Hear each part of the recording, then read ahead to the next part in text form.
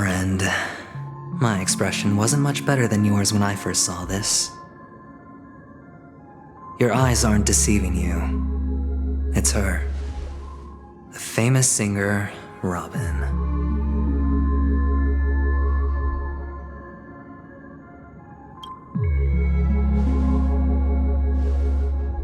Well, first of all, can I just say that this had nothing to do with me? I'm just an unlucky bystander here. The family can testify for me. If you don't believe me, just ask anyone in the Bloodhound family. They hate me and they hate the IPC, so they'd never lie. This is not where the crime happened. What I showed you was a memory. The most basic light cone manifesting tech, authorized by the Garden of Recollection and owned by the IPC. Did you really think the Galaxy Ranger was an outsider this whole time? Penacony has made a solemn commitment to protect the safety of anyone inside a family dream. Any person in distress will be forcibly awakened and safely returned to reality.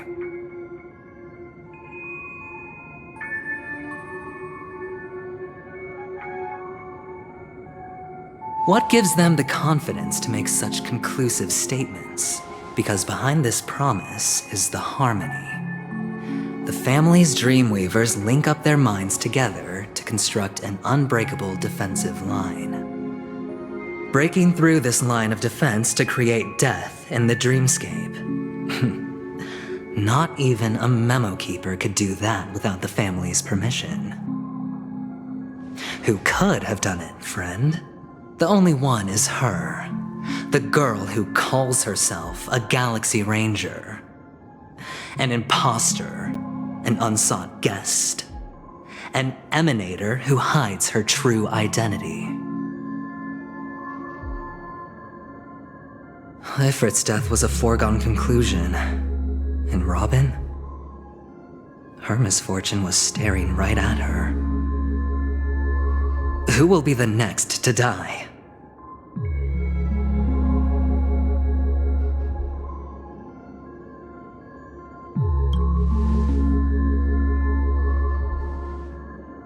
It's fine. Listen to your gut. Building trust always takes time, and I'm willing to wait. I just hope you realize that wherever that legacy is concerned, covert plans are already underway throughout Penacony. Everyone's got their own agenda. Careful you don't get stuck on the wrong side. If I were you, I'd keep my distance from Acheron. After all, any schemes out in the open are always going to be better than a monster in the shadows, right? Who's to say there isn't an even deeper conspiracy lurking beneath the surface? Memo Keeper, I think our little deal is finished. Aventurine is telling the truth. This memory is a real one, and there's no sign of any distortion grafting on. The IPC is not the Garden, and there are real limits to what they can actually do, but you know all this. Friend, let's not beat around the bush here. The thing is, I want to reach out personally to team up with the Astral Express. I told you I'm just not interested in scrambling for the legacy. I just came to Penacony for work. I'm here to retrieve some lost property for the IPC, if you catch my drift. I'm talking ownership of this frontier prison. This has all become a bad debt thanks to the cancer of all worlds. The IPC has tried sitting down for negotiations time and again, but the family wouldn't even take our calls. You have no idea how difficult these people are to deal with. Put it this way, they've hushed up the existence of death before, so they can definitely cover up any news about Robin's death. It'll just quietly float off like a bubble and pop. Nobody ever being the wiser. That's not fair, right? So then, friend, I need your help.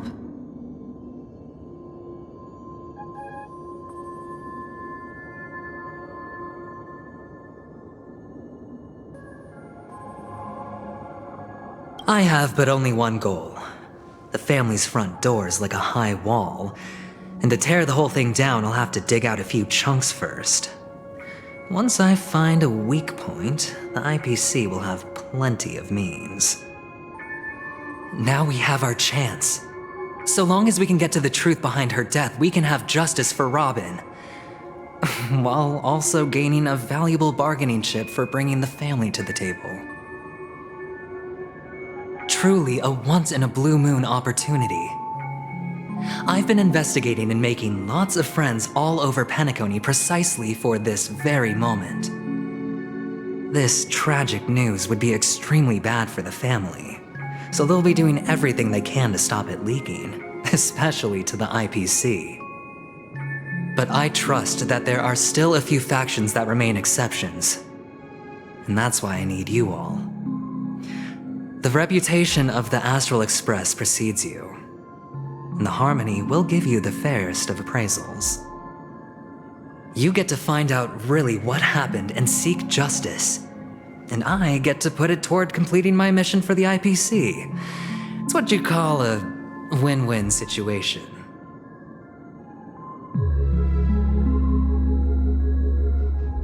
Don't worry, just head back and talk things over with your companions. That navigator is really smart. She must understand the value of this deal. Look, here's my contact details. If you come to any conclusions, call me. Oh, and take this. A thorough investigation can always use a little more funding. Don't mention it. So long, friend. I really am looking forward to uncovering the truth about death with everyone. Aventurine just sauntered off. He really doesn't mean to force it, but something still seems off. What now? What are your plans? Black Swan. What is she thinking?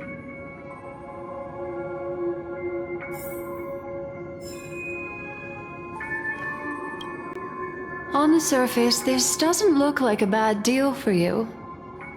But Aventurine is a shrewd merchant whose scheme won't just be as simple as it appears to be. He doesn't know about Miss Firefly yet, but judging by your reaction, he may have noticed something going on and deliberately shifted topics to the truth of death to try and pull you in line with his way of thinking. That's quick thinking and very sound logic. Aventurine is no fool, and working with him definitely has its dangers.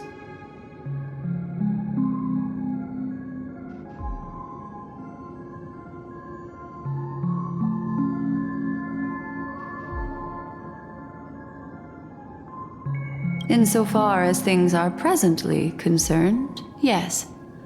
But what about the long term? Anyway, be careful out there. There's more than one way to blaze a trail. In a dark forest beset by wolves, ensuring your own escape to safety should be your primary concern. As for the other questions,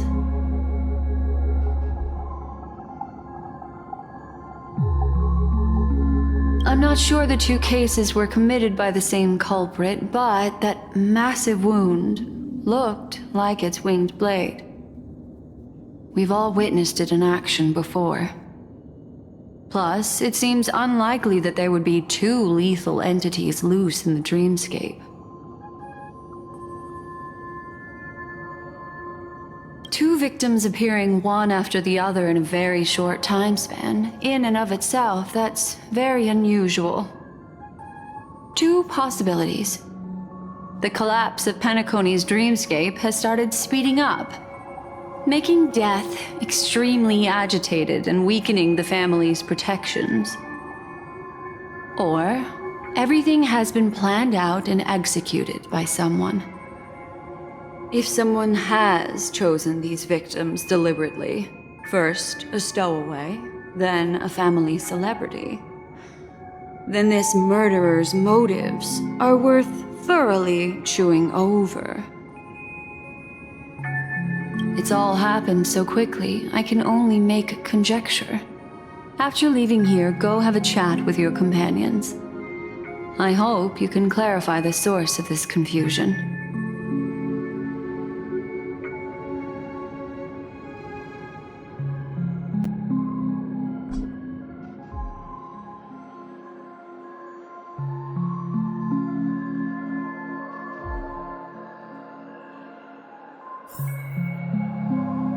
Come, this way. It's a short walk. Don't get lost.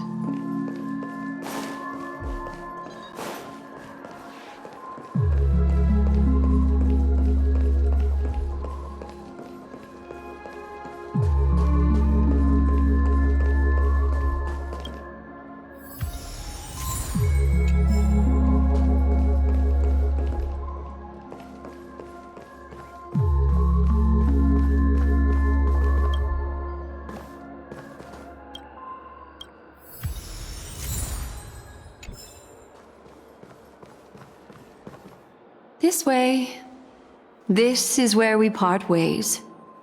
All of this is like a nightmare. Unfortunately, the remembrance doesn't lie. What we just saw is the reality that happened, and it won't fade from our minds just because we wake up. But follow your heart and don't be afraid. We all walk through this world casting shadows of different lengths, and ultimately, all we leave behind are precious memories.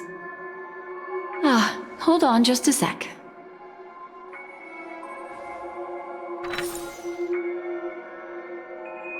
There you go, a small parting gift. If one day you unfortunately fall into the deep waters of the memory zone and there's no memo keeper to join you, hopefully it can guide you on my behalf. I also pay great attention to the ways of the world. Just think of this as an apology from me for hiding something from you.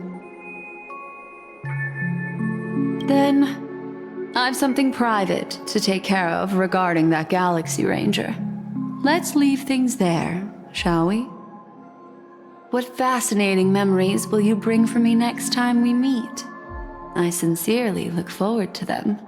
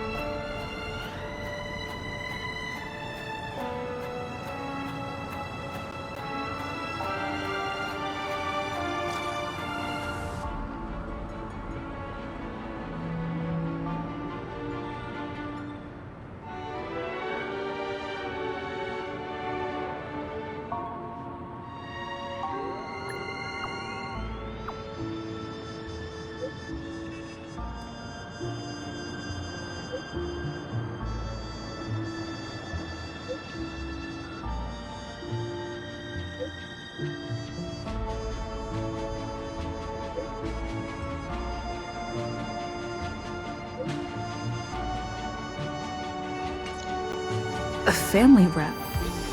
Is Himiko okay?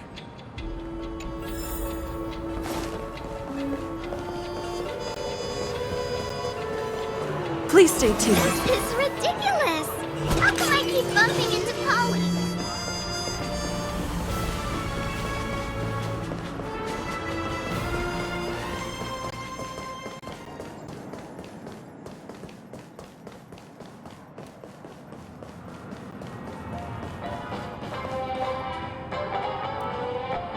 So much has happened.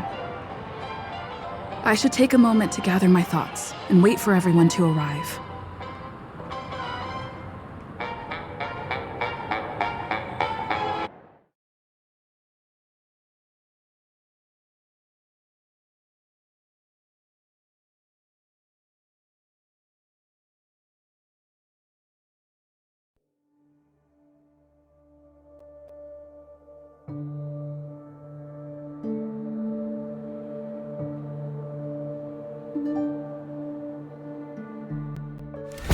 Better unsheath that blade now, Ranger. Do you still dream, Hunter? Of those slain by your hand?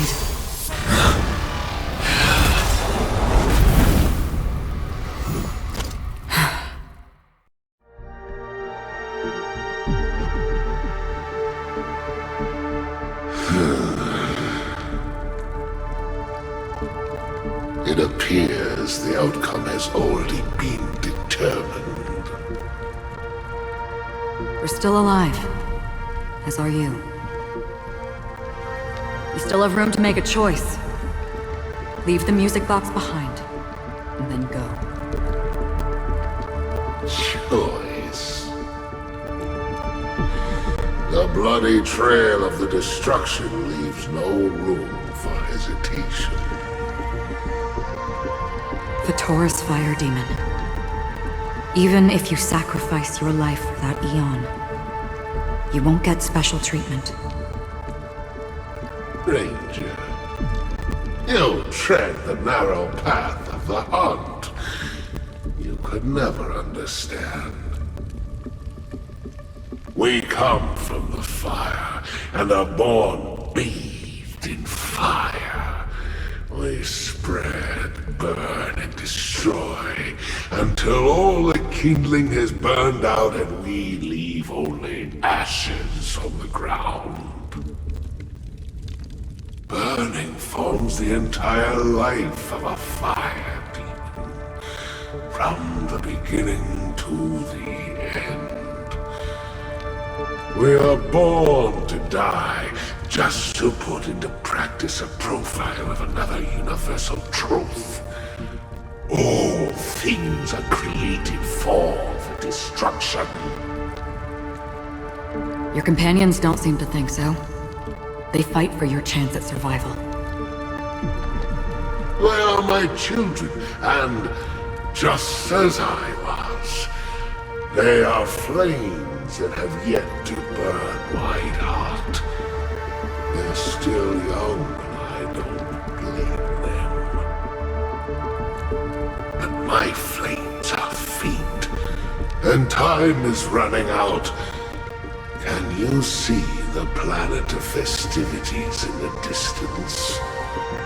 I plan to bring Purgatory with me there, and before that, I must surpass you. Why? Because on the path they have forged, you have traveled farther than I have. Emanator.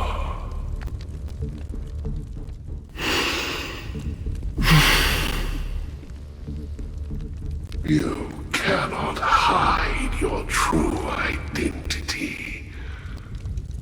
Draw that sword, for we shall indeed remain here, bound to fight a decisive battle to the death, for I choose this. Destruction is intense, but brief. To cravenly cling to life is to endure an endlessly prolonged existence. Even if the answer turns out to be your own destruction. What is important is not the answer, but that it exists, just as you exist. Everything exists to be destroyed. Emanators are no different. Just as even sweet dreams may be born of the void, the so-called impossible is merely something that has yet to happen.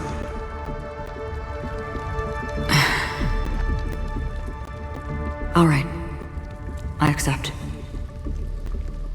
You shall witness the most brilliant and intense fire in existence.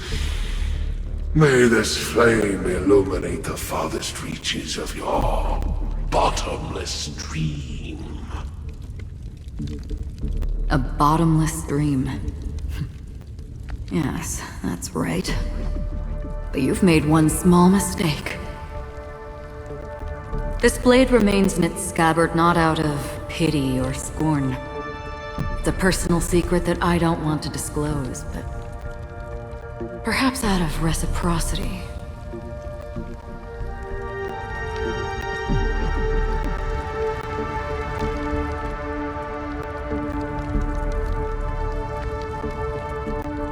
I'll reveal the truth to you. The hunt is not the path I truly follow. May death be the end of your boundless dream, guiding you back to the waking world.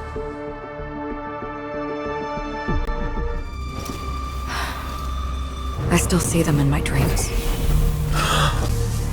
Hold it. Your time hasn't come yet.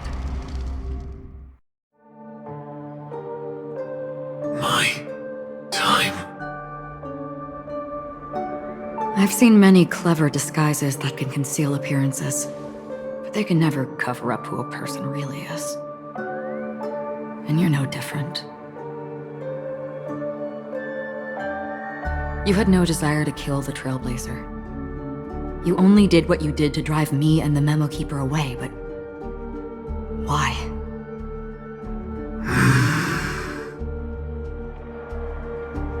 Did Destiny's slave make you do it? You know, Elio. I thought this is just the kind of thing that'd get written into your script. My script has always been brief. Other than that, anything beyond that is unnecessary. He knows my nature. There is but a single destiny from which no one can escape. And until then, I hold the privilege of choice. However, you appear to be ignorant of this, so it's time for me to inquire. Who exactly are you? Not your enemy, perhaps. That's not what I asked. I don't deserve your curiosity. Loners wandering the cosmos always have their secrets. Take me. I've also been wanted by the IPC, so it's little wonder I know something about the Stellaron Hunters. That's all.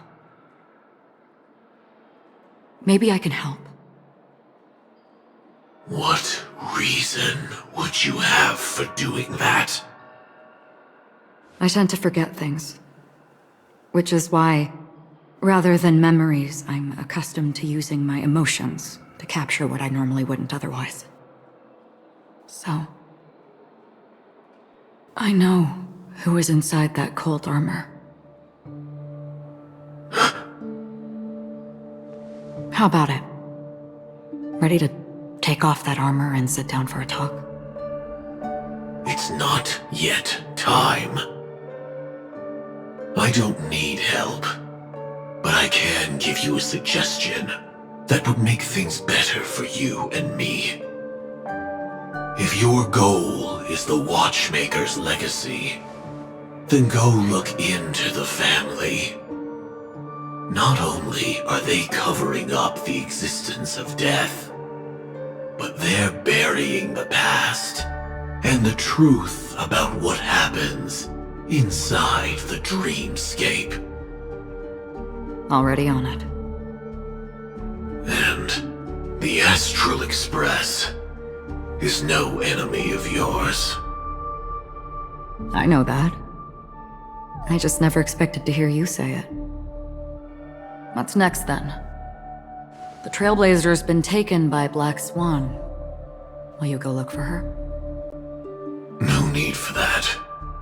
No harm in mentioning that Elio's only given me one instruction. Get all of the Astral Express to track down the Grand Legacy. I tried settling this in an easier and more direct way, but as you can see, here I am, confronting you. I failed. Can't ever go against the script. The so-called impossible is merely something that has yet to happen. That's it. Before we split, can I ask you one more thing? Is there anything else in your script about me? I'd like to know what kind of footnote I get to leave in that future foreseen by destiny. Unfortunately, not a thing came up. I knew it.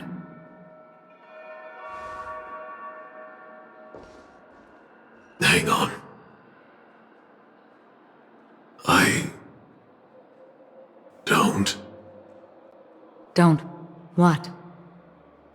Your first question was, do you still have dreams about everyone who died because of you?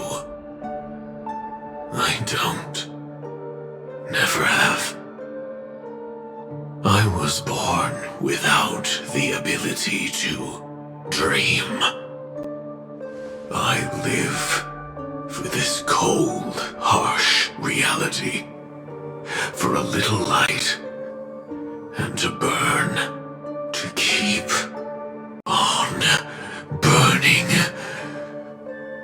until I turn to ash.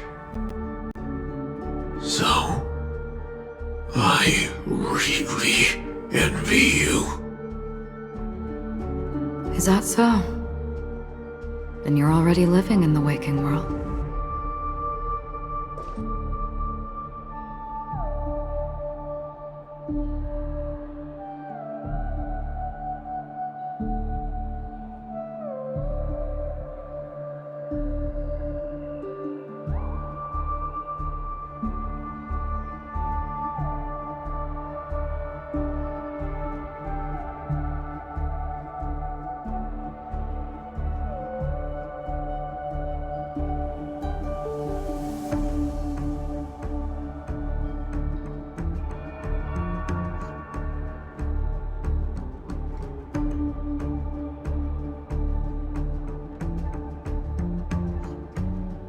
But we never expected Miss Robin to...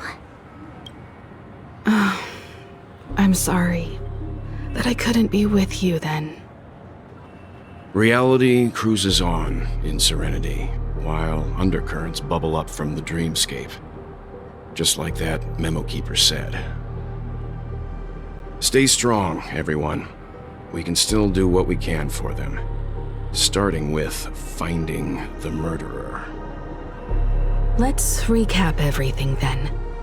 The Trailblazer just reminded me of something. March, do you remember what that family rep who negotiated with us said? Indeed, we trust that the Nameless has nothing to do with this. And we also beg each of you to help assist the family in verifying the identity of the deceased. That's how it was put, in reference to Miss Firefly. Looking back, he seemed a little evasive at the time. And he also failed to mention anything about the earlier murder, too. The family's planning on covering up all news about Miss Robin's death. If news gets out, Penacony's going to turn into a bloodbath. But the murder that followed closely after was obviously beyond their anticipation. The family had to try and turn things to their advantage by bringing in reinforcements from outside. The Charmony Festival is nearly here.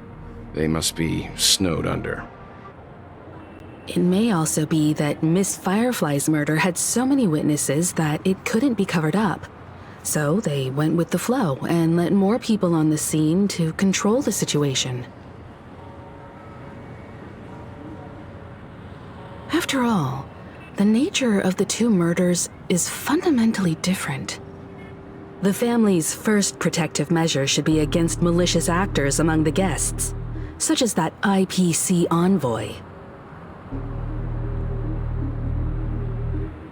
All the while accusing that Galaxy Ranger. Are we missing the forest for the trees here? I always felt that Aventurine's reasons for accusing Miss Acheron were highly subtle. Can we believe him? At this point, I'm afraid the only ones we can trust are ourselves. Look, let's try to gather intel first and then list all the possible outcomes we can. Then we go through them, eliminating contradictions one by one. The fewer facts remaining, the closer we are to the truth.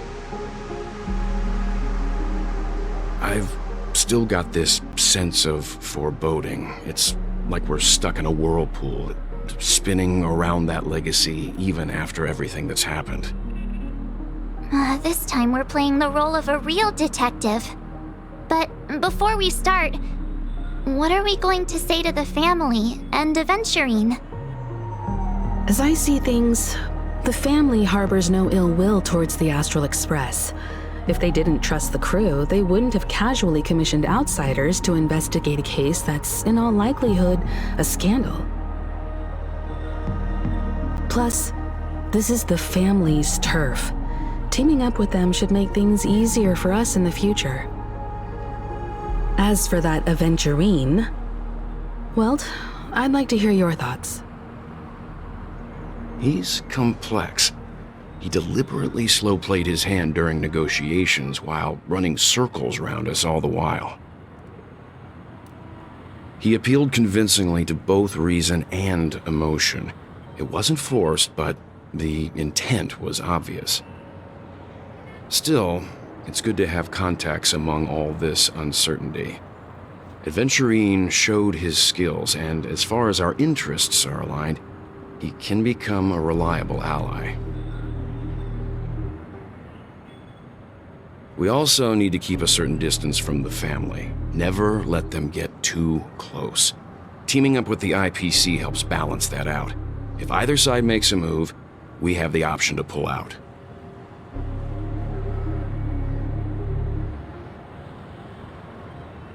So you suggest accepting Aventurine's proposal to team up? Yes. It's risky, but we can only wait until both sides have played their cards before making any further judgments. I get why, but there's a whole lot of bad guys and girls around here, and I'm worried about getting stabbed in the back. She's been bullied a few times now, and I can't stand it anymore.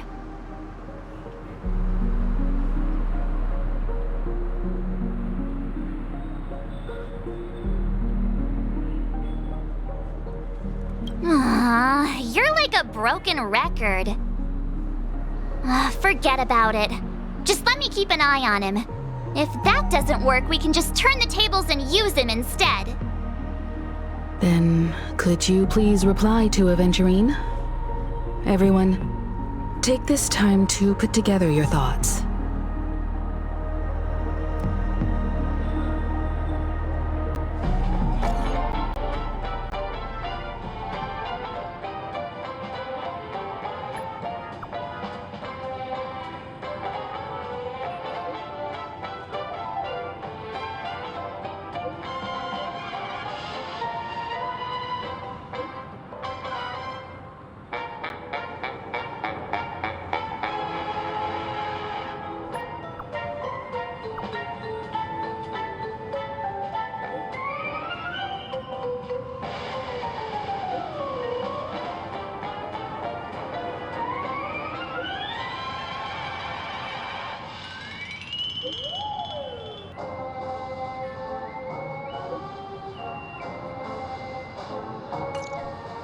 Looks like Aventurine is happy with this outcome.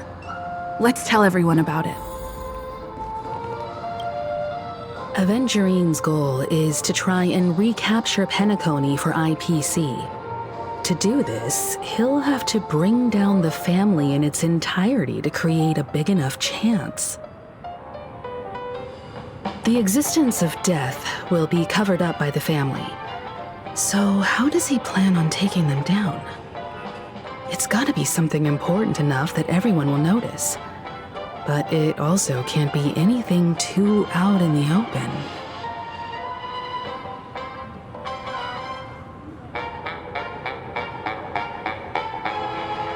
He's definitely going for the family, and it's just a matter of how. The harmony is strong in Penacony, and almost impossible to take on head-to-head. The fact that the IPC dispatched Aventurine shows that they do not intend to simply play by the book here.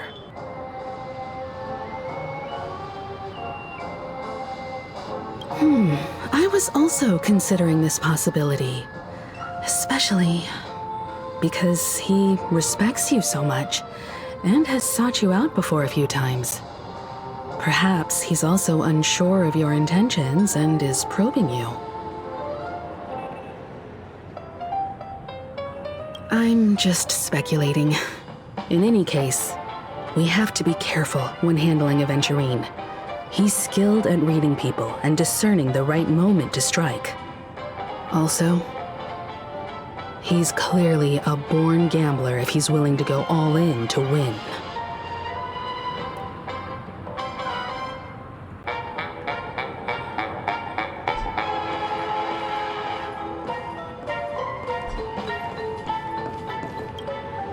Aventurine said something that concerns me. He accused that Galaxy Ranger of killing Robin without any evidence whatsoever, but said nothing about her connection to that memory zone meme or why he was stalking you. It was a groundless accusation, which only serves to make him seem more suspicious. Maybe Aventurine's goal was never to gain our trust. Maybe he wanted to foster a feeling of enmity towards Acheron and make the situation more volatile. Two birds, one stone. However, I asked Dan Heng back on the Express to confirm that story about the Annihilation Gang and the lost messages. It wasn't something that Aventurine made up out of thin air. You've met her many times now. What's your impression of Miss Acheron?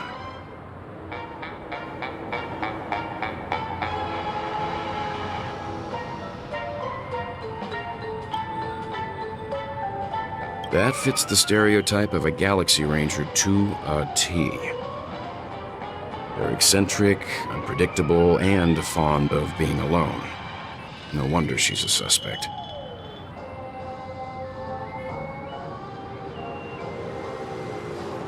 I really love Checked off the list. Where should I go?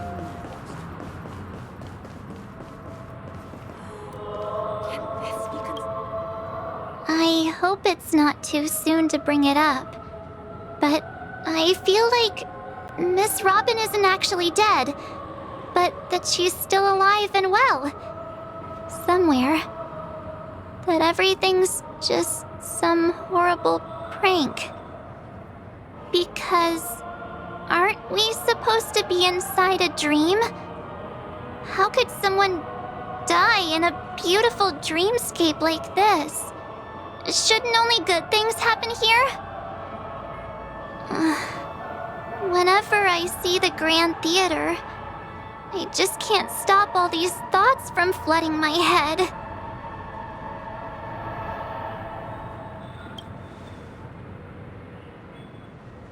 Yeah, of course. At times like this, we're so lucky to have our crew. The family and the IPC. Everyone has their own plans going on. Everyone's still having a great time out there on the streets. Nobody knows what's happened. It's all so unreal. As if Firefly, Miss Robin, and us We're all outsiders from another world. Aw, what a mess. I really want a nice cool drink of soda to help me calm down. But then I'd be just like everyone else out on the streets.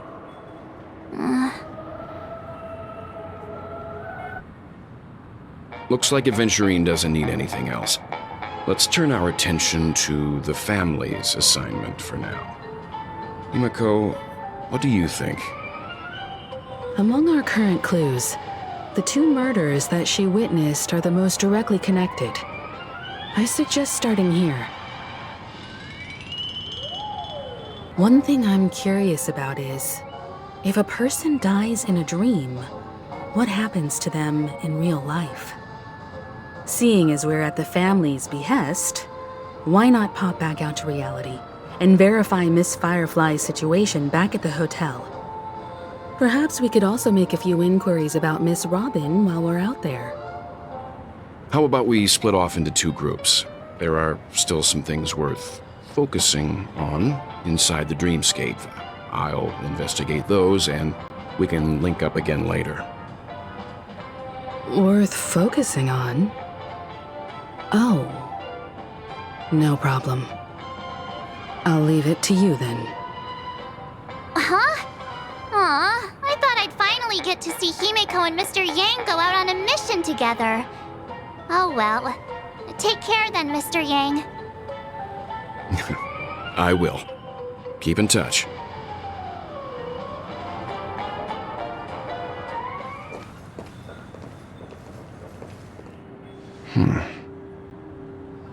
Honored guest, could you come out for a second?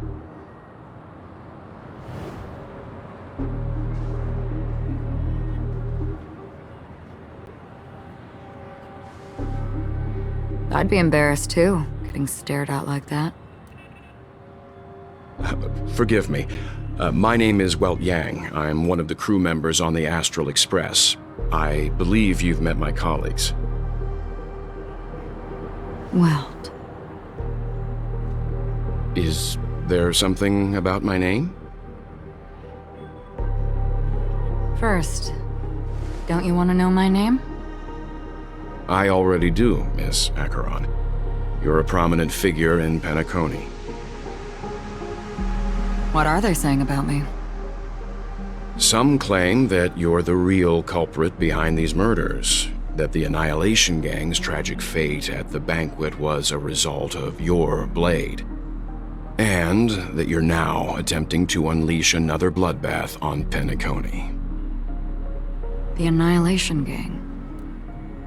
Ifrit of Everflame Mansion. Tragic fate.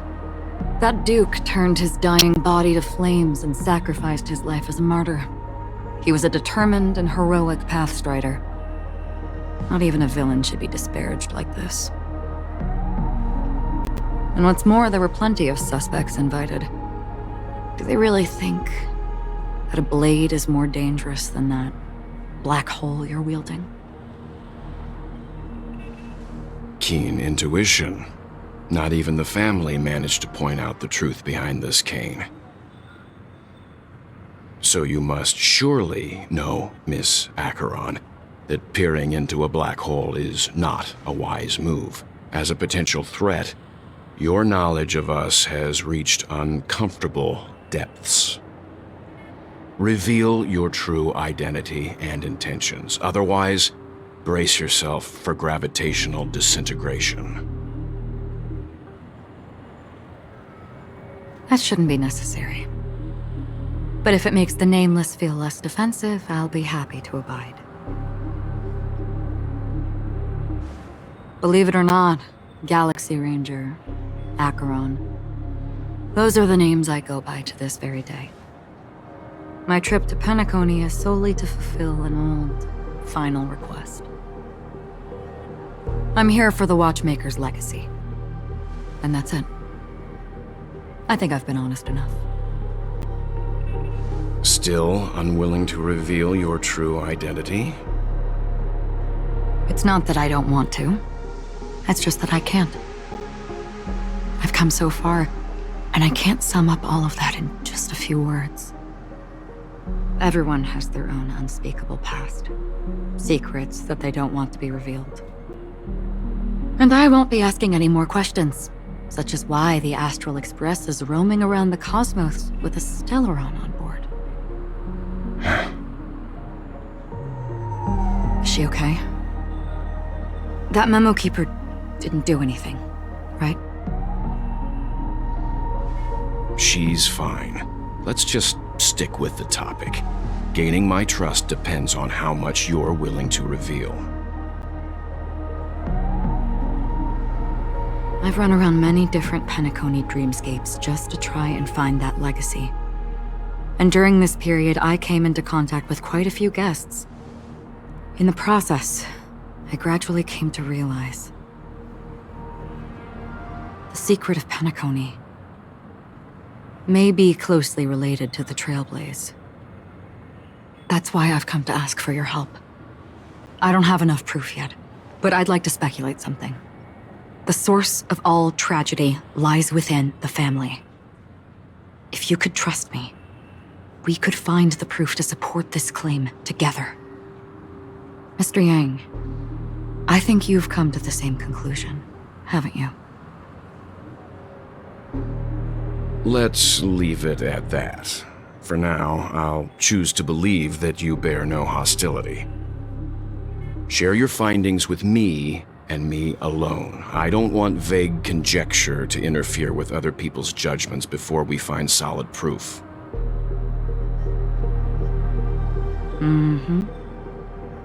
By the way, would you like something to drink? Before we go, how about 2 cups of Wake the Heck Up? No, 4 cups. Because the conversation coming up will last forever.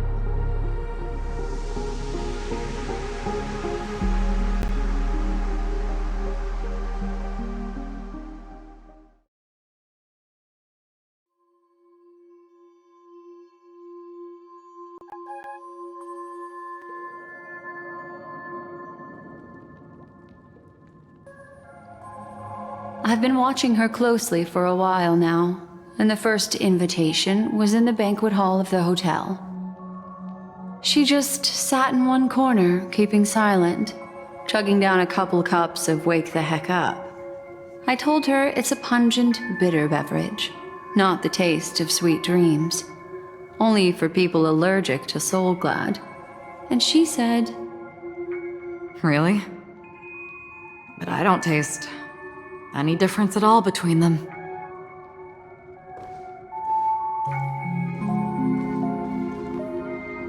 the guest rooms are charmingly minimalist. An aesthetic you share, Miss Acheron. It's a cinch, this music box. The invitation received by the Annihilation Gang. There are latent memories that linger on it yet. You see, memories of you are not yours alone. They travel in other people, other things. I know much, and I can predict even more. With some help, the dead can be made to speak. The Annihilation Gang, that band of desperados who all disappeared after meeting you. What exactly happened to them? Well, let me reveal all.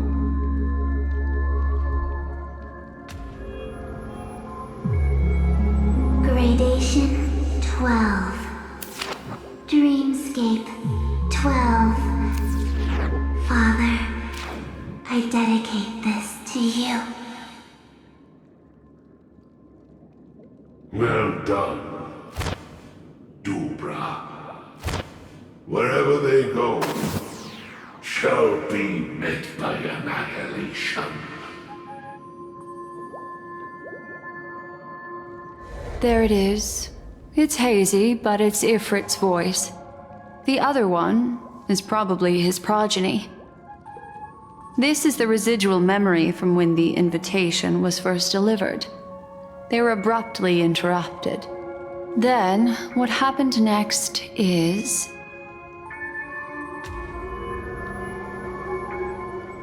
They sought refuge in a land of sleep, merely wishing for undisturbed rest away from the storms.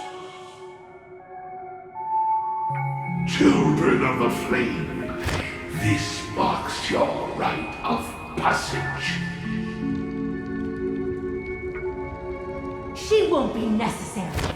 I alone am enough.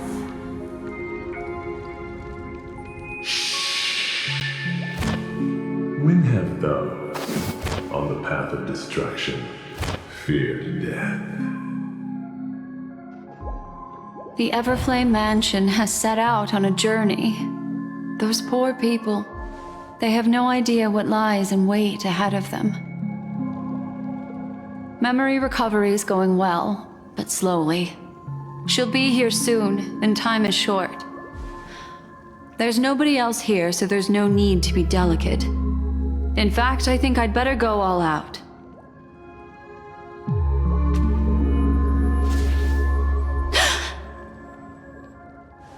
What happened?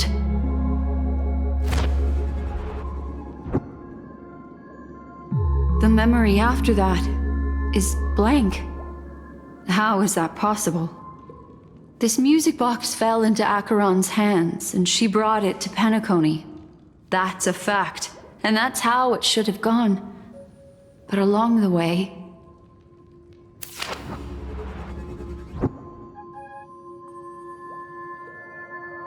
it's like it's been erased. Who's done this?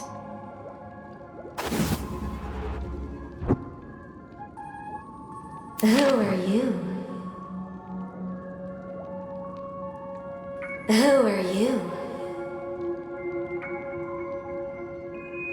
It's... no. Is this not a memory? Oh, a memo keeper. Do you serve the Garden of Recollection? Or the Cremators? My name is Constance. A pleasure to meet you. We were supposed to meet at Penacony and spend an unforgettable time together. But that seems unrealistic. Dolly is not welcome on the banquet store, and I don't need a coming-of-age ceremony. And you, I know what you're looking for. Want her secret? I can give it to you, and then you can enjoy the banquet for me. I wish you unforgettable memories.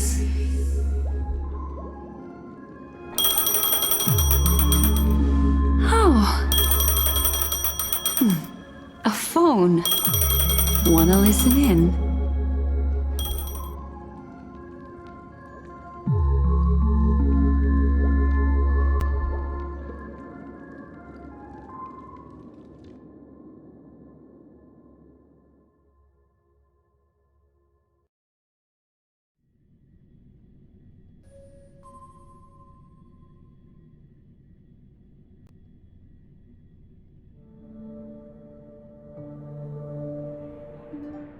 A few days ago, the IPC made an announcement.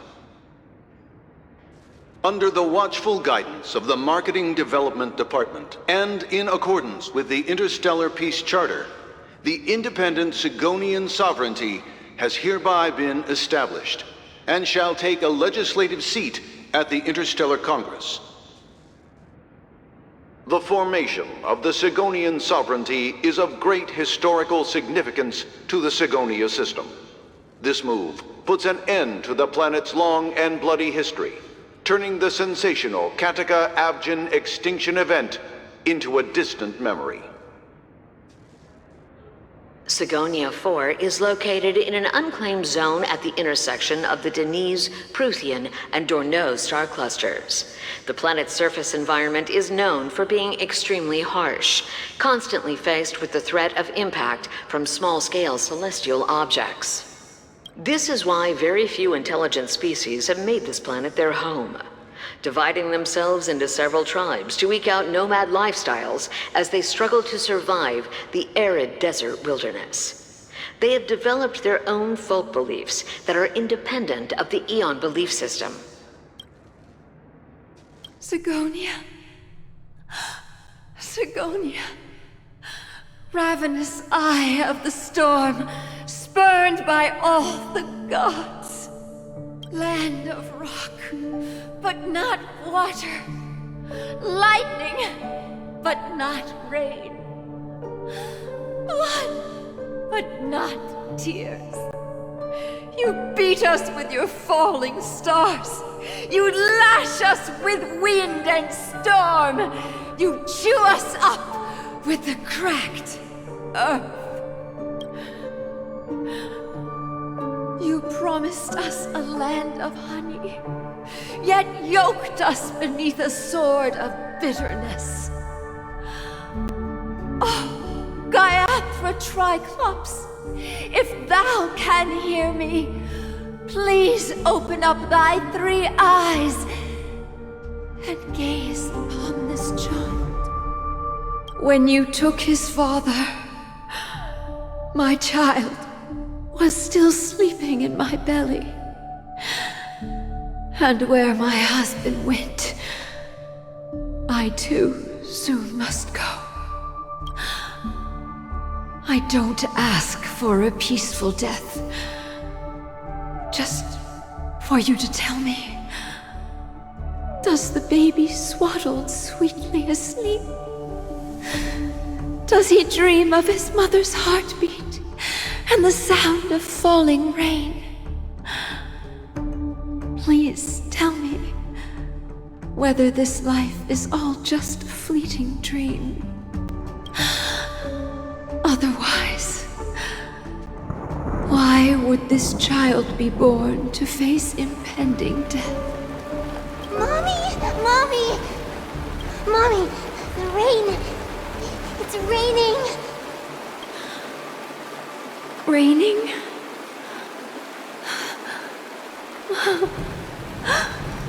Raining! It is raining! It's true! Those Outworlders weren't lying to us. They really did summon the rain. Mommy, we can leave here. We can go back home.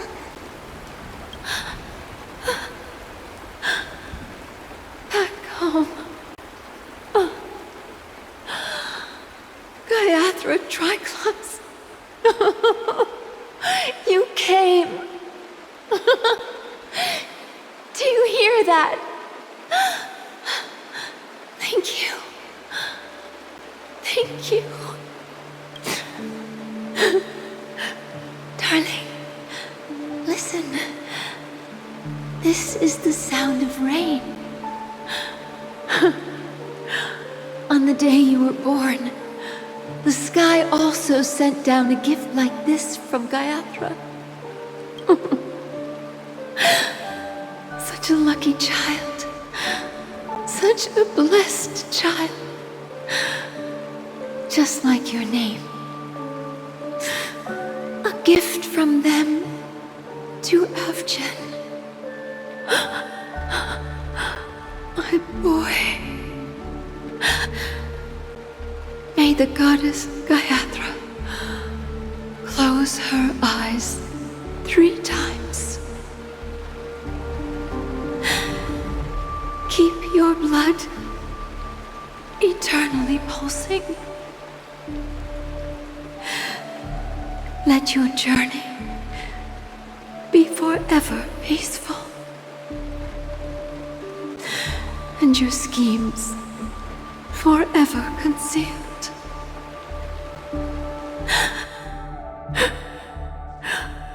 Welcome to this sad world, Kakavasha.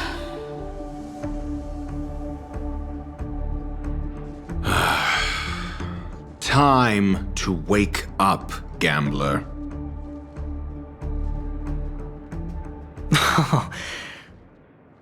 Oh, heavens. I must have drunk too much Soul Glad. Didn't expect you to be back so soon. How is it? Find anything? Just as you guessed. Nobody outside knows about Robin's death. There aren't even baseless conspiracy theories. They're still streaming the rehearsal for her ceremony, using a stand-in, I guess. They must be dreaming. Of course. Who could imagine that death would actually descend upon the idyllic dream created by the family? Let alone that the victim would be the female lead of the Charmony Festival. To be honest with you, I didn't believe it. I even tested it a few times myself, until I discovered that I couldn't actually die. Whenever there's any danger, I'm forced awake by the dream pool, and it's all as if everything were just a nightmare. That's why I'm convinced that there are a few big secrets lurking behind the scenes. Then you must have heard about the Memory Zone meme. When I graciously deigned to establish connections with the Oak family on your behalf, they were quite in a pitiful state of disarray. Besides Robin, there was another body. I don't know the exact details, just that it was a stowaway. 2 murder cases? I told you something seemed off about the Nameless. Oh, she must have come across the other one. This murderer is a psycho. And I have to say, the case does represent an opportunity. We can leverage the family's malfeasance and let the IPC use this as a reason to intervene. It's just that their trickery runs deeper than I thought. Robin's stand-in was all ready to go. These 2 murders are definitely getting hushed up. What should we do? Let me think. It's too rare an opportunity to miss out on, so I gotta be careful. Incredible, Gambler. Have you already exhausted your limited repertoire of tricks so soon?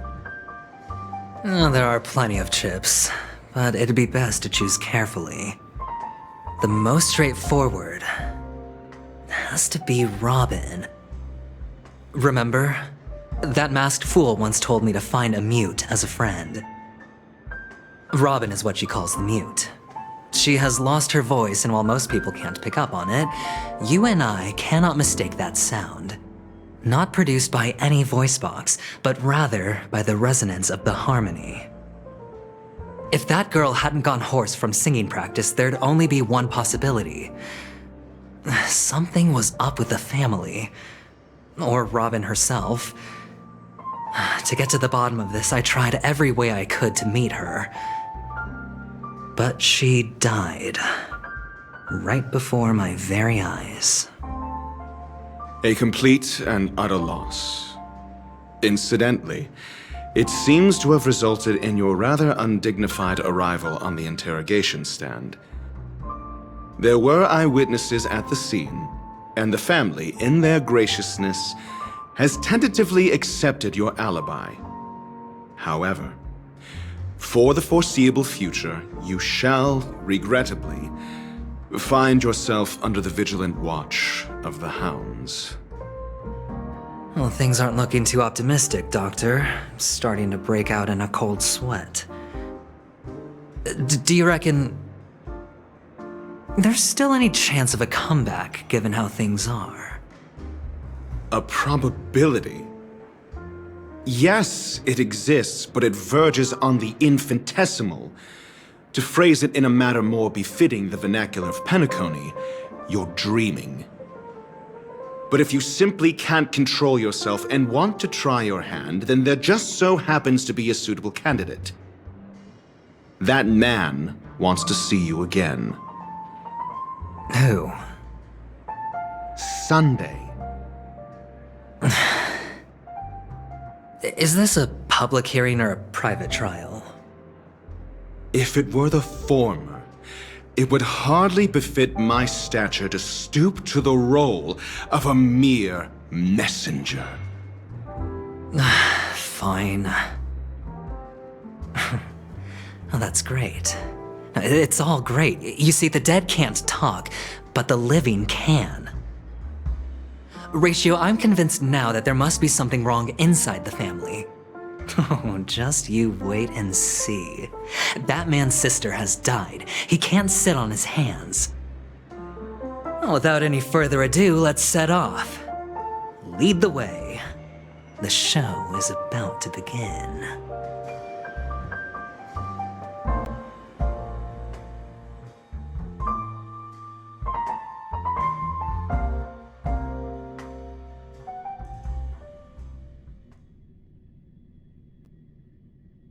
We're here. The Dewlight Pavilion is the Oak family's fortress and a place where heads of the families meet to discuss great plans for Penacony. Fortress? I like this metaphor.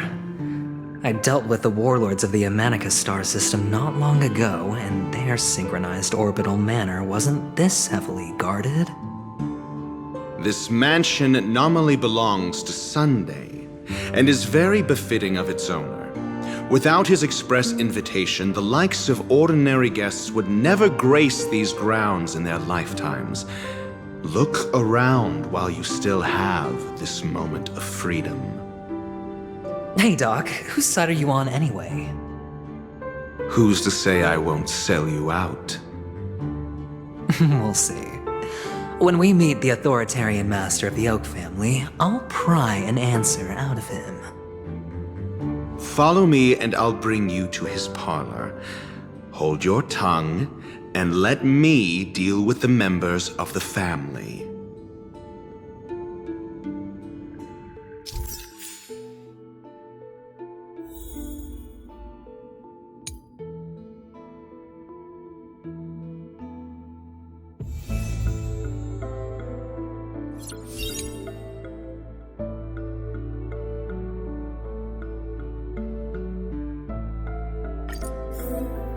Feeling lucky.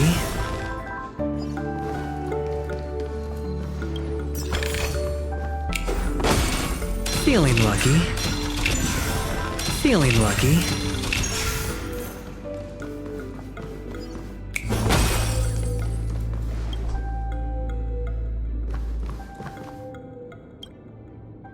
Hey, you two! That's a place of business. No entry. I was requested by Mr. Sunday to bring him the suspect. My name is Ratio. He should have mentioned it to you. Oh, I remember you. Veritas Ratio. Your punch virtual particle clock is impressive. Excuse me? The one on your head. Of course, it's nothing compared to my full pocket dimensional annihilating power armor of the Mobile Knights. Right, and as I mentioned, that fantasy raiment of yours doesn't exist. That's because you can't see it. Like I say, only family can see the glory of the Mobile Knight.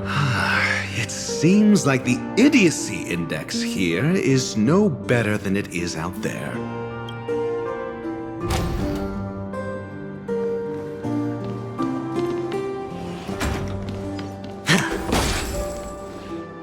A dead end? The door is shut tight. Looks like we're on our own. I mean, there isn't a door. How did you get in before? For security reasons, the family built the administrative site deep in the dreamscape, with the mechanisms hidden in these nightingale statues. The direction of the statues can be controlled.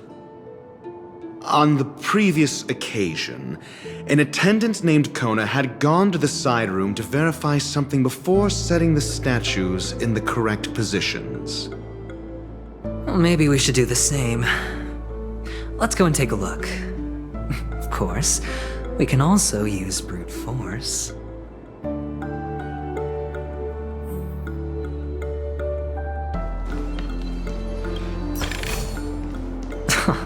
This is hardly enough for a seat at the table.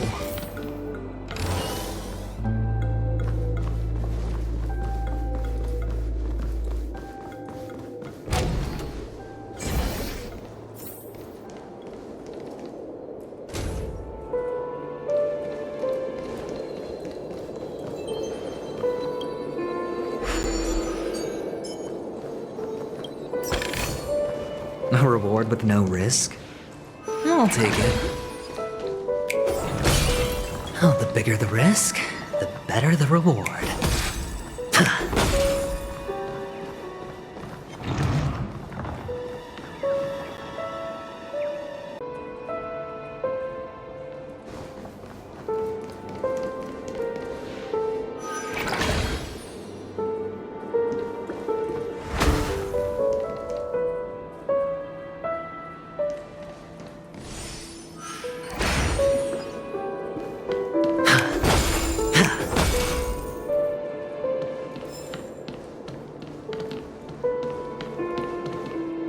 Six nightingales facing in different directions. An obvious hint. But are these nightingales? They are. What's wrong?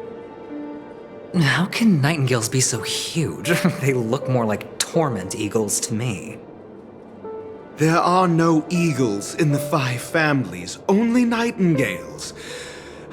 Why am I wasting time with you on this?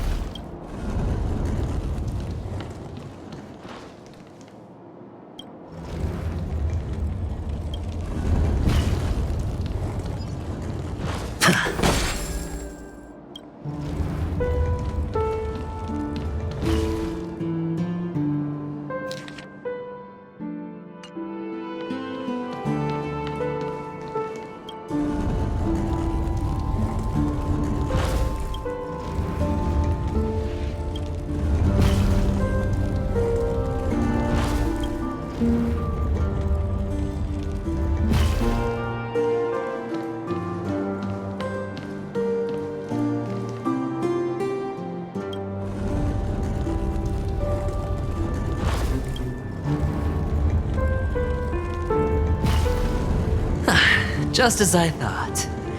Here's the correct answer. A truly miraculous discovery. Perhaps I should offer you the chance to join the Genius Society. Really? Well, I thought you'd given up on that already. I was being sarcastic. Can't you tell?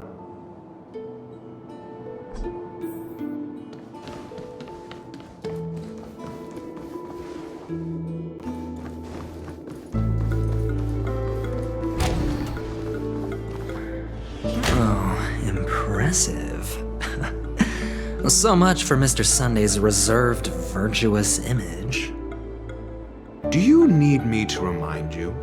We're in a dreamscape. No matter how grand the mansion looks, it'll not affect Penacony. Stop wasting your time nitpicking the family here. Yeah, you're right.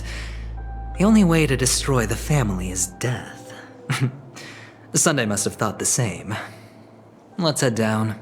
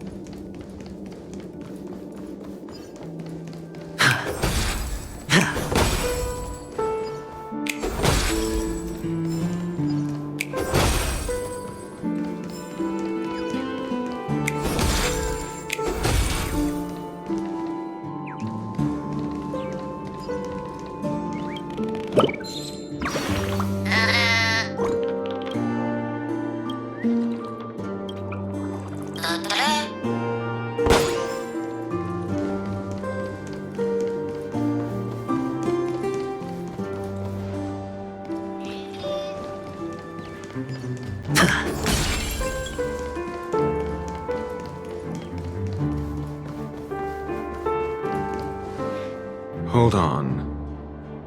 Huh? What's wrong? Are we heading the wrong way? No, but this door is locked. My friend? Did you really make an appointment with him? It's a trial. You got to prove your worth to Sunday before you can speak with him. If I'm not wrong, we need to find a way to open this door in the hall, or this place will be our prison. Oh, an escape room. My favorite. Get serious. I've no time for games. Let's head back. The hint is probably in that prominent sandpit. Wow. That's an enormous sandpit. I'd love to build a tall building for myself, once I have enough savings.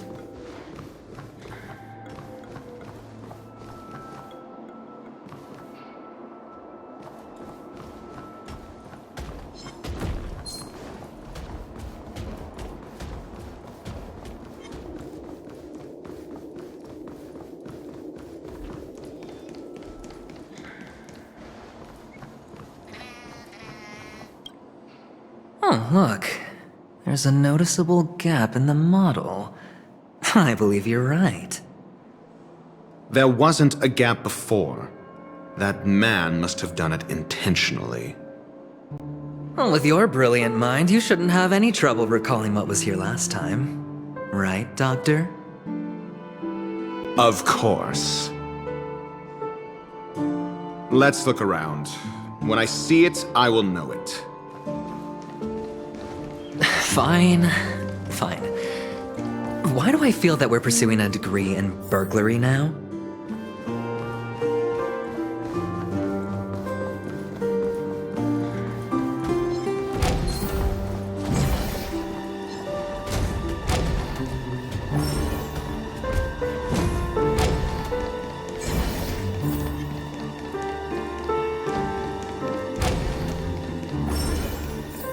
Found it. This is it.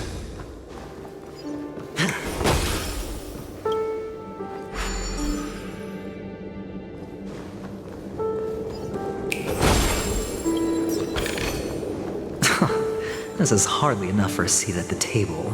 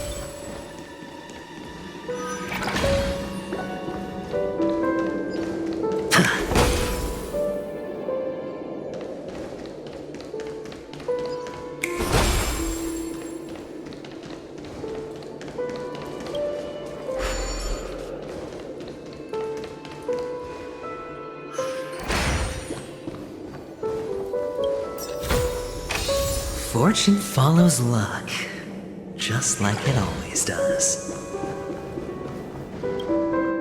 Huh. And the nameplate reads Gulliver's Arch. Well, I'm amazed you can remember something this tiny. You know, this reminds me of a tunnel I once saw that could shrink people who passed through it. If I were you, I would shut my mouth. It's wise to remain silent when you should.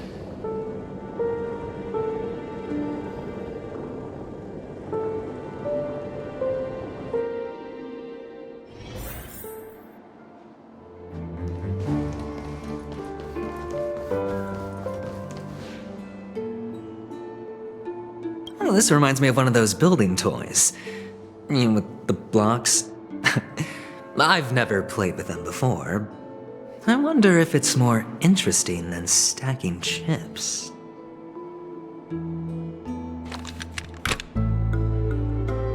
Oh look, the gap is closed. And it fits perfectly. So, what's next?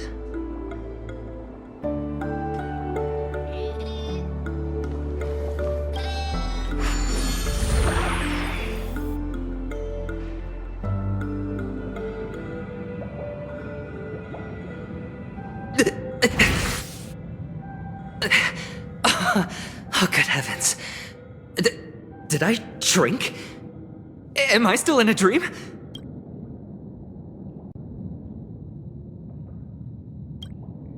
Indeed. Oh, Doctor, you're huge. In the sand pit. Oh, actually, I think we could make this work for us. Just find a way to slip me into Sunday's collar, and I'll infiltrate the family just like that.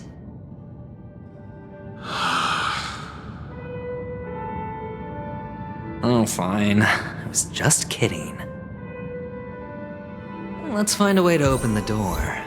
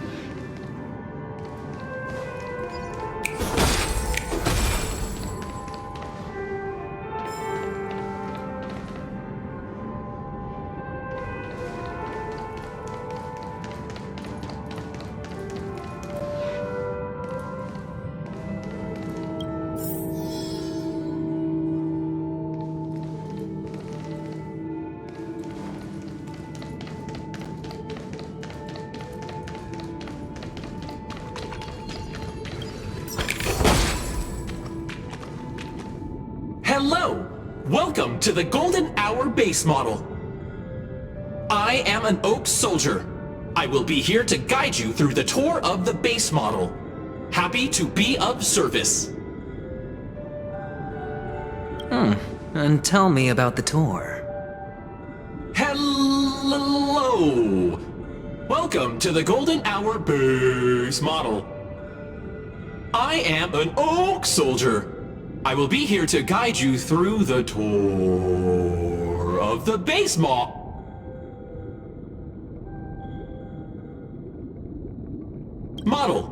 Happy to be of service. Generating guide. Please wait patient.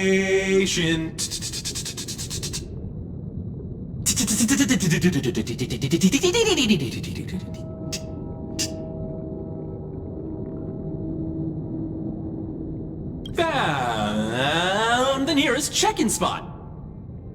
Please look behind me. A capsule machine model.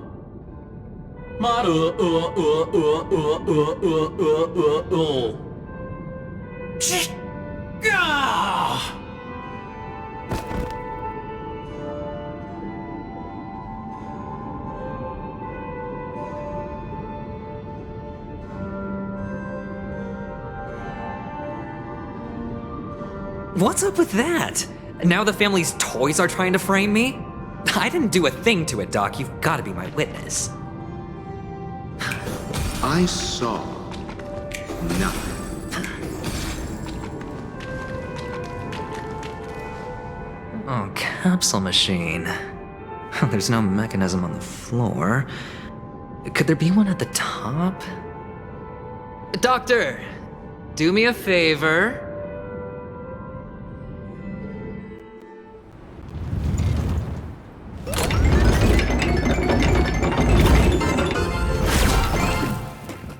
So, I was right. These models have interiors that look exactly like the real buildings. The only difference is that no one lives in them. Funny that Sunday puts a miniature that makes him seem like a giant by comparison, right where he can see it first thing in the morning. Insecure much?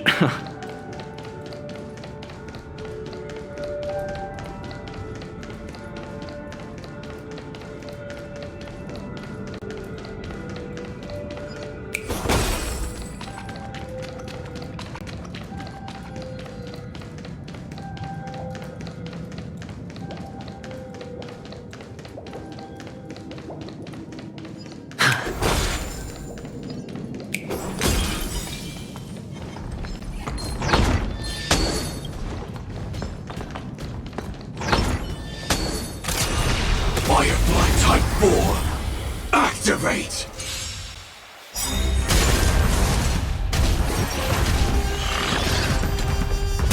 Rhythm get messed up. Let's improvise. Joining the battle. Attack! In the mood for an...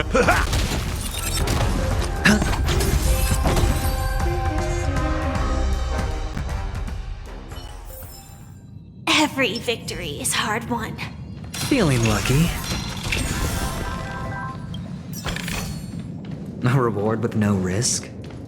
I'll take it. Oh, one of the fragments flew upstairs. I'll need to use the pinball machine to flick myself up there. But it's tough.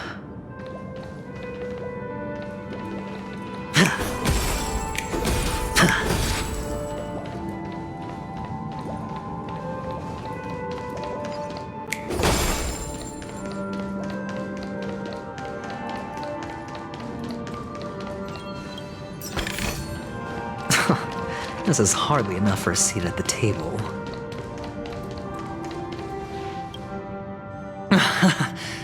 Oh, great. There's another pinball machine base here. And it's empty too. Doc! I'll need your brain power again. There's no need to yell, I can hear you. The pinball machine must be hidden somewhere in the hall, like the arch. Wait here, and I'll be back in a minute.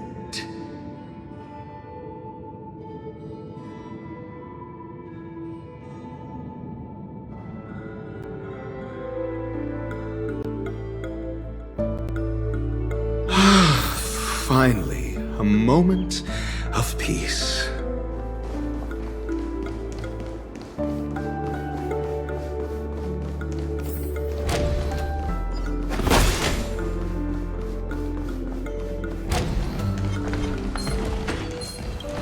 For the theater of the mediocre.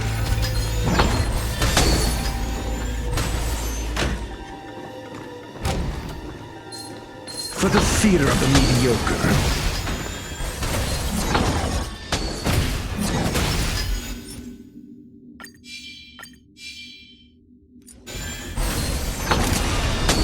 Firefly Type 4, activate!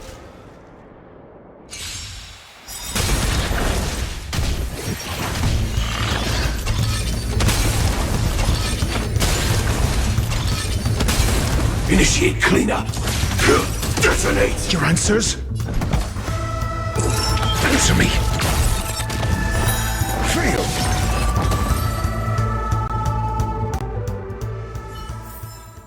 Every victory is hard won. That's it. Pleasant moments of solitude are always fleeting.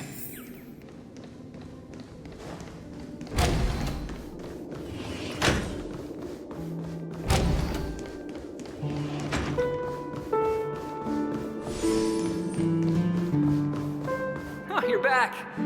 Just place it here. Thank you.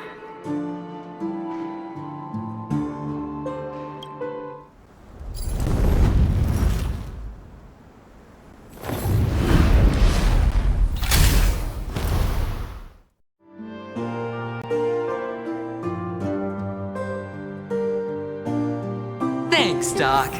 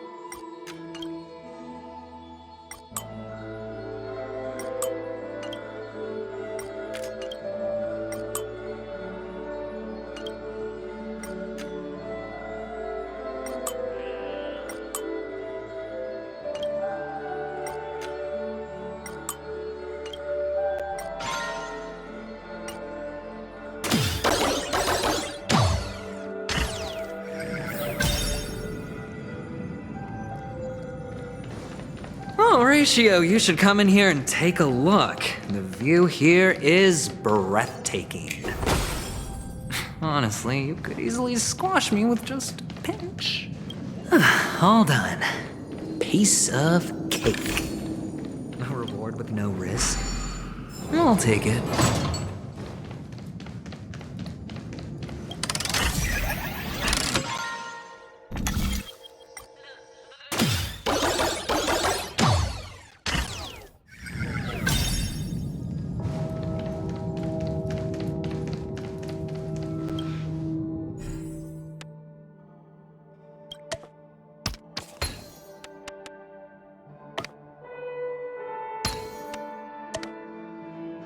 And the joyous tour of Toy City has come to an end. Makes me feel sad. Penacony isn't all bad, right? I'll use this interesting experience as a talking point at the poker table.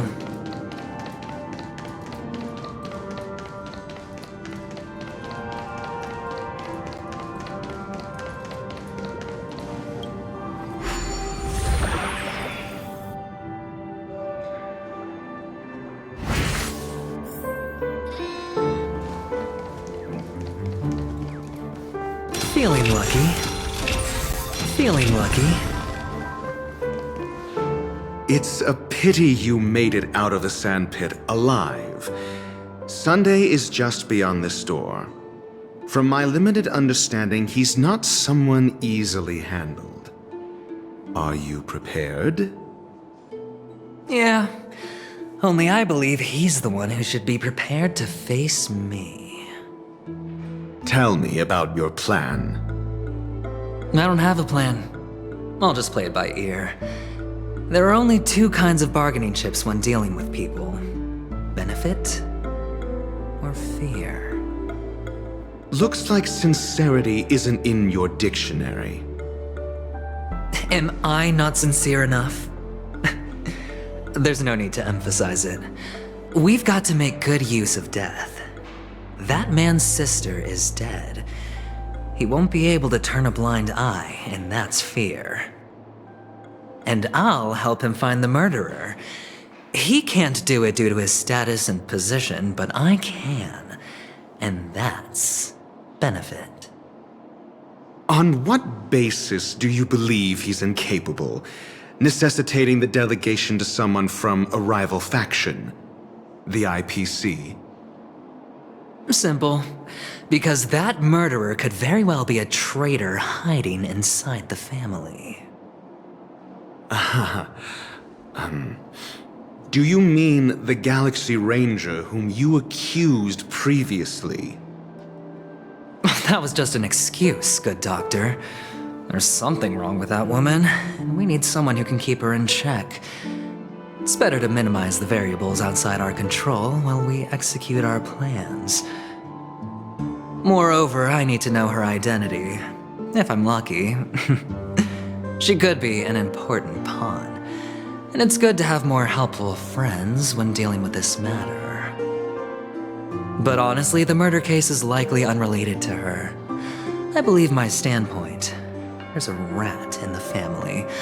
Otherwise, why would Mr. Sunday arrange a private meeting with us? This isn't an interrogation, but a secret negotiation. We'll see. Using Robin's death as a bargaining chip, I'll win back my freedom and power.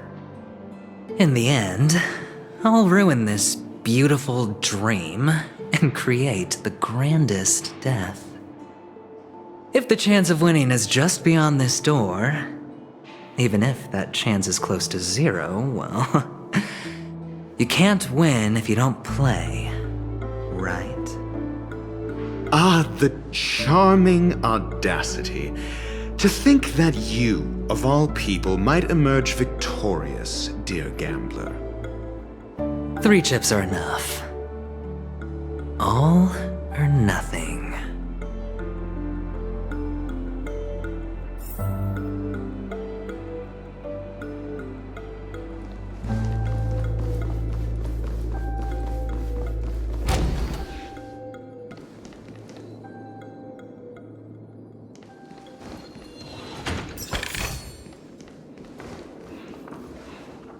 It seems my puzzles are too effortless for you, IPC Ambassador. I appreciate your words. And I see you put a lot of effort into welcoming me, Mr. Sunday.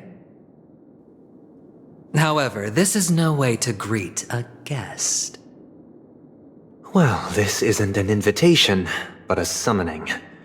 Before we speak, I need to test your character. I imagine this knowledgeable doctor friend of yours has been of great help, yes? Certainly. You ought to know this better than I do.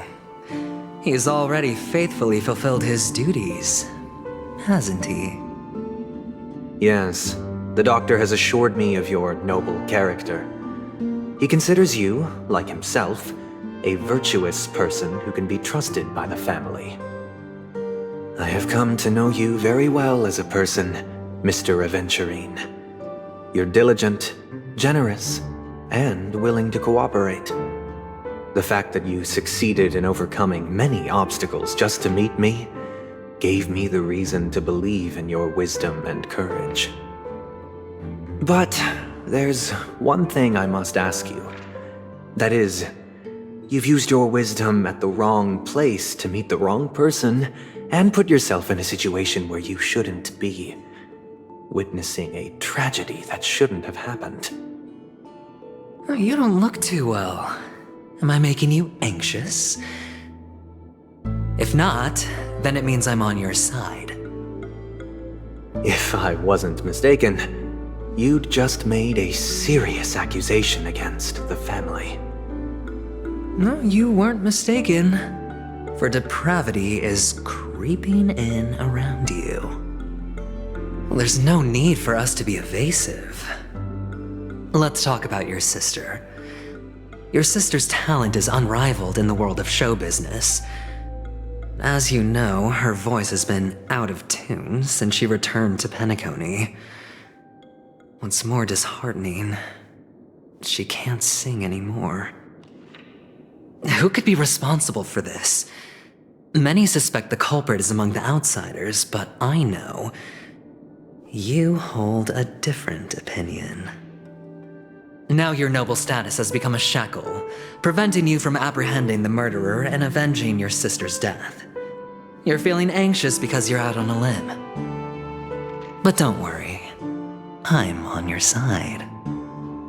I'm immensely honored by your concern for me, Mr. Aventurine. Since you're so selfless and generous, I believe you wouldn't ask for anything in return, would you? Well, naturally, you wouldn't incur any loss from this. I just want to reclaim what is mine. My liberty and the personal items under the family's custody, the bag of gift money, and the box in which the cornerstone is stored. That's right. Cornerstone. I've heard it's a treasured asset of the Strategic Investment Department. A sacred stone that seals the Preservation Emanator, granting significant power, and every liquidation specialist holds one. For an object so precious, it probably comes at an even higher price than other forms of recompense. Well, I'm sure you're aware of the high level of risk I'll be undertaking to bring the truth to light. Mr. Aventurine, when you're out and about, do you always make adjustments to your appearance?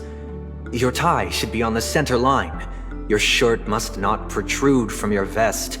Your trouser creases should be perfectly straight and always aligned with the tips of your shoes. Of course. But I don't, because it's not appropriate to do so in public. You should make sure everything is presentable and in order before leaving the house. I'm not the kind that takes risks.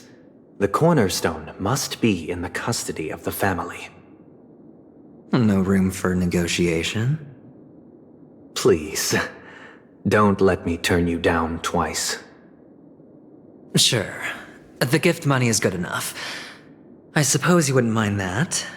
After all, a merchant can't function without a bargaining chip. You compromised quicker than I thought.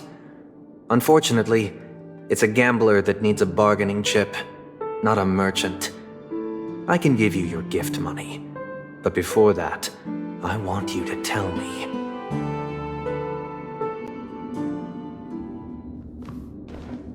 The fact that you can decisively forsake the box you asked for, what exactly is stored in it?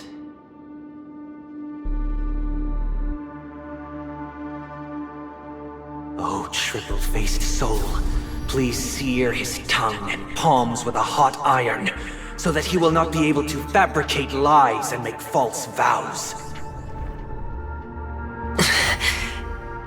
What have you done? Under the light of the harmony, all wickedness is revealed. I implore them to shed their light, and I'll ask you questions on their behalf. Next, you have 113 seconds to prove your innocence and gain my trust. And if I refuse to answer? You can try, and we'll see if the harmony rejects you. Question: do you own a cornerstone? Yes. What a simple answer. You, too, understand that idle chatter leads only to poverty. Did you hand over the cornerstone to the family when you entered Penacony? Yes. Does the cornerstone you handed over to the family belong to you? Yes. Is your cornerstone in this room right now? Yes. Is your memory free from any kind of tampering or deletion, encompassing but not restricted to the techniques of the Garden of Recollection? Yes. Are you an Avgin from Sigonia? Yes. You even know about that? Do the Avgins have any ability to read, tamper with, or manipulate one's own or another's mind? No. Does it matter? Do you love your family more than yourself? Yes. All the Avgins were killed in a massacre. Am I right? No. Are you your clan's sole survivor?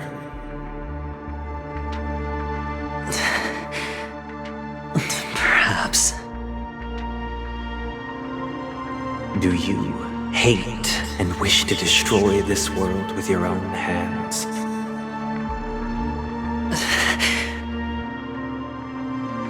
I don't know. Interesting. Now, the final question.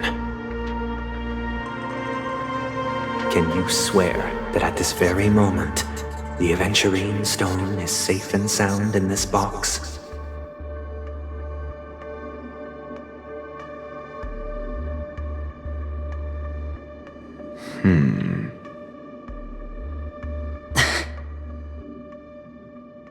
Of course. Looks like we can get an answer. Open it, Mr. Aventurine. It's your last chance to defend your honor.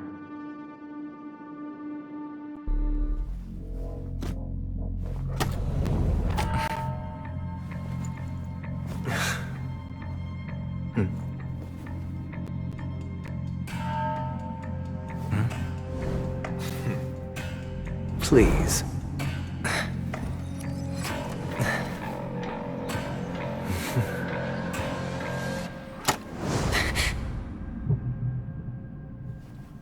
Are these what you're looking for?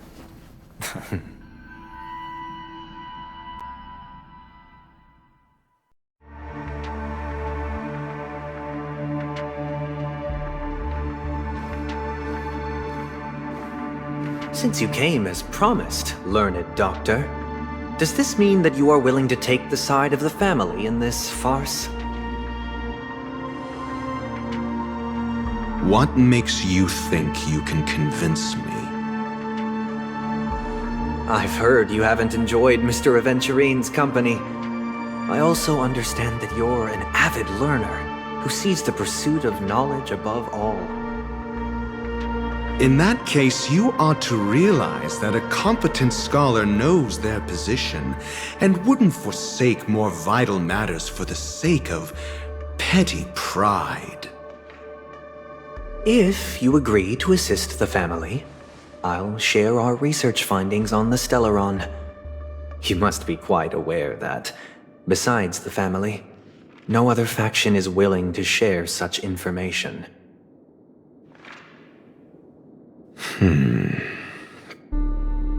Cut to the chase.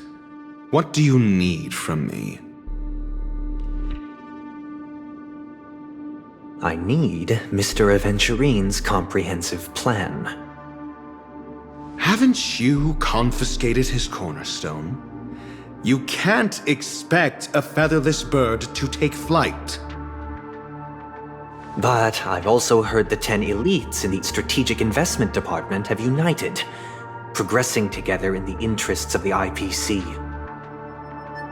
You'll have to speak more clearly than that. The cornerstone, which Mr. Aventurine surrendered. Was it really his? You question whether he would entrust you with someone else's cornerstone. The 10 Stonehearts aren't as united as you think. Cornerstones are significantly more precious to them than their very own lives. But you know that he's a crazed gambler. The more vocal he is about it, the more cautious I must be. I never imagined someone would share his way of thinking. Honestly, you should see a shrink. Bring it. The box containing the cornerstone is unique, and only IPC senior staff and related members can access it. But I happen to be among them.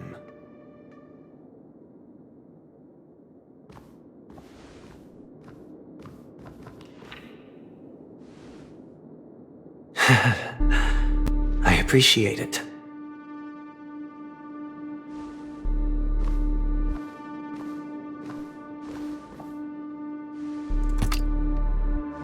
Unfortunately, your guess is correct.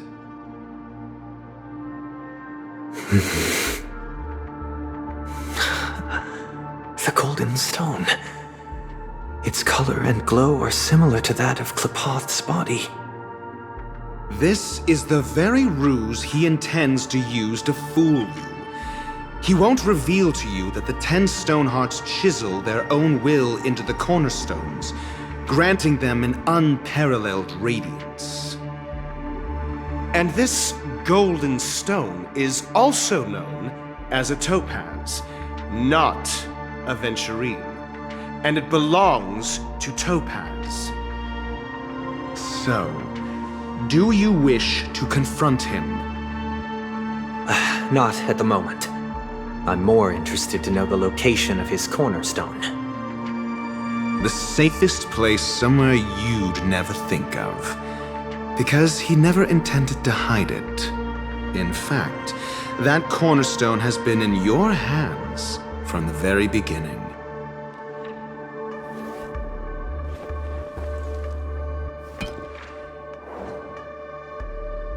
I see. This bag.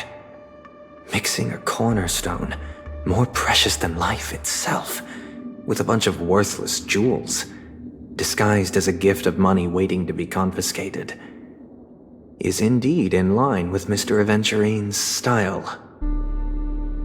Then he makes up some trivial excuse, downplaying the matter, and requests the gift money. This is a gamble, one he's all too familiar with, betting on your single misstep, leading to a total loss. Learned Doctor, I am grateful for your help. The family will surely reward a righteous person like you. As for the villain, I hope he retreats in humiliation.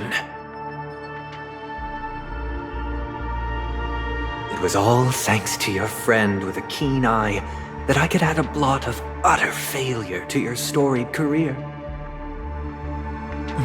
Ratio, you wretch. Finally shown your true colors, huh?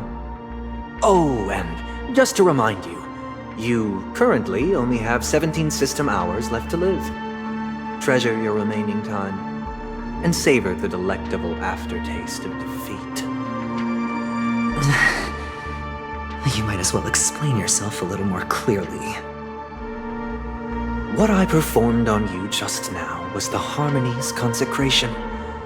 You were to show allegiance beneath the illumination of their grace. Yet you acted willfully, uttering nothing but falsehoods, transforming the consecration into a trial. I genuinely see no reason to absolve you from it. Is this what the Harmony represents? But is it built upon constraint and coercion? You misunderstand, Mr. Aventurine.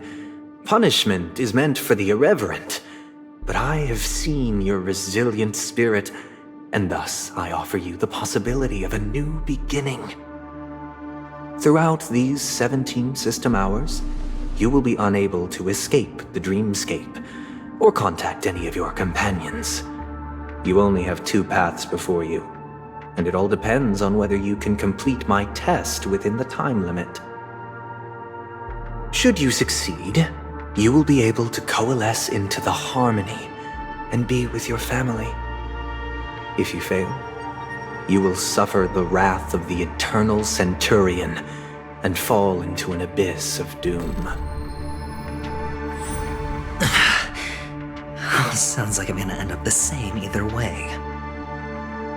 I indeed do need a servant to help me uncover the evil hidden in the family from an external perspective. I will purge the evil from the inside and bring the real culprits to justice within 17 system hours. When the time comes, compare your findings with mine. If both our findings align, or if you can provide me more insights, then they will truly be able to grant you mercy and honesty. Shameless hypocrites. You took everything from me and still demand the truth? That isn't fair. Your carnival reeks with the stench of cash. Nothing is achievable without it. This is meant to be an act of personal virtue, not requiring the family's support. Your bag is over there. Do as you please. I believe you can trade this bag of worthless jewels for everything you need. That's what gamblers excel at, isn't it? Off you go, Mr. Aventurine. You are free. I will wait here for your good news.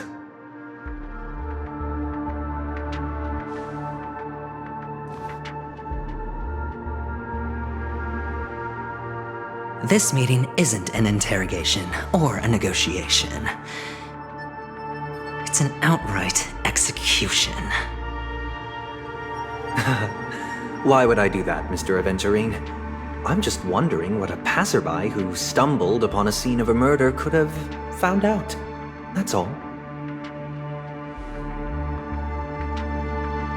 By the way, before you go, I have a personal question. What is it now?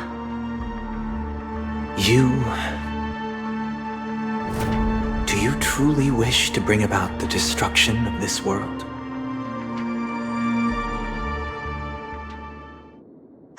Kakavasha! Where did you go? Oh, are you injured? I got it back, sister. You went to look for them? That's too dangerous. It's just a necklace. It's neither food nor water. We can survive without it. But I can't live without you, little brother. Promise me not to look for those catechins again, okay? Sister, don't be afraid. The catechins are fools, but I'm smart. I played a game with them, and I won. one? What happened exactly? Tell me. I made a bet with them. The two birds in the desert and me. Who will die first? I won. They suspected me of cheating, but I didn't. I won fair and square. Of course you'd win. You've always been a lucky child. Gaiathra Triclops must be watching over you. But that's no reason to push your luck by going up against those bloodthirsty, cruel catechins. Have you forgotten how Mom and Dad...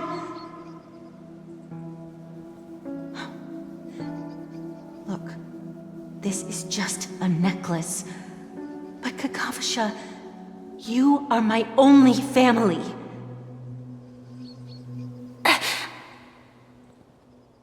I'm sorry, sister. I thought you'd be happy. Because Mom left you this necklace. There'll be no next time. It is important, but not as important as you, my dearest brother. I don't blame you, but you must remember what Mom said. Pain and poverty are the trials of Gaiathra Triclops. She has also granted us a chance, and that's your good luck, Kakavasha. Your good luck is the most precious wealth we, all Avgin, have. You're a child blessed by Gaiathra Triclops and can lead the clan to happiness. So always remember to protect yourself and never resent the pain and poverty you're going through, all right?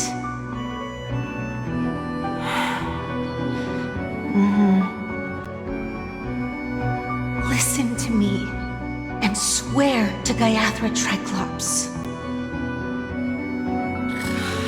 Okay. We'll swear to Gaiathra Triclops to protect this wealth. But sister, if Gaiathra Triclops was really watching over us, then why did she not protect Dad when he was swept away by the quicksand? After all, Dad went to the Catechins' land only to prepare for Gaiathra Triclops' offerings. And where was Gaiathra Triclops when Mom was shivering in our arms? Mom was still pleading for Gaiathra Triclops' forgiveness under her breath until the moment she closed her eyes. Sister, everyone praises me for being smart, but I don't get it. If every rain pour was Gaiathra Triclops' forgiveness and grace, then how bad were our sins? So much so that we were born in this world of death?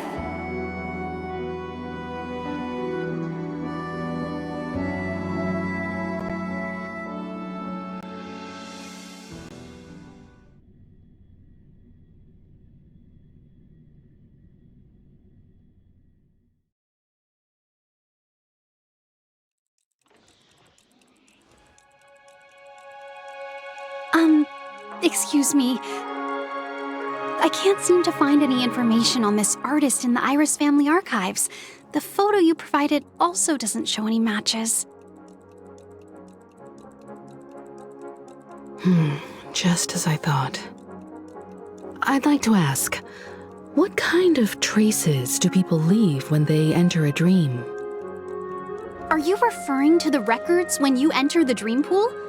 The equipment will monitor physiological indicators such as heart rate, blood oxygen levels, and body temperature in real time. This data will be included in statistics and handed over to the family for the screening of any data anomalies.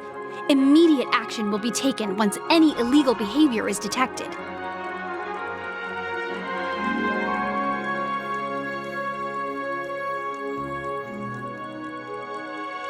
I apologize. The hotel does not have access. This information is managed by the Bloodhound family. We can only gain access if there's a problem. Looks like nothing can be found here. At least we know who to look for next. We can ask the Bloodhound family for information. Thank you for your assistance, Miss Allie. By the way, Is Miss Robin doing fine? We are looking forward to her performance. Fine? What does that mean? Is there something wrong with Miss Robin? The preparations for the Charmony Festival have been proceeding smoothly, so I guess things are pretty good. I believe she will be able to put on a spectacular show for all of you. I'm sure. Sure enough, no one knows about Miss Robin. I'm not surprised. But that Miss Firefly is truly mysterious. There's no information on her in the hotel system. Even if she's a stowaway, she should have a disguised identity after entering the planet. She's also in the running for the legacy. How is she going to sneak into the dreamscape unnoticed? Is there any other way to enter a dream? Besides the hotel room's dream pool?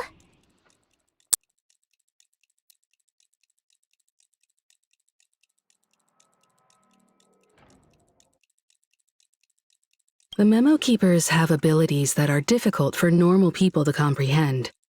In the memory zone of Penacony, they thrive effortlessly, a fact proven to us by Black Swan.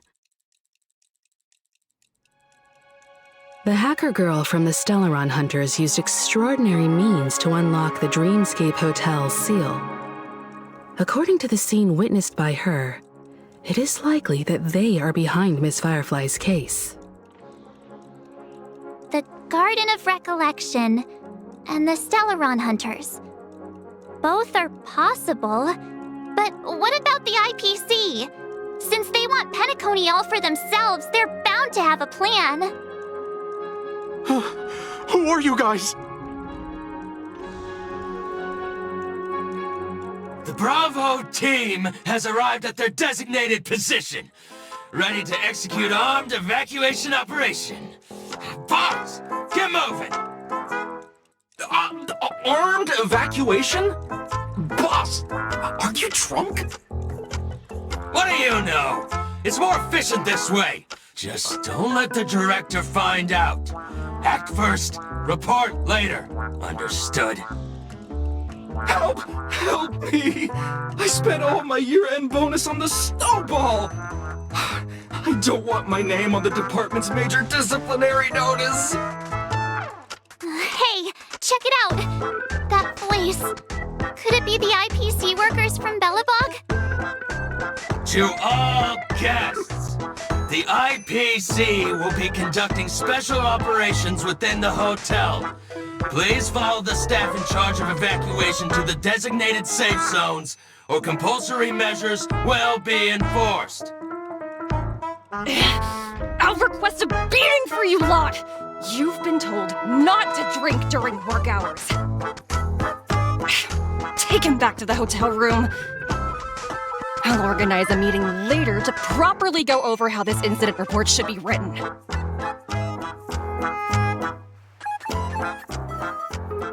Miss Topaz? I never thought I'd run into you on Penacony. Long time no see, Astral Express crew. Aventurine has told me a lot about your happenings. Huh?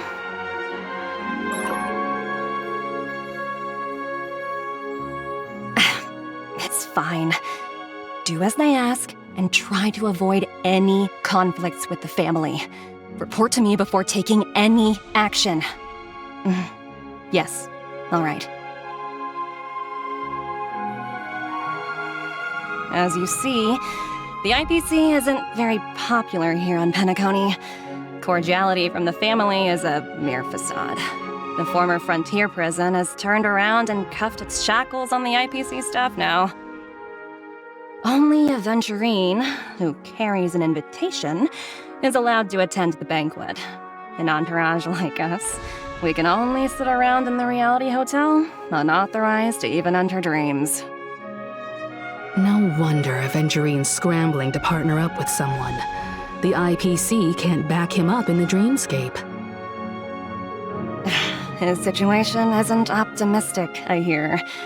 You're all helping to investigate some dirt on the family, are you not? Let me know if you need anything outside the dreamscape. The IPC always treats its partners well. Thank you, Miss Topaz. We're on our way to the Hounds to verify some intel. Perhaps you've had dealings with them? Yep. They're tailing us right now. Why not go and talk to them? It'll take the spotlight off me.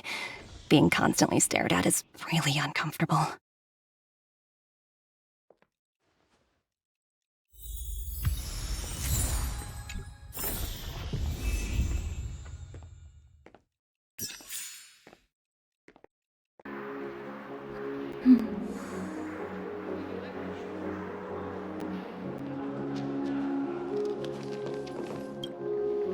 How does it feel to be in business with Aventurine?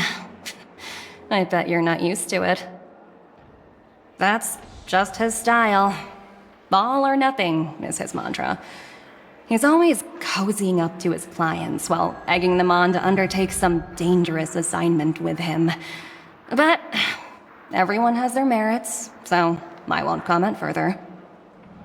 But Aventurine's luck has always been good. He's always closed all his cases without a hitch, and basically never lost a gamble. Which is why, on the issue of retaking Penacony, I'm watching with keen interest.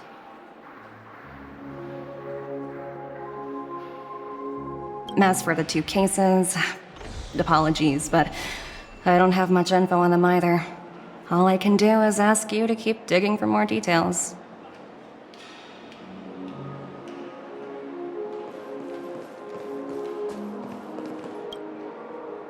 We're carrying out our captain's orders. What do you want? We made a mistake last time, and we're working hard to rectify it now. We don't have time for anything else. Surveilling the IPC executive Topaz, ensuring that she stays put at the Reverie Hotel during her time on Penacony. We've got the right one this time. So that's it. They were the pair who were after Firefly at the time.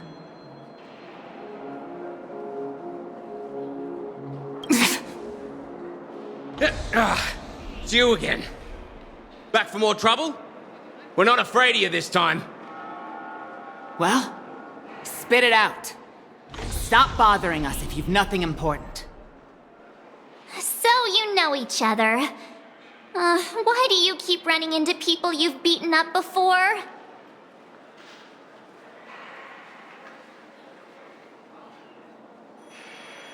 That's right.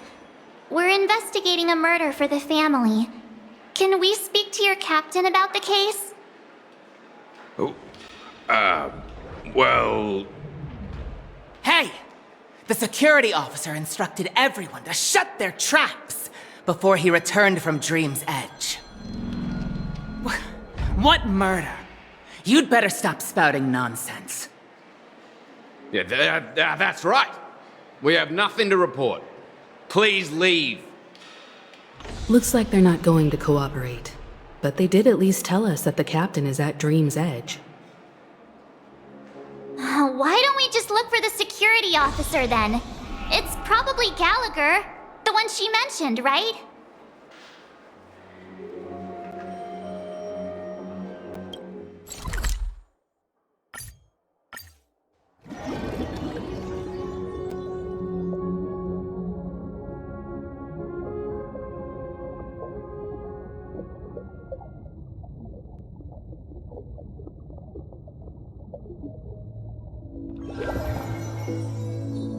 Such tight security.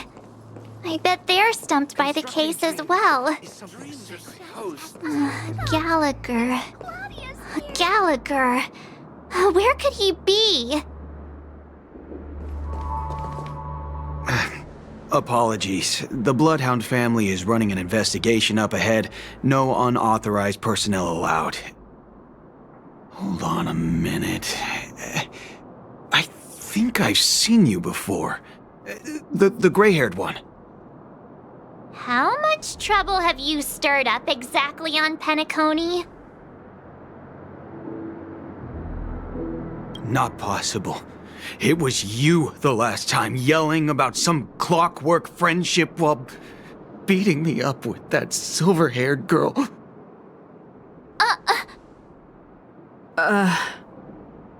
I'm not letting you get by this time. Please leave, or I'll have to get on my knees and beg you. Huh? What kind of heinous crime have you committed now? Hold on, sir. We have documents authorized by the family that would aid your investigation. If it wouldn't trouble you, could we see this, Mr. Gallagher? Who exactly is this Gallagher you keep talking about? There's been a few people mentioning this name. Even the one with the gray hair. He didn't send you all here? It was the security officer who dispatched us. That's all I can divulge. He'll do! He's the one we've been looking for! Sorry, no can do. The boss said that since it's a matter of the family's reputation, no one's allowed through. Everyone, please leave. There's really no need for us to make things difficult for each other, right? We're really sorry for troubling you. Let's think of another way. Another way. That's it! Didn't they say something about that... what was it? Clockwork? That got this guy to change his mind. Can you perform it again? That... clocky magic. Please?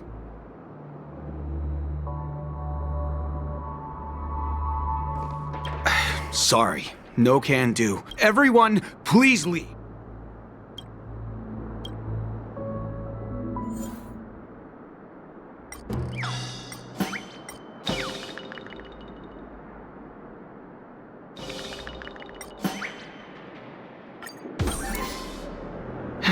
Let me see what time it is now. Whoa! It's this time already? What?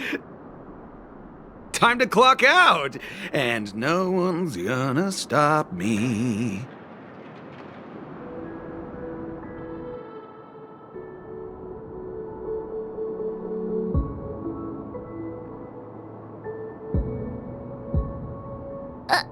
What?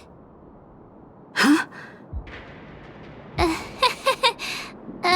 This clockwork trick of yours, it's kinda dangerous. At least he won't be getting in our way again. Let's go find that Gallagher and ask him the intricacies of the case. I was wondering what all the commotion was. Huh. Oh, it's you guys. Welcome. Since you made it here, what can I do for you? Hello, Mr. Gallagher, sir. Judging from your tone, it sounds like you were expecting us. Miss Himiko, you're too polite. There's no need to call me sir. Mr. Gallagher, you even know my name. Of course I do. You folks are from the legendary Astral Express and honorable guests of the Watchmaker. I had an encounter with this lady in the golden hour. I remember that little silver-haired girl was there too. I'm sorry for what happened to that kid. This is also the reason why we've come to visit you, Mr. Gallagher. The Express can't just overlook the death of that child. So we've decided to help the family get to the bottom of it, in the hopes of getting justice for her. The Nameless involved with the family. What an unpredictable twist of fate. Why? What's wrong with the family? It's nothing. On Penacony, everyone loves the family. No matter how much one resists the beautiful dream, when the time comes, they too will find it hard to let go. Who wants to leave a warm nest? Just idiots, little kids, and inebriated fools. Mr. Gallagher seems to be getting at something. You got it wrong. I'm not. You want to discuss the case? Sure, come with me. This is not a good place to talk. Let's go elsewhere.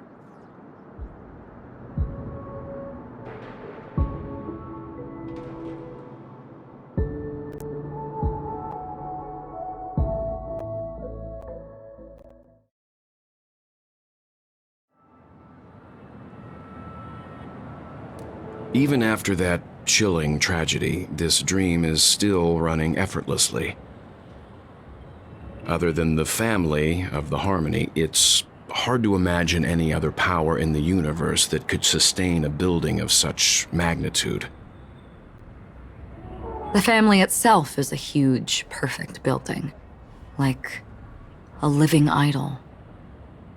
Each member of the family sees themselves as a piece of the divine puzzle, revolving around a singular core and a shared ideal. Under their command, they loyally fulfill their roles, offering themselves while also receiving sustenance in return. Interesting analogy. Perhaps that's why Penacony's beautiful dream has persisted for so long. But the human body has its limits, and so does the divine's. That doesn't sound like the kind of comment a Galaxy Ranger would make. Just pointing out the facts. Mr. Yang will definitely have a better sense of what's going on than I do. Why do you say that, Miss Acheron? The beautiful dream is crumbling. But not because of a particular eon, a particular faction, or a particular visitor. Its collapse stems from a certain inevitability of human nature. The family refuses to acknowledge this, and it has ultimately backfired and become a catalyst. As people immerse their souls in the dreamscape, where consequences and pain cease to exist, and only ease and pleasure prevail, they draw closer and closer to necrosis. Regardless of the perceived bliss, death looms as the inevitable conclusion. Also, this necrosis will diffuse and spread. One piece of the puzzle's mutation will eventually cause the entire building to shake, break, and crumble. In the end, the dreams that people built in the name of freedom became the cage that imprisoned them. I'm sure you've gained a lot from this trip, Miss Acheron. Are you willing to share your findings with me? Of course. That's if I remember.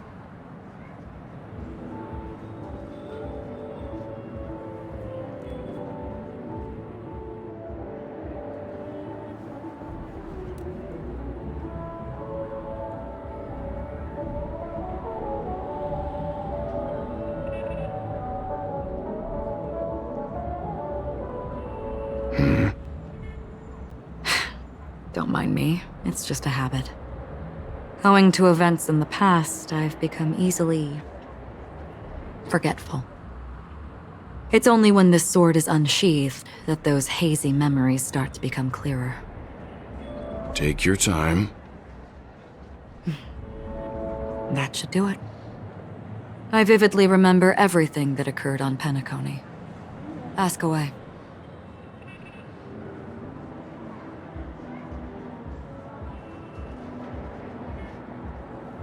The moment of daybreak. I've heard that's where the Dawn Factory, which processes the foundation of the dreamscape, is located. Behind the dreamscape's song and dance stand many imagination factories. Workers create all kinds of whimsical works day in and day out in their dreams. Then they return to reality and sleep on a narrow bed in a room. A far cry from luxury. They say it will suffice. Experiencing the bizarre and motley dreamscape is the best reward. There I encountered a young woman who had just come of age, the perfect time to indulge in beautiful dreams. Her greatest wish was to one day move to the golden hour and see the magnificent garments she had woven with her own hands. For certain reasons, her wish was difficult to fulfill. But I managed to bring her a garment. Gilded Hour. It's said to be Penacony's currency center. Yes. It is a fortress-like financial city, the economic heart of the dreamscape. The Pepeshi people of the Alfalfa family are there to keep it running, sending blood that is made from money everywhere on Penacony. Everyone there is exquisitely dressed and always in a hurry.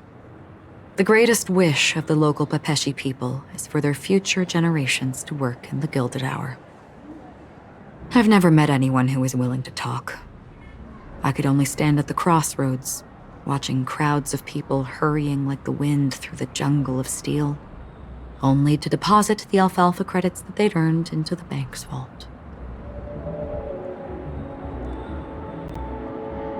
I don't know if they would open the vault's door, but before I left, I witnessed a well-dressed Pepeshi person plummet from the sky, while those around him continued on their way, unfazed. I hear the Blue Hour is very romantic. Do you have any tales to share? Perhaps Mr. Yang has heard. There is a large boat called the Eventide, anchored along the Sea of Dreams, where soft music and dancing persist endlessly every night. I ran into a wizened lady there. She was at the dock, waiting for her long-departed lover to return, waiting for countless hours within time that stood still. In the humid sea breeze, she spoke of her own youth. Like many who desired wealth and love, they came to Penacony to pursue their dreams. Alas, her lover's consciousness was lost in the dark depths of the Sea of Dreams. Finally, she suggested we continue our conversation on a boat in the shallows. I agreed and boarded the boat with her. But she never said anything. Her eyes absent-mindedly gazing at the horizon for what seemed like forever. Finally, we retreated to the beach.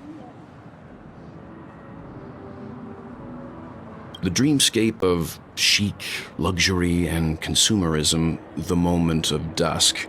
My companions have been there too. Then you all must have seen those who are attempting to realize their dreams. Or have realized them, scattering money as if it were dust and betting it on all or nothing. Everything has a price, and everything can be bought or sold. Even dreams themselves. I saw an Intellitron there, who was preparing to auction himself. When someone wins a bid under stipulated periods and rules, he would do the buyer's every bidding, becoming that person's very possession. That Intellitron had been auctioned off 12 times, and I participated in his 13th. That was the grandest banquet I had ever attended. But never again did anyone cast another glance at him. This time around, there were no successful bids for him. This is what I've seen and heard along the way.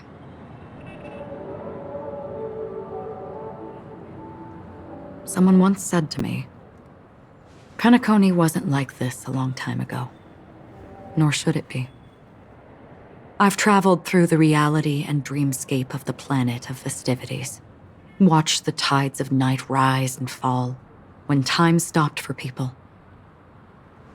where the spirits of the rich and impoverished remain forever fixed on their own scales. This is why I think the collapse of the beautiful dream is inevitable. There might be a way to change everything. Perhaps. But if this is indeed the world that people desire, if this is precisely why life chooses to slumber, should we still seek to change it?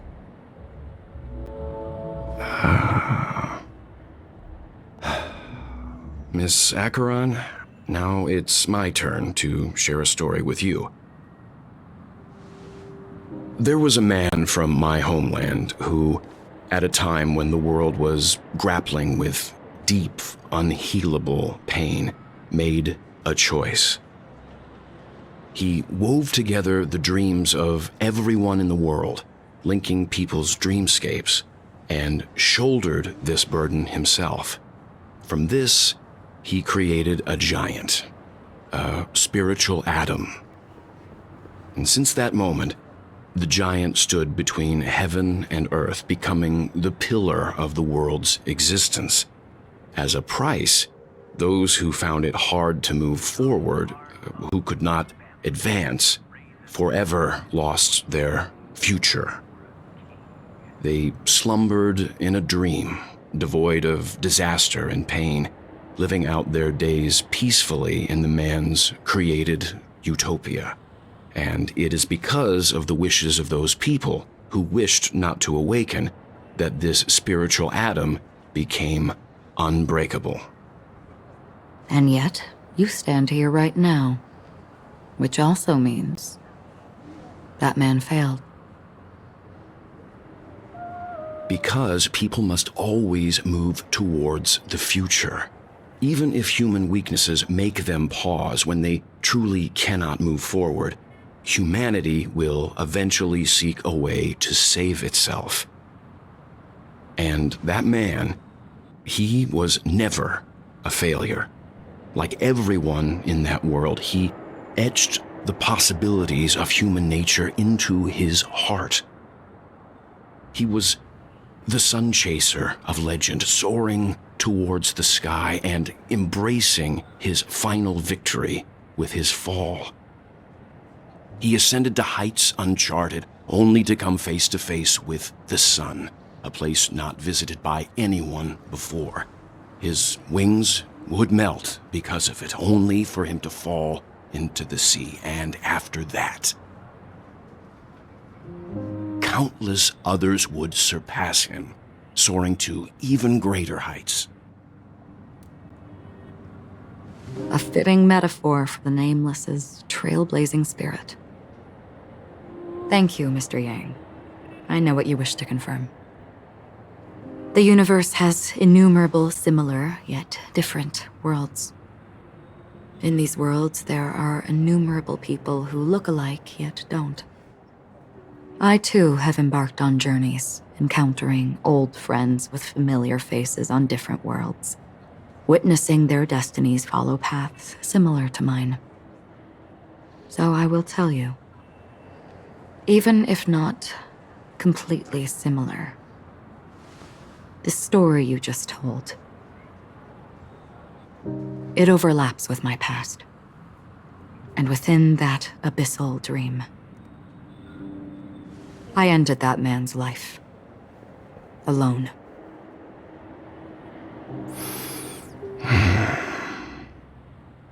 I am not who you think I am. Nor will my home be as fortunate as your world.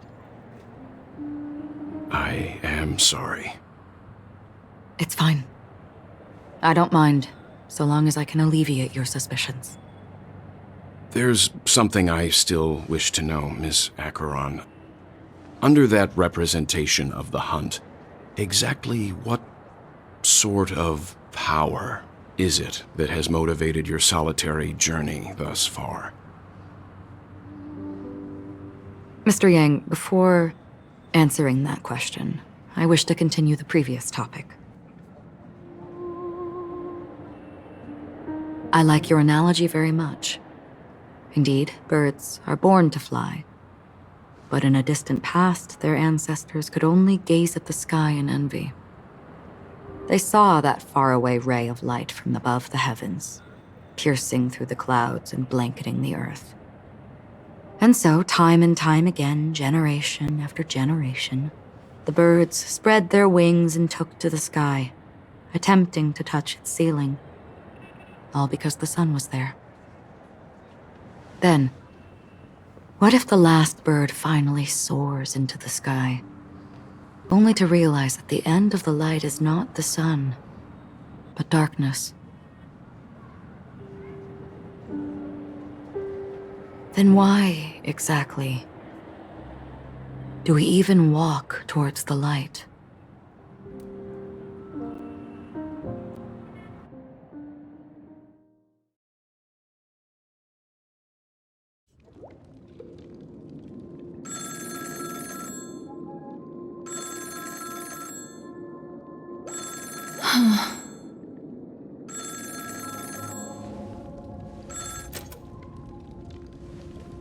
Long time no see.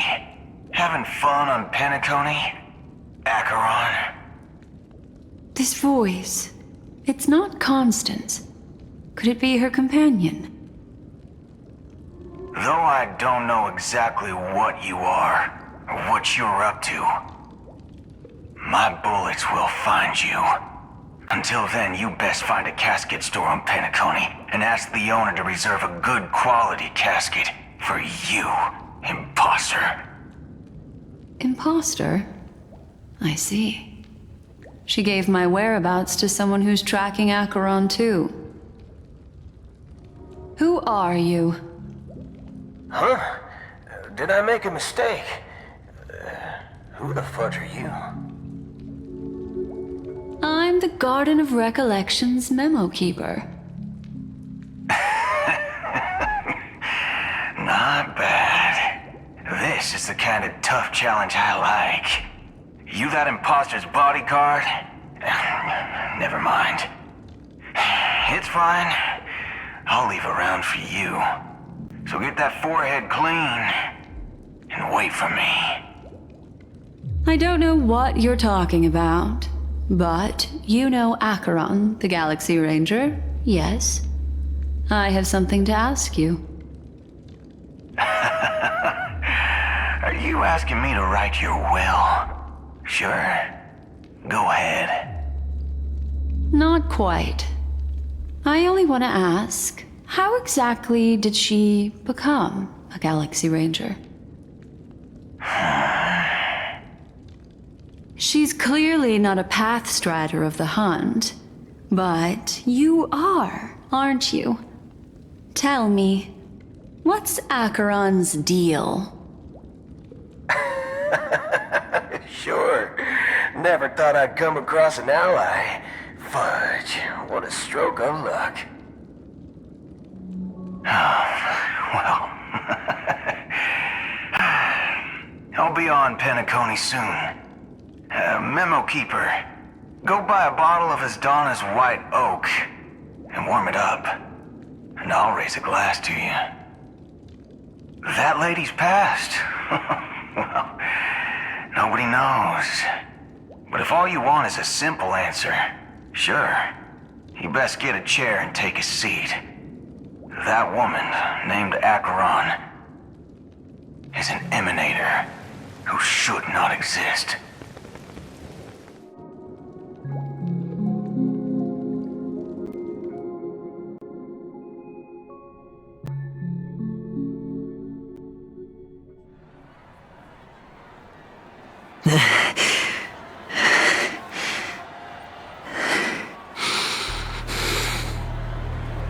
You look pale.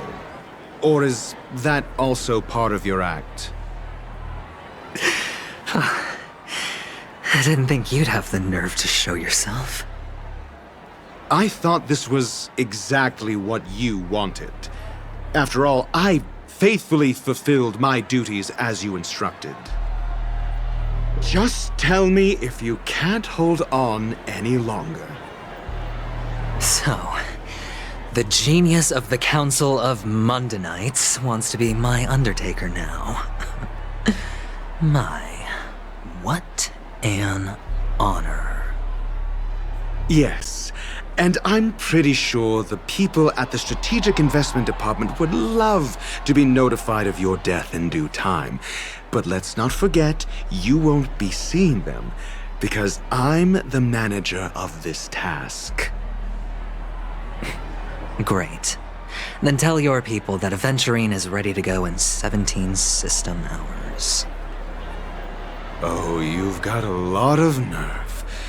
How exactly do you plan on completing your task while your hands are tied by the Harmony? My conversation with Sunday convinced me that there's a traitor in the family, and that they hold the secrets of Penacony. So, I took the opportunity to set everything in motion. I even managed to recover the gift money.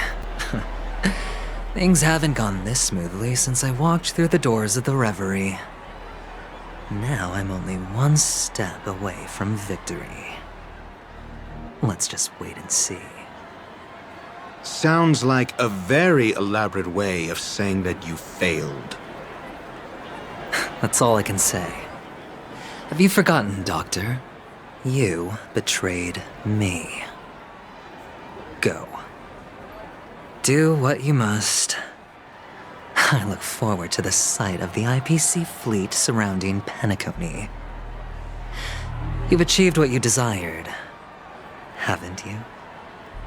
That's true, but what's your plan?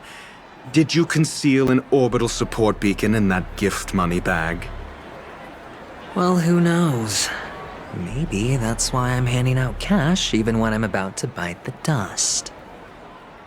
You are indeed a gambler. An insane one at that. Well, maybe I am. Who knows? Fine. Here, take this. Open it when you're on your last legs. You'll thank me. What's this?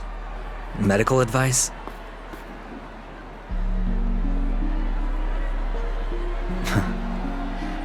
You catch on pretty fast, Doctor.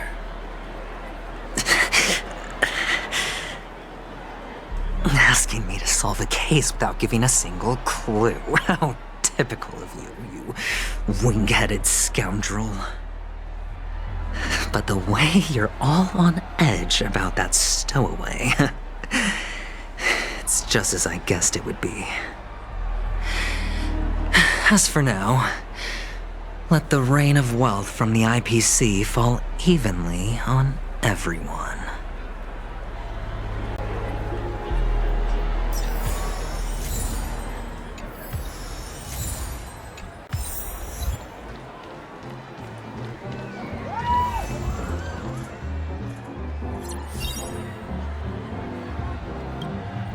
Would you be willing to support my performance? And keep the Song of Beauty alive in the cosmos? Wow, how fabulous! But why would you give such a wonderful gift to a random stranger like me? Well, you see, I can't bear to see anyone in this sweet dream suffering from poverty. That's incredibly kind of you. Thank you so much, sir. If you ever get the chance, please, feel free to come by and indulge in my singing. Sure thing. Oh, by the way, do you happen to know anything interesting about death? Death? That's a pretty scary topic, and it doesn't really match the mood of this sweet dream. Oh, you see, I'm a tabloid reporter collecting ghost stories in Penacony. As you know, the more chilling the stories, the more attention they get. Maybe you could help me out. Well, if you're up for some gossip, it's not about death, but there have been some rumors about a guest at the Reality Hotel who fell into a deep sleep and didn't wake up. It was like they were in some sort of coma. Nobody knows what caused it, but luckily the customer eventually regained consciousness. Well, all customers are under the protection of the family, after all. Thank you. This will make for a very juicy headline. May Shibe protect us. Unexplained coma. That's actually what happens to your body if your brain dies in a dream. But unfortunately, the customer ended up waking up in the end.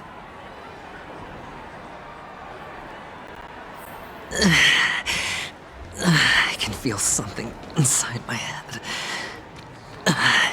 Is the harmony starting to kick in?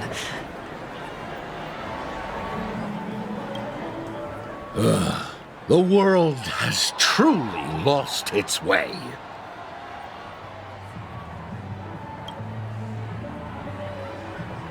You... Wait. I get it now. This is some sort of prank show, right? You must have some cameras set up around here to film yourself doing good deeds, right? You youngsters are always looking for a quick way to get an audience. But you know what? A truly great show never comes easy. Oh, a great show will start soon, old man. But before that, I need to ask you something. Do you know where I can find death in this dream? Ah, I see. Another fearless youngster looking for death, huh? Well, let me give you a piece of advice.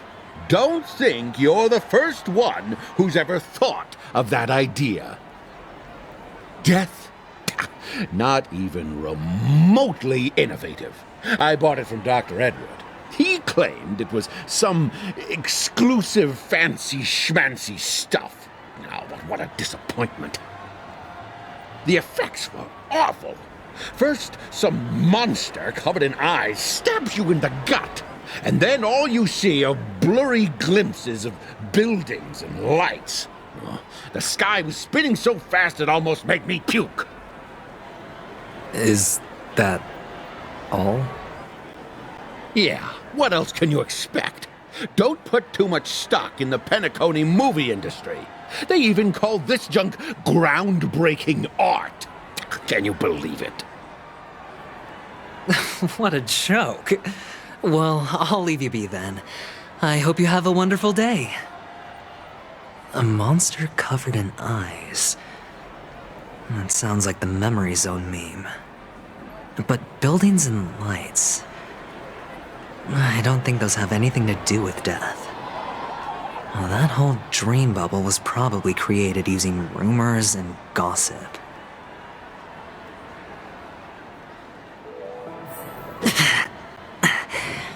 The disturbing voice in my head. It's getting closer.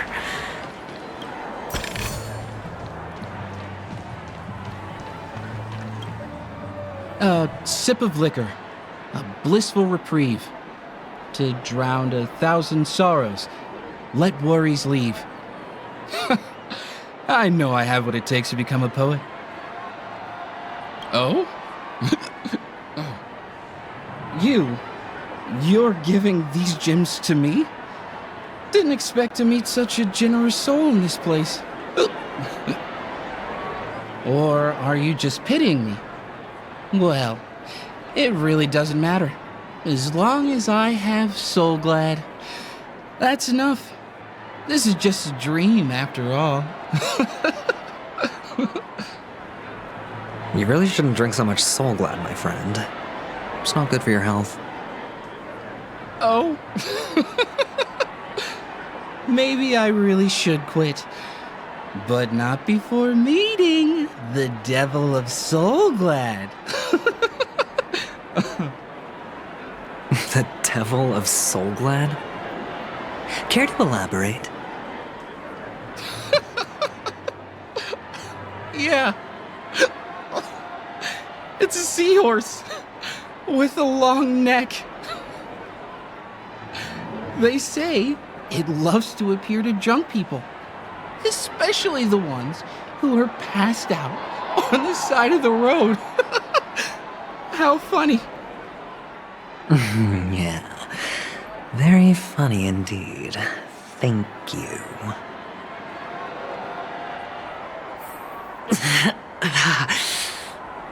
Does everyone have to go through so much torment before joining the family? Darn it. Now I just want to dig out my brain and use it as evidence. Take care, my friend. If you ever find yourself in danger, remember that the hounds are always ready to help.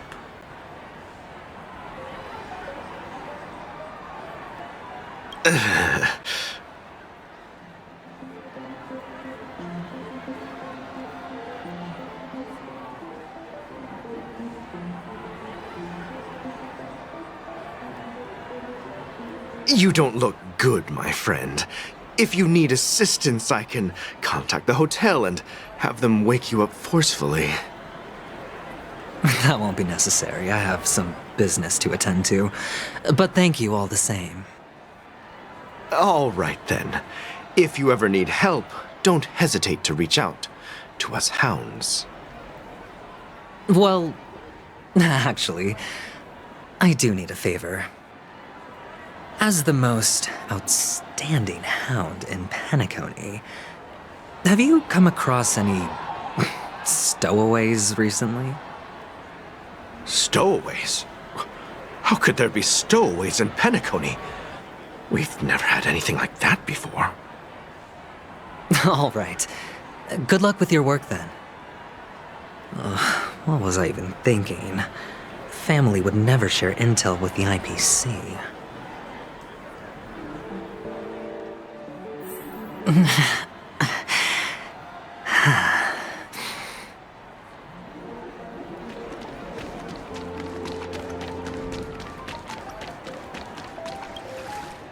You want to talk to me? Sure, but nothing too sensitive, okay? Huh. Wealthy people have fancy ways to enjoy this dream. But to be honest, I've never seen anyone who gives out money to others like you. So, are you trying to be the prince from the tale, handing out his gold leaf garment and melting his lead heart in the fire?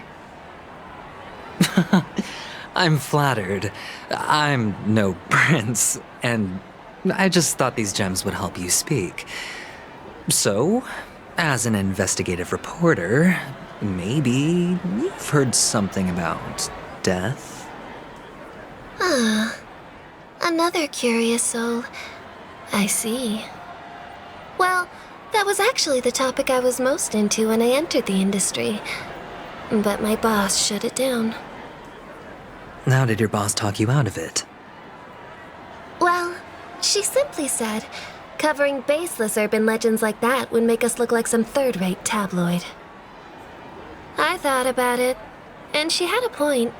Reporting on stuff like blowing out birthday candles and getting spooked by nightmare ghosts isn't exactly professional material.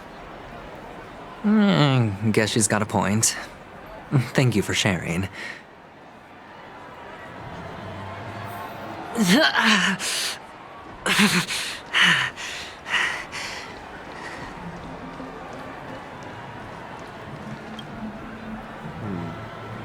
Were you wanting to talk to me? Sorry, I thought you were checking out something behind me. Is this a gift? For me? Are you sure this isn't some kind of mistake?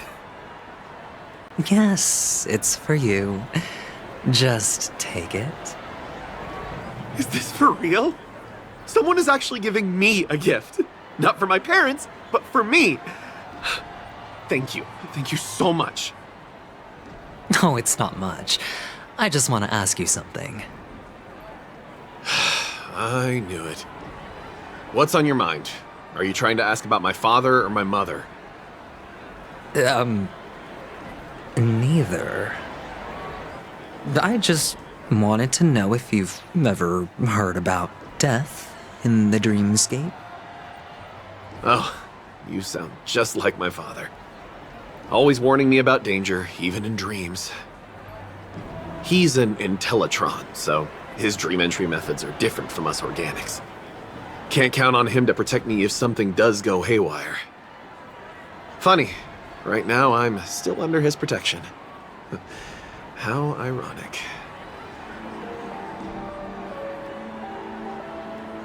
Hey, stay positive. Gold will always shine one day, right? The Devil of Soulglad, Dangers in the Dream, and Nightmare Ghosts.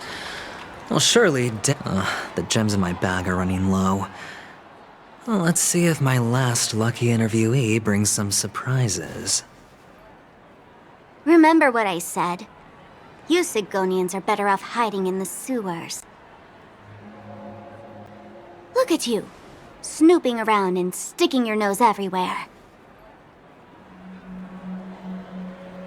Is the smell of death so enticing, my fine fellow? Oh, it's you, masked fool. I should have guessed it. You're the imposter who appeared on TV after Robin's death, right? I heard you got caught by the family. I gave you a clear clue. Befriend a mute. Simple and straightforward, you know? And what did you do? You messed it up and ended up as their prisoner. I told you to make friends with a mute, not become one yourself. You really let me down. What do you mean? You know better than I do. Who watched the little songbird that couldn't sing perish right before their eyes? You did, Blondie. No, I mean... What did you mean by becoming one myself? Well, it means you'll soon end up like her, unable to speak ever again.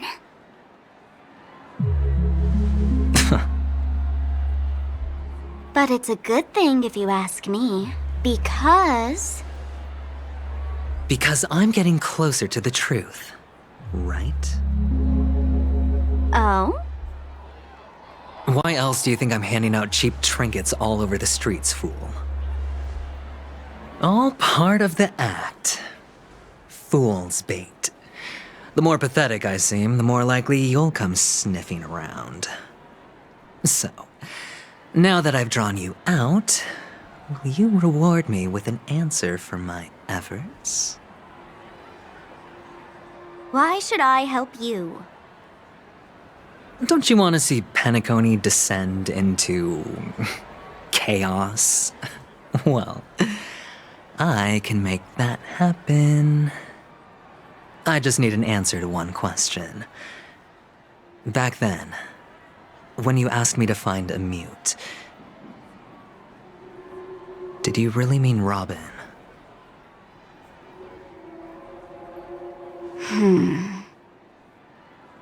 And what if I say no? Then I'll thank you. Oh, the word no has never sounded so pleasing. Well done. I admit I underestimated you, but what difference would it make? Let me tell you something. There were 2 mutes, but one is dead now, and the other, though she is still in Penacony, I'm afraid you'll never find her again.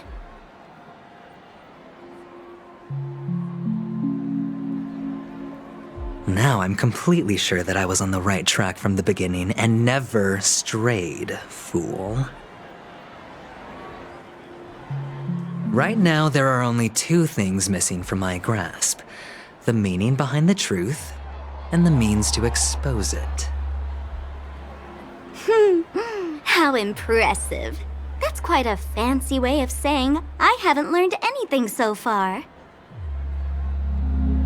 Not exactly.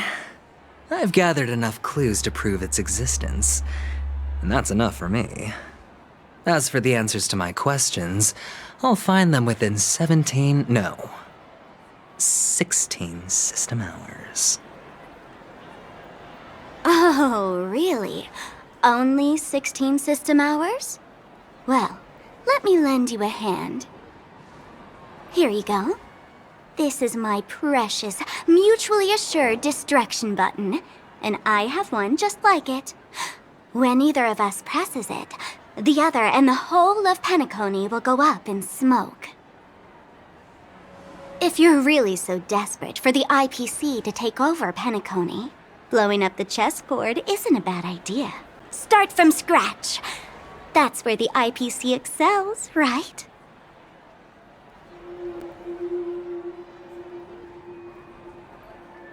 Just press the button when you're at your wit's end. And of course, feel free to reach out to me for my hospice care, too. Oh, a deadly button, huh? Well, I guess the family didn't take your threat seriously at all. Otherwise, how on earth did you manage to bring it in here? I have my own ways. That's all you need to know. Well, I'm afraid I'll have to decline your offer. Who knows if your little gadget will actually work. By the way, I have no plans to search for the other mute friend you speak of, but it's good to hear that he's still here in Penacony. I'll handle the rest myself. I'll orchestrate a grand finale for the downfall of the family. And at the climax, the walls will crumble, people will wake up, and those who couldn't speak will find their voices again. When that time comes, go ahead, press the button, light up the sky with a magnificent fireworks display for me. Catch you later, fool. You're still talking big. But sure, if that happens, I'll stay true to my word. Just don't let me down now, okay?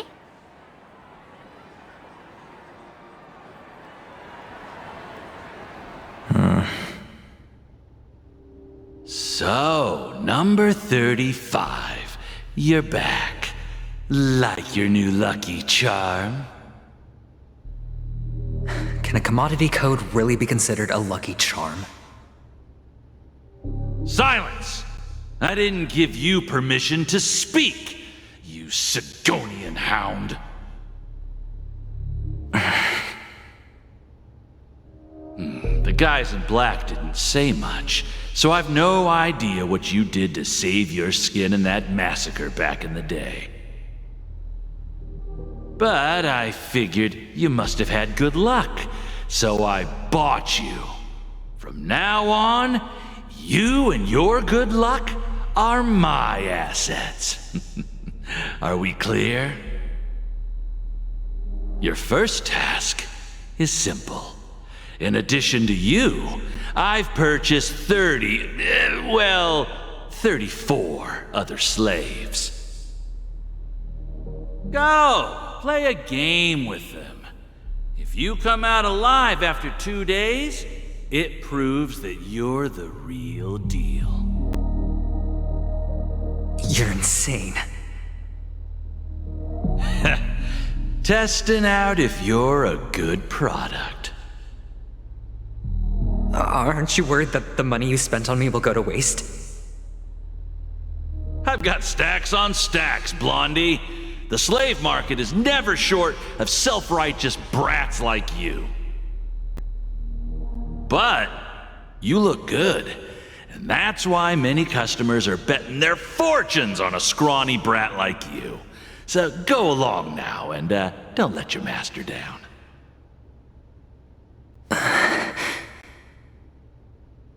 How much did you spend? What? My price. How much did you pay for me? Huh. You really want to know? Well, it was 60 tanba. No more, no less. I'll take my chances. 30 tanba. If I come back alive, you'll give me 30 tanba. Deal? Are you trying to strike a bet with me? Oh, you've got some guts. Yeah, sorry, but that won't do. Don't forget your place, slave. You're not qualified to be at the table. You're just a chip. A life thrown away in someone else's hands. Either you come back with more chips for your master, or you never come back.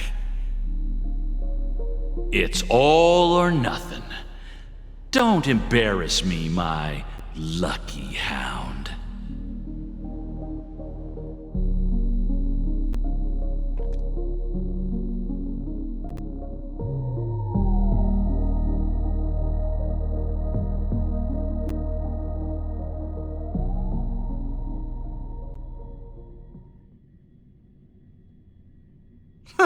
What brings you here, Gallagher? Some friends from the old days. Do you have a moment to spare, Siobhan? Oh, I have the whole day to spare. Ladies and gentlemen, welcome to Dream Jolt Hostelry. This bar offers a wide variety of drinks, but we draw the line at Soul Glad. Why settle for ordinary when you can experience extraordinary? We're dedicated to serving up nothing but pure joy and laughter. What would you like to drink? I'll whip it up for you. Oh, look! A lady as cool as Serval! Who's Serval? Will you, introduce me to her? Huh? Oops! She's heard us. Just spare them, my esteemed bartender. I'll take over the bar today. I'm getting up there in age, and I need some practice before I forget the skills that used to put food on my table. Where did you stash the ingredients? They're all under the counter. Since our guests have traveled from afar, shouldn't you whip up some special drinks? That's exactly what I had in mind. Hey, my friends, do me a favor. Go around the bar and bring me any ingredients you fancy. The discussion might take quite some time, so I'll prepare some customized, non-alcoholic drinks for you. In the bar? But aren't all the ingredients right there on the counter? Why, we're in a dream, my lovely lady. You can help yourself to anything if you wish for it. Comfort, hunger, confusion, or even boredom. It's all within reach, right at your fingertips. Oh, did you hear that? She just called me my lovely lady. Even in reality, mixing drinks is more than just throwing ingredients together. A bartender needs to capture the bar's atmosphere, master technique, and spin a tale of mystery and anticipation. Only then can a perfect drink crafted with a customer's life story be created. In other words, what you get from your drink is down to luck, so don't overthink it. Indecisiveness has no place when it comes to enjoyment.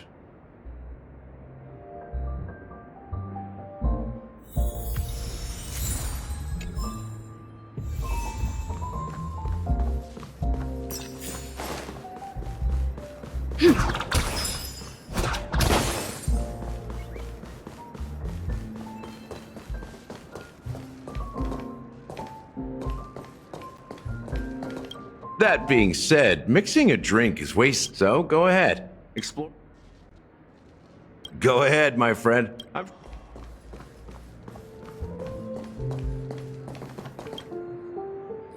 Can this be used for mixing drinks?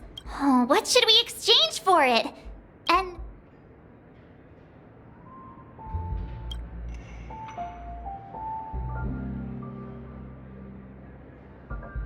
Whoa, the words on the note are changing. Stairs made of coins can lead to happiness.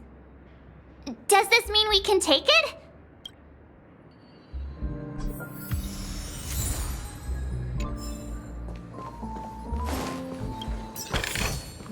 Is that all?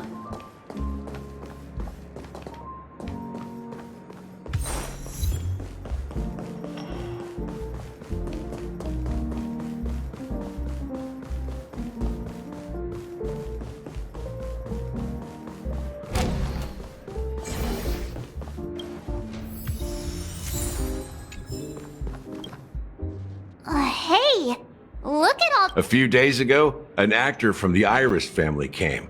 Caused a ruckus with Siobhan.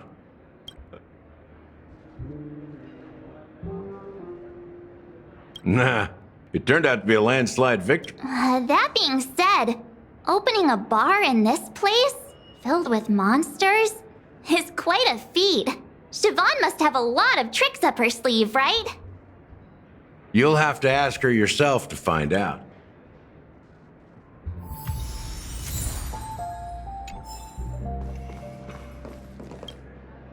It's Soul Glad! But I thought they didn't sell Soul Glad at the bar. Let's give it a shake. Nice.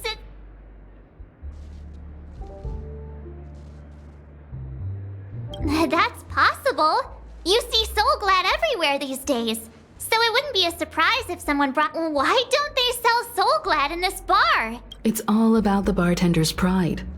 It wouldn't make sense for customers to come here and order drinks they can find anywhere else. That's the mindset I use when I brew my coffee. You're right, Himeko. That's quite a stash. Not sure if it's enough. Stay out of my way. I'm looking for Siobhan. Haven't I made myself clear enough, Miss Amiki? The Dream Jolt Hostelry only welcomes guests who want to enjoy a drink to their heart's content. I'm sorry, but I'm not interested in your proposal. But you have the talent. You'll attract a huge audience. You're destined for the Iris' stage, not for this rundown shack. Come with me. We'll become the talk of Penacony, as shining light into every corner of the dreamscape. Please, Siobhan, I really need you. As you see, I'm entertaining my guests. Don't make me repeat myself. Fine. If you don't come along, I'll just sit here and not go anywhere else. Give me a sparkling drink. Sweet. With extra ice. Just... one moment. What's her deal? We can't discuss the case with other people hanging around the bar. Hey, can you do that clockwork trick of yours again? Yeah, I'm counting on you.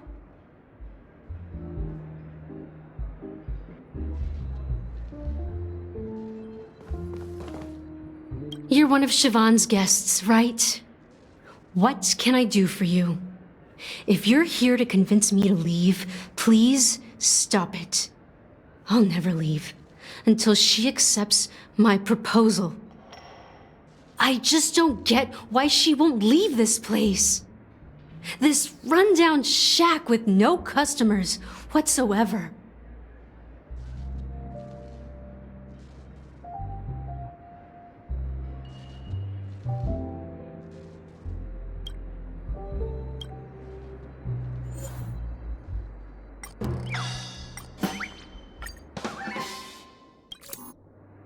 I've seen it.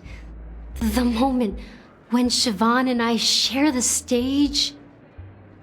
The crowd is going wild. Applause crashing like waves. The aroma of irises fills the air. A beautiful melody playing. Ribbons dancing around us. And the taste is sweeter than honey. I've seen that scene countless times in my dreams, and every time it mesmerizes me. That's why I have to bring her back to that world, no matter what it takes. Want to raise a glass, my attentive listener? Let's consider it a toast to my far-fetched dream.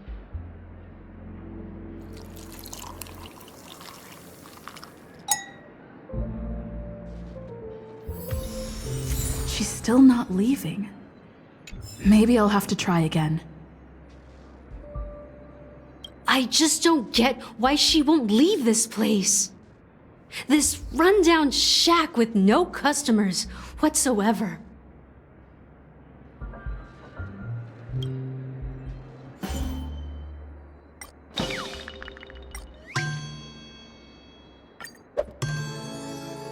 You're one of Siobhan's guests, right? What can I do for you? If you're here to convince me to leave, please stop it. I'll never leave until she accepts my proposal. You're one of Siobhan's guests, right?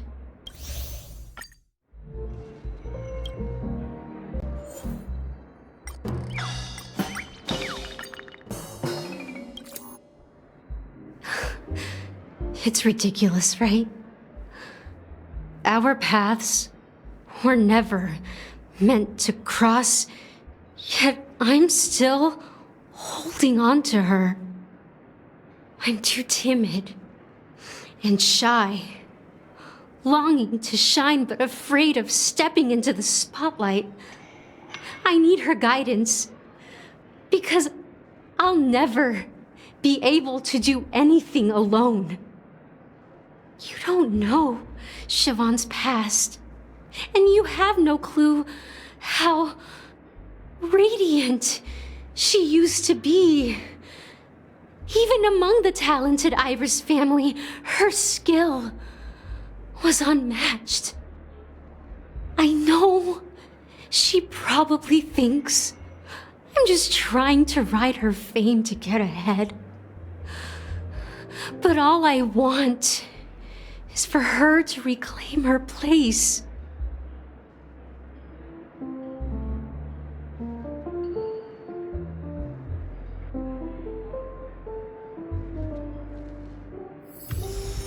She's still not leaving.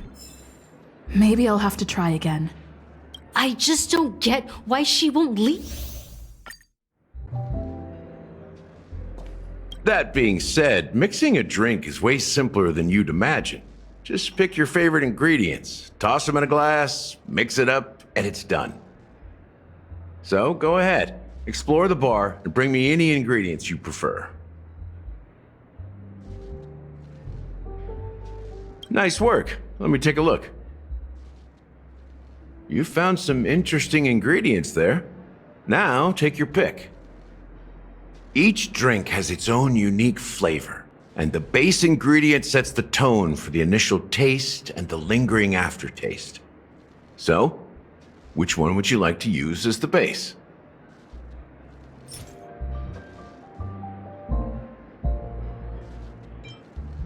The original formula is said to be Nunu's favorite drink. It's sour and bitter, and the bubbles burst in your throat like swallowing rusty chains, evoking thoughts of dungeons and prisons. Now that you've chosen the base, it's time to pick the adjunct, the ingredient that'll create a marvelous chemical reaction with the base. It should give an unforgettable taste without overpowering the main tone. So, what's your choice for the adjunct?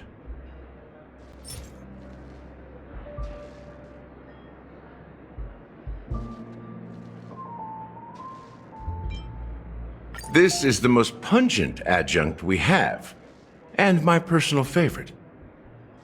Before Mikhail left, the wrinkles at the corners of his eyes had deepened like knife cuts. He mumbled, his breath too weak to climb up his throat, caught up in his chest. But I could smell it. The lingering scent of Penacony itself on that night. Mikhail. Almost there. Let's pick a decoration. Which style do you prefer? Anything you need, I've got it.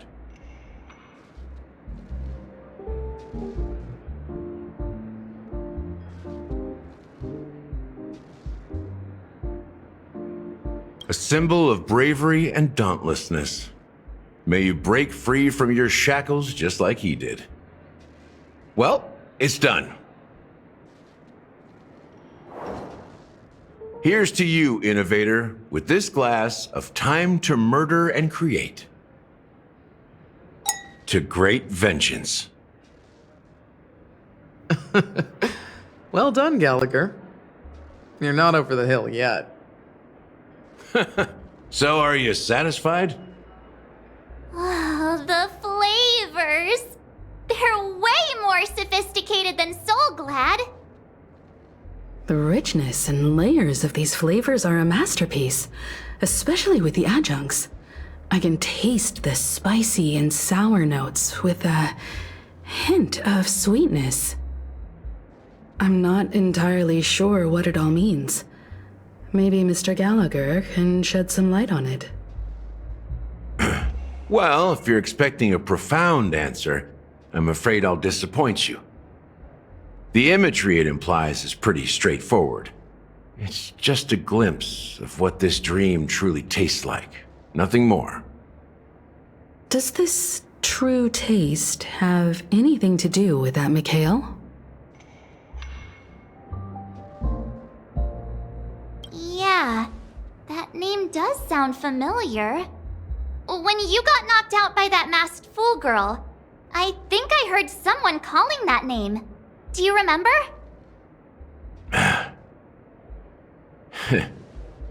I was right about you. You guys seem to know quite a bit, and now there's no reason to hide anything from you anymore. Let's dig deeper into the case, and of course, I'll tell you a story about Mikhail. All right, let's start with what we know based on the clues the family has. It seems that Firefly isn't a local or an invited guest. In other words, she's a stowaway. She managed to fool me at first. My age must be getting the best of me.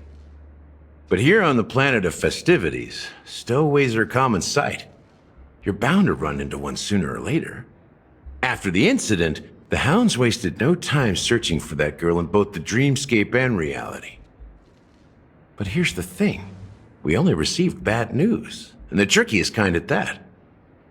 She simply vanished, leaving no trace in the dreamscape or reality, as if she had never come to Penacony at all. Huh? Does that mean...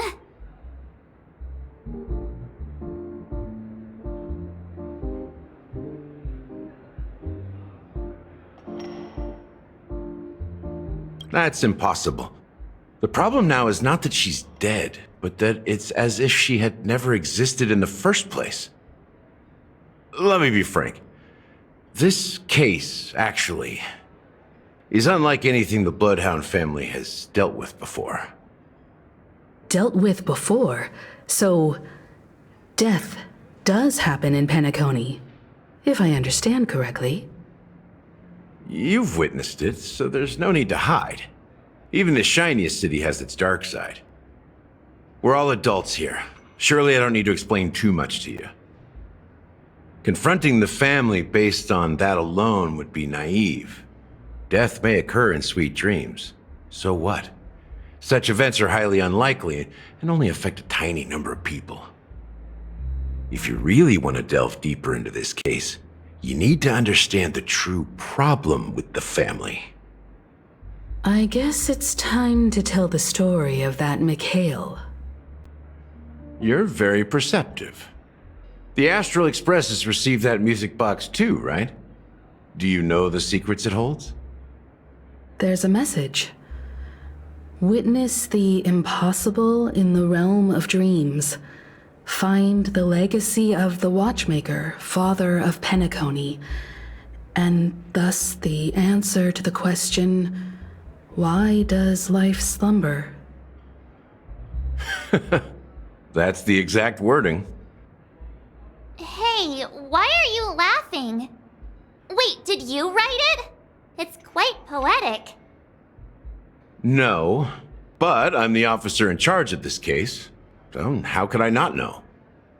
I'm sure you must have noticed that this message didn't come from the family. You might have even guessed that the relationship between the family and the Watchmaker isn't as close as it seems. That's just our speculation. Actually, it's hard to believe that the father of Penacony and its actual managers are at odds. Now I can assure you that your speculation is absolutely correct. The family has considered the Watchmaker an enemy for a long time, but the hounds haven't been able to track him down, as he seems to be living only in the characters and stories he created. Let me ask you a question. Have you ever wondered why the family allowed the Watchmaker to send out such a ridiculous message to the outside world, inviting you here and causing chaos? So, you want to seize this opportunity to expose the Watchmaker? Well, now you understand why the Oak family authorized the Nameless to assist in the investigation, but kept you in the dark, right? Because the Watchmaker is not the legend of the Land of the Dreams at all. He's the most shameful stain in the history of Penacony, and he's the root cause of all the anomalies in the dreamscape.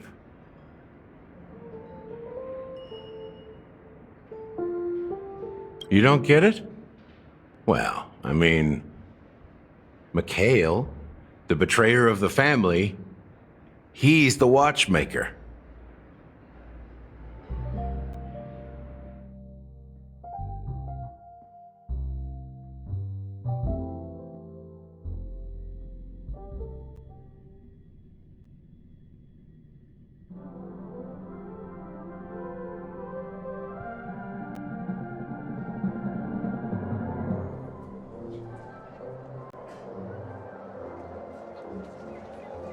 Here we are, Clock Studios theme park, the most popular entertainment center in Penacony. Wait, aren't we supposed to be discussing the watchmaker? I would have expected you to take us to maybe a library or an archive room of sorts, but an amusement park? The culture of a city reflects its history in the most authentic way. To you, it's a fun place. But to me, it's a prison for the planet's past. You know that Penacony used to be the IPC's prison planet, right? All the prisoners were brought here, helping the Garden of Recollection salvage the leaking memoria from the macro void. The prolonged exposure to high concentrations of memoria caused a unique phenomenon. The dreams of countless prisoners intersected and overlapped, and people started meeting each other in their dreams, living lives that were almost identical to reality. But everything has a price, and sweet dreams are no exception. In the end, the dream world was unable to alleviate the suffering of prisoners in reality. One of the prisoners broke free from the IPC's shackles and fought for freedom. He is Hanu, the great leader of Dreamville, the great peacemaker, and the faithful companion of the underdogs. History is always written by the winners. However, it's undeniable that Clocky is an animation that draws from Penacony's actual history. These characters not only exist in Dreamville, but also in the distant past. Once you realize this, you'll understand why we're here. There are so many members of the Bloodhound family around here. They just received a lockdown order, supposedly from Sunday himself. Who knows what it's for?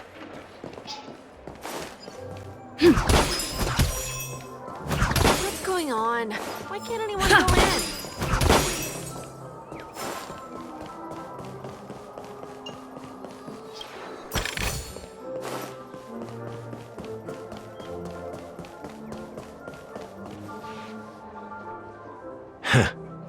So many of them. I've never seen anything like this, even when they're tracking down suspects.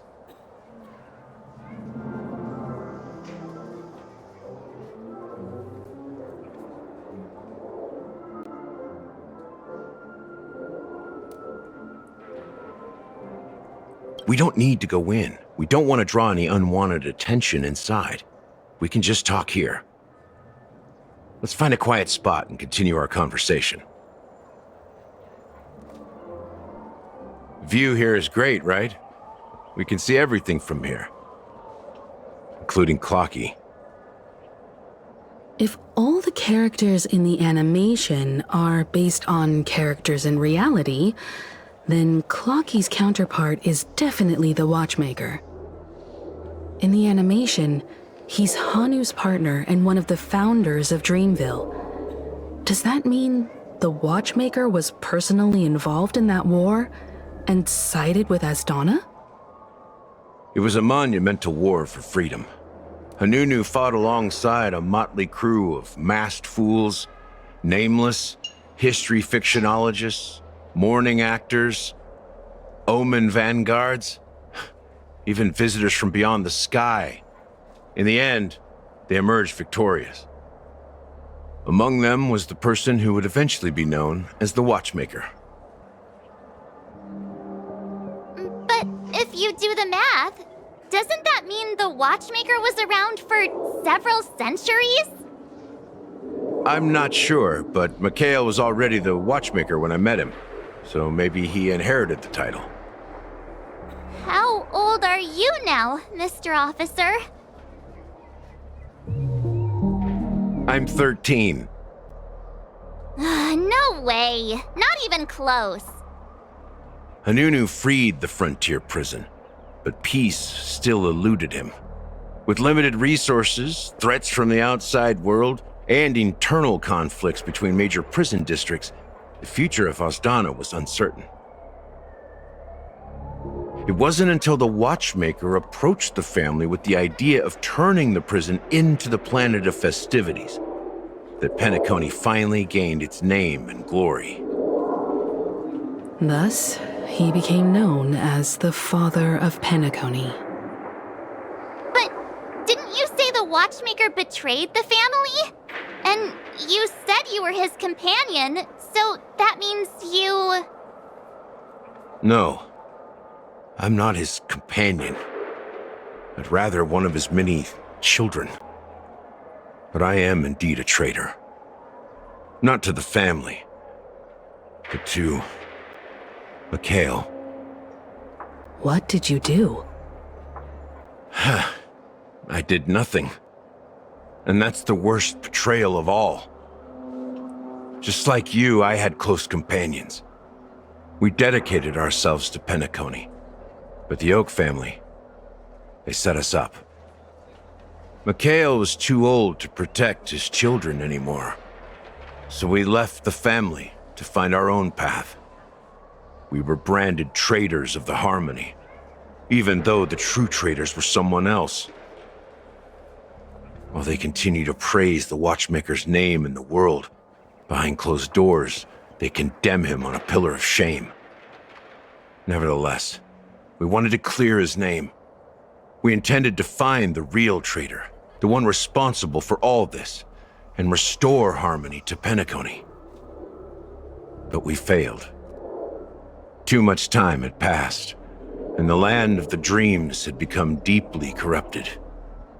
After countless fruitless pursuits, I gave up. Like a lost dog. The family accepted me and made me an officer, supposedly as a form of forgiveness. But it was actually a punishment. Since then, I've been completely cut off from my partners and my past. As for Mikhail, I heard he died in obscurity, in a place where no one could find him. That's when I realized that the Penacony I once knew would never return. We're truly sorry for what happened. But this is not the end of the story, right? Apparently, someone has inherited the title of the Watchmaker and has been secretly working against the family all this time. Unfortunately, after all these years, I have no idea who that person is, or if they're even real. Or just Mikhail's lost soul haunting the dreams. So, do you understand why I'm spilling all this info? Because I believe the girl's death must be connected to the Watchmaker's legacy. And at the end of all these mysteries, we will find the answers we are seeking. If it really is Mikhail's ghost, I want to meet him. If only for the last time. For those who despise me could form a line from here all the way to the entrance of the hotel. But those willing to look me in the eye and hear me out?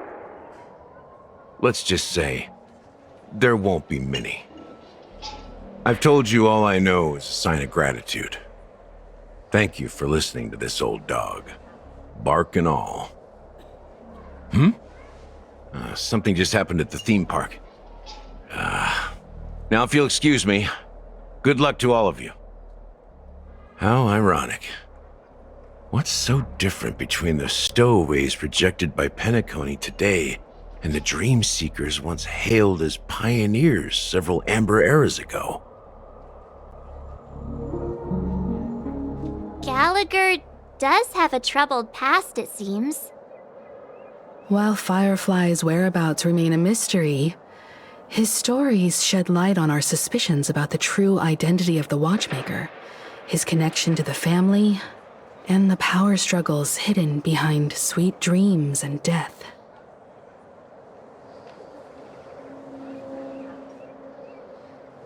Exactly. Gallagher suggests that the real traitor is someone else, probably within the Oak family. That lines up with what we've gathered so far. Firefly got involved in this mess because of the legacy, and now we're sure that Aventurine's accusations against Acheron are baseless. You're really into Clocky, huh? He's just a fictional character, not a real person. Speaking of which, that Clocky who only reveals himself to you is quite intriguing. It's a shame we've never met him since then. Now that we've confirmed a lot of our suspicions, let's take a moment to think about the clues we have. Send a message to Welt and see how things are going on his end.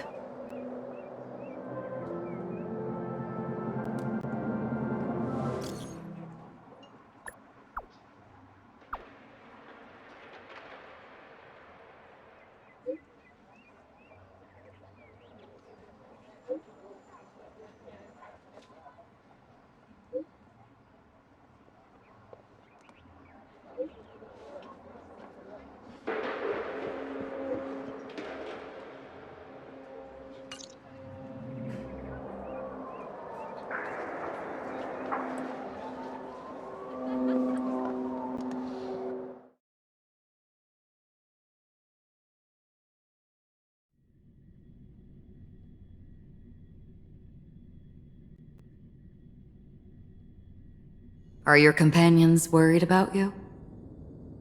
They're just checking up on me. Let's get in and get out. Seems they've made some progress. Looks like we're about to enter the depths of Dewlight Pavilion. It's been a smooth ride. Almost too smooth for a heavily guarded mansion. Let's see if there's anyone waiting to greet us.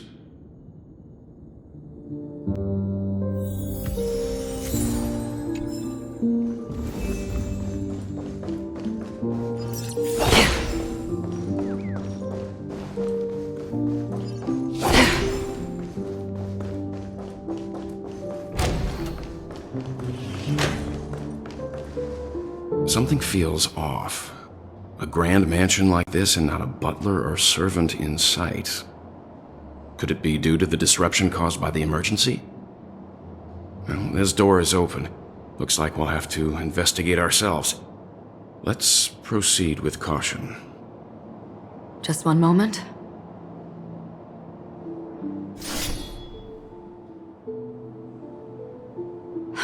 Light. I've made myself less noticeable. The crew can explain their presence as authorized by the family, but I can't come up with any excuses for being here. I see. What an interesting technique.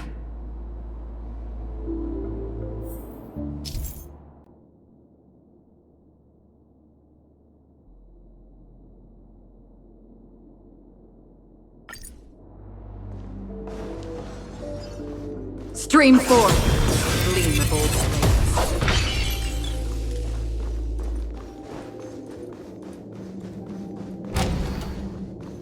The model in the sandpit. It's the golden hour, isn't it? Maybe the heads of the family. The footprints here are different from the rest. There are two sets of them. Looks like outsiders might have passed through here not long ago.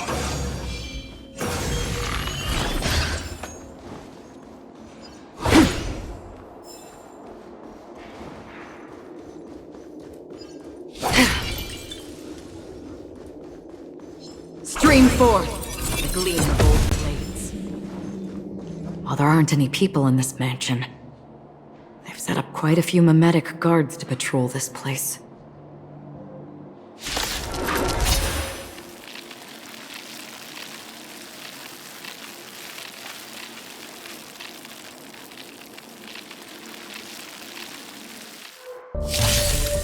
Target sighted. All units on alert. Detonate. Until everything burns to ashes! Firefly Typhoon sets the seas ablaze! From the still waters of oblivion, I weep for the departed. It too shall fall. That's all you got?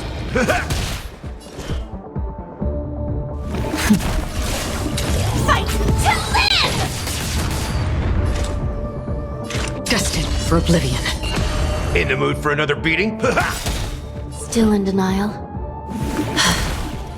This is more sets the seas ablaze! Nice like a good brew.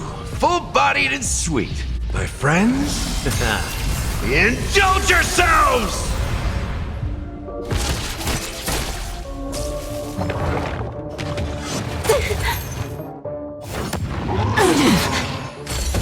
Another journey begins. On the still waters of oblivion, I weep for the departed. It too shall fall. Join the battle. Attack! This is serious. Initiate cleanup.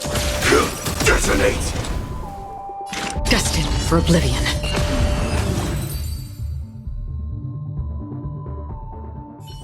Look, it dropped something. A note. Looks like instructions from the butler for the other servants. Seems like the mansion's entire workforce were assigned other tasks before Robin's death. It must have been a big project to require that much manpower. The Charmony Festival, perhaps. But no matter what their main priorities are, there should always be someone left at the mansion, right? So you're saying someone deliberately cleared the place out? Yeah, but I don't know why.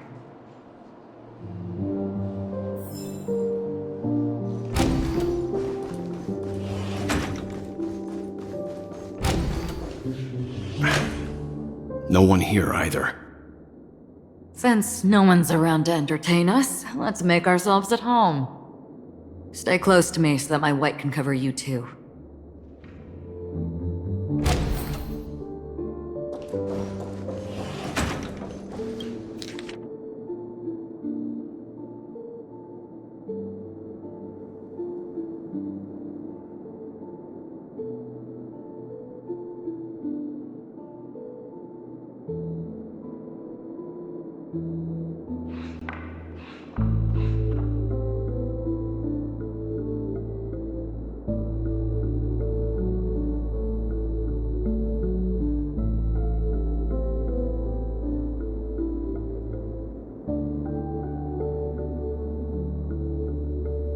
The information about Robin, Firefly, and the other victims. I don't see any commonalities among them. Looks like the rumors were right. Death does seem to be targeting random victims. And based on Sunday's notes, he's no stranger to death. He's just surprised that it has resurfaced. This light cone is securely guarded. It must hold some important memories. According to Robin's interview, despite having performed on so many grand stages, her favorite performance was a pretend show she put on with her brother when they were just kids. I wonder how their relationship is now. Growing up brings gains, but also losses. Yeah, time has a way of smoothing things out. The beautiful dreams of youth will eventually fade away.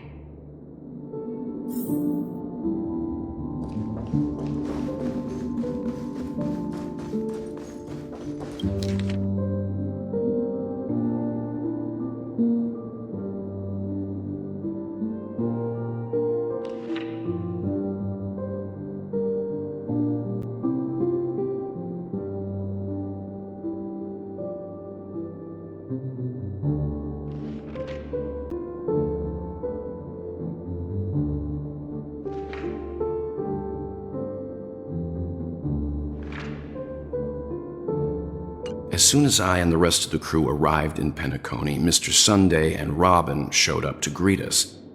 I remember hearing something unusual in her voice, and now it seems I was right. Robin believed it was because the harmony had been tampered with somehow. But as far as I know, there aren't many entities capable of interfering with the power of paths. Meaning? If there really is a traitor within the family, that person must hold a high position or possess unimaginable strength. That would explain why Mr. Sunday has been having such difficulty in catching the traitor.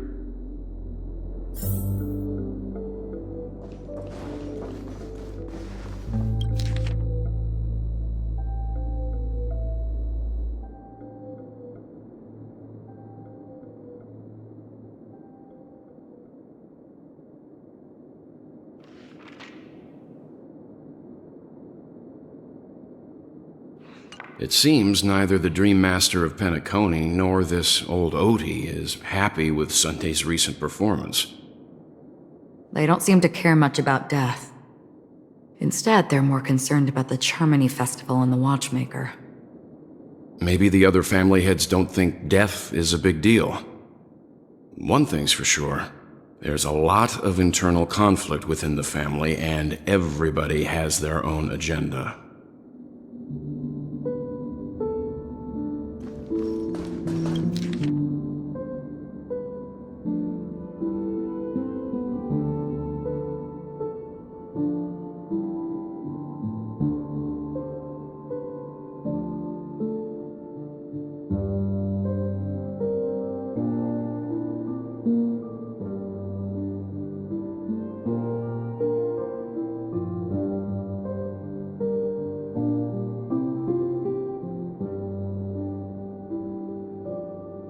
Mr. Sunday has done some serious research on his suspects. This traitor must have been causing trouble for the family for a long time.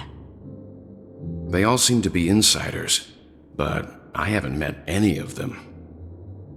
Huh? Wait, these characteristics. What is it? No, nothing. Maybe I'm just overthinking things. However, if this traitor really exists, could they be responsible for Firefly and Robin's deaths? Perhaps that's why Sunday is taking this matter so seriously. That's all for now. Nothing more noteworthy. Before coming here, I had all sorts of scenarios in my head about dealing with the family. I did not expect an empty mansion. Watch out. Someone's approaching. I don't think trespassing on forbidden areas is the way to be a guest, Mr. Yang. And... Acheron? The Galaxy Ranger? Our apologies, Mr. Sunday. Nobody came to greet us, so we entered without permission. I hope you can forgive us. But even if there's no one to greet you, you should wait for the host. Don't you agree? Even without the famous Galaxy Ranger. As far as I know, the crew has officially accepted the family's commission, so coming here will be unnecessary for you. On the contrary, that's exactly why we're here, to ask you about the case and gather more information. We don't want any loose ends. Well, since you've come with goodwill, I have no reason to show you the door. Rest assured, he hasn't figured out that we went through those documents. While the truth remains a mystery, I'm getting close to it. I assure you that the traitor will soon pay the price. Let's hope justice will prevail soon. I have a question for you, if you don't mind. How did the family come to the conclusion that the murderer was within the family? With all due respect, it's in the IPC's interest to wreak havoc before the Charmony Festival, and the family has every reason to suspect the IPC's involvement. Well, other family heads share the same suspicions as you, but in my opinion, The true murderer would never have drawn as much attention as that ambassador did. Not to mention, I personally shackled him a while ago. However, I'll give you a suggestion regarding your suspicions, Mr. Yang. You should be more cautious of Aventurine. While the wicked can't break through high walls, they can plunge their evil dagger into the heart of the righteous. He's a businessman, not some philanthropist. But right now, he's out there handing out his wealth on the streets. And he went to the Clock Studios theme park all by himself. Who knows what kind of scheme he's cooking up? While the family is dedicated to keeping our guests safe, it might be wise for you to stay alert. You never know what unexpected troubles could arise.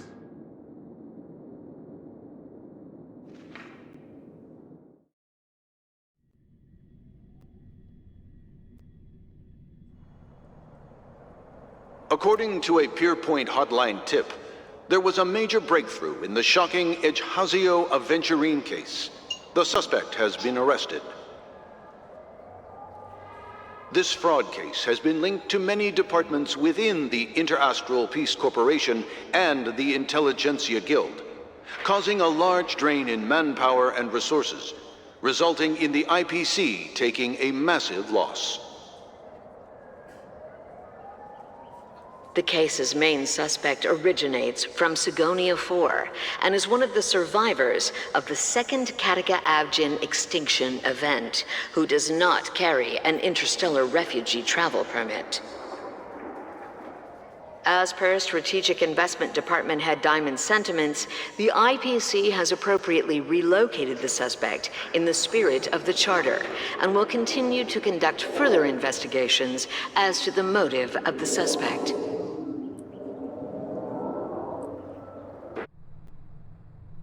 What pretty eyes. Tell me, do they shine in the dark? Well, if they did, I'd sell them in a heartbeat. You don't know how many people long for your eyes to be closed forever. As a servant, you should not resist your master. Yet, you went and killed that man anyway. No lawyer has the audacity to defend you. Perhaps you ought to represent yourself. Not difficult, but definitely pointless. You're pretty confident on your eloquence. Did you also think that when you lied to the Intelligentsia Guild? Ask and you shall receive. You wanted the perfect construction material. All I did was offer a possibility. It was just a small wager. If your luck holds out, the IPC will dig something up from the golden sands of Ejihazo. Maybe even the Sand King's remains. Pity your luck has run out. I'll admit that. What I'm more curious about, though, is why such a grand scheme failed to benefit anyone in the end, including the perpetrator himself. Madam, I already have what I want. To be brought before you for the next high-stakes gamble. Then let's talk about the second gamble. Tell me, what are you prepared to wager this time? My life. I bet you won't send me to the gallows. What do you want, then? I want your Lenore to meet with me. I have something to say. And then what? I want cash. It can't be that simple, can it? It is that simple. 30 tanbas. The remainder of my market value. 30 tanbas. No more, no less. With this money, I'll climb to even greater heights than you. Grasp even more riches than you. I wager you won't give me this chance. Which is why you should call him here. Interesting. A pity Diamond won't see you. No one gets to see him.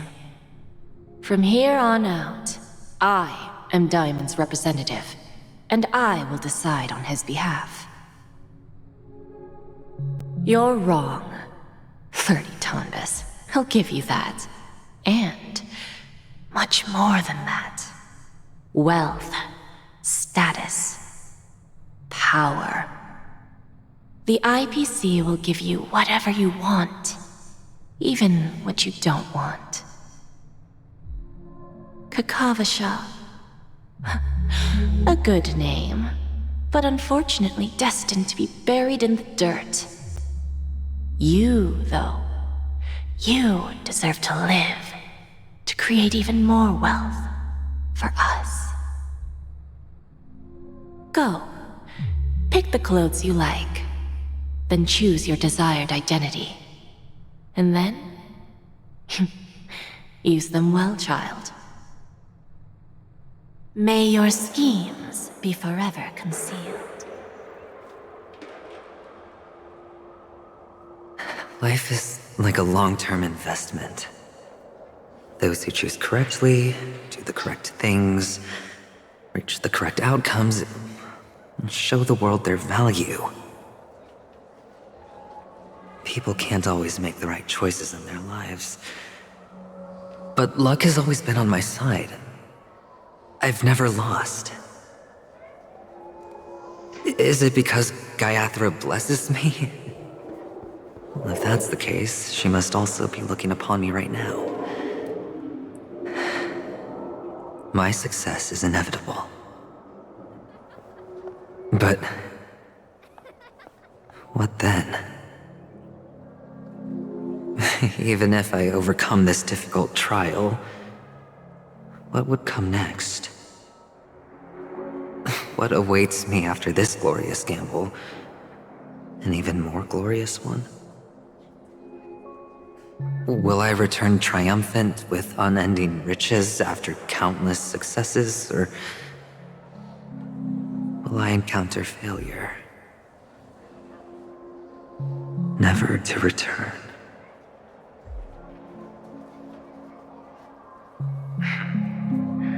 I'm pretty sure you already have some ideas. Lowly gambler.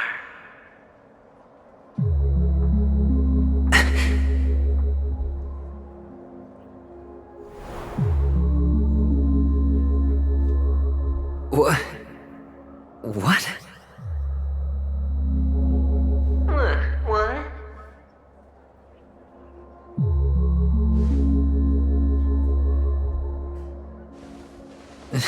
Am I dreaming, or have I gone completely insane? Perhaps both. Forgotten me already?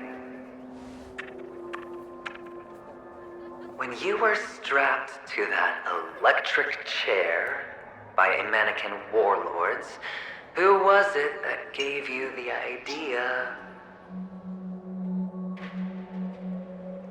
Fine. I may be crazy, but I'm not stupid. Get out of my head, newborn of the Harmony. The Harmony? Oh, don't play the fool. It's not the first time we've met. No need to be so polite. I'm you, and perhaps even more aware of yourself than you. Of what exactly you want. You're dying. And you still want to drag a bunch of unfortunate fools with you through death's door.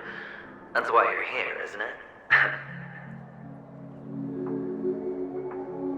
A grand unveiling. You really think you can pull it off?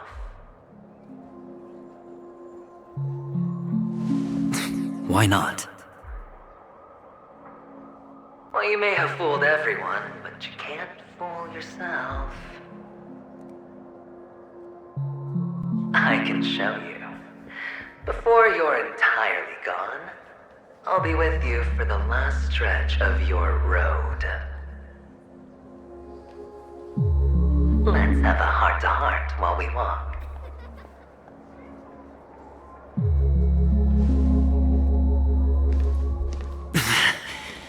What exactly are you? Most people in this world spend their entire lives just to reach one outcome. And I am that outcome. Kakavasha, I am your future. First I'm hearing things, and now I'm seeing them. Great. Am I going to be elevated into the Harmony's Emanator next?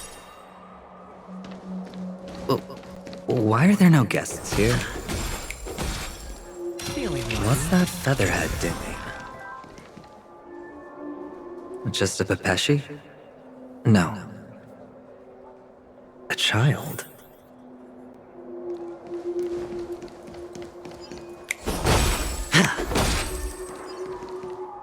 I thought minors weren't allowed in Golden Hour.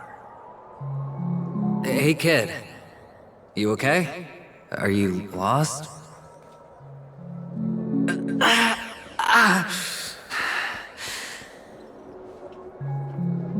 What's wrong, mister? You don't look well.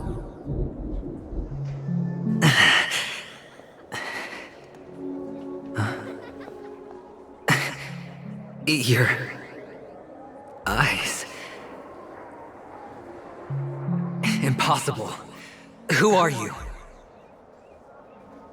They're pretty, aren't they? Sis said they're a gift from Mama Funga. Colorful eyes are said to bring good luck. Mister, you have pretty eyes too. Beautiful. Are you alone? Where are your parents? They're in that amusement park. Papa and Mama went in first. I'm just about to go look for them. I have to go. Goodbye, mister. Hope you have a good time, too. Those eyes. And Mama Funga. No, it can't. There aren't any Abjins left.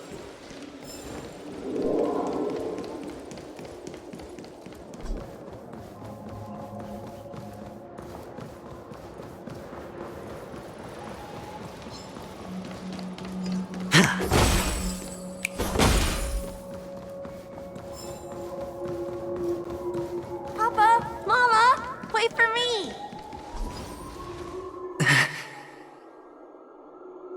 Only on Penacony, am I right?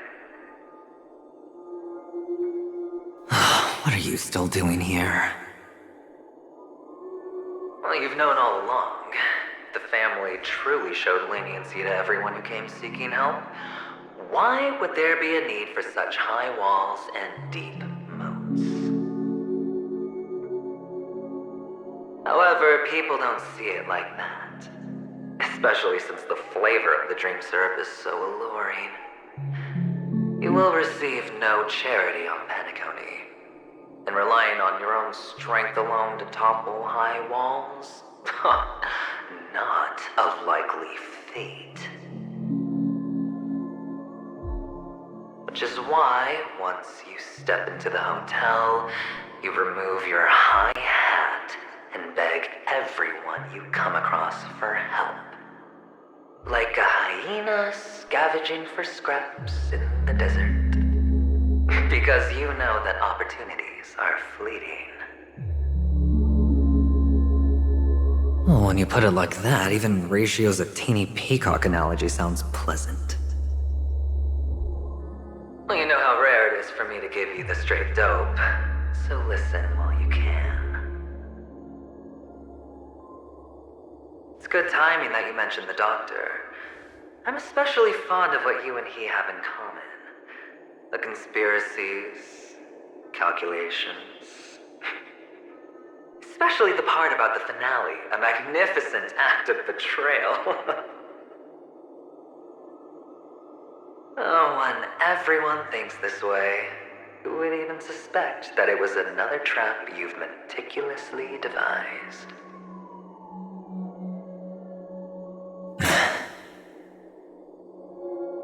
Go on. Tell me I'm right. You know who you really are, Mr. Cavalier Gambler. Uptight, overcautious, massive inferiority complex. You've won so much, and you're still so afraid of losing. They only see your big bets, your bravado, the full house, the straight flush. They don't know the other hand is below the table, clutching your chips for dear life. It's a heck of an act. No wonder the tavern sent you an invite. You're a natural kid. You don't stop at fooling the audience, you fool yourself too. Well, the best way to prevent others from seeing your true colors is first being able to fool yourself. Of course. I know you all too well. But it's strange. Why did you decline that invitation? You had the chance to embrace elation. Was that not what you most wanted? But you chose the IPC instead. For the preservation? I doubt it. Do you even have anything in common with the preservation? Oh, I thought you knew. Didn't you say you had me pegged? We're done. Either stop talking or disappear from my sight. That's fine. But who exactly is about to disappear here? Well, it's not going to be me, anyway.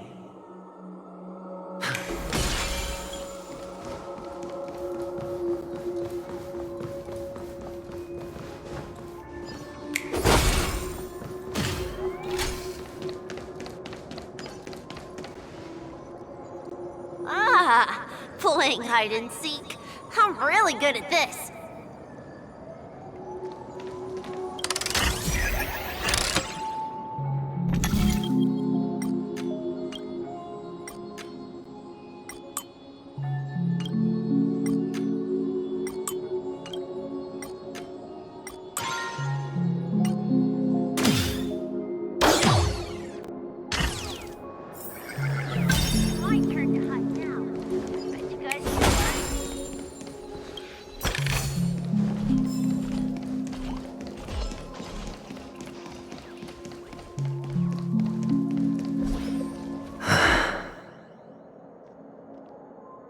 Hide and seek.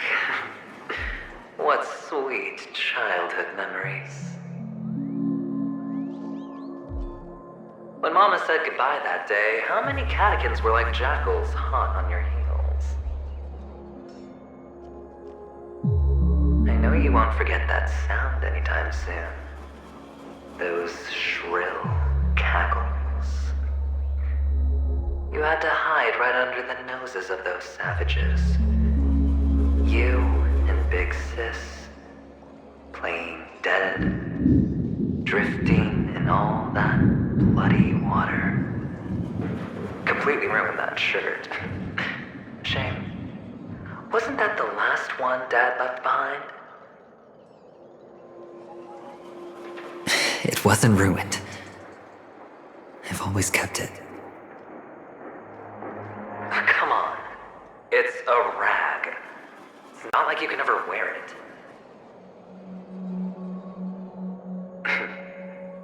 Now you don't have to hide. You probably won't even deign to get your pretty outfit wet in the rain. Your social capital has changed after all. I've never changed. On the contrary, now you're the one who does the hunting. The last round of hide and seek, and you get to be it. You should enjoy it.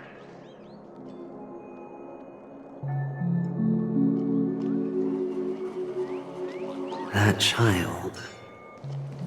Could he be in here?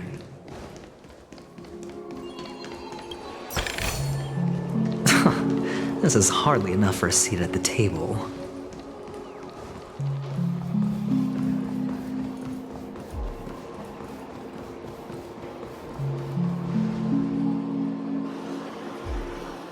Is this... a topaz? What is this doing here?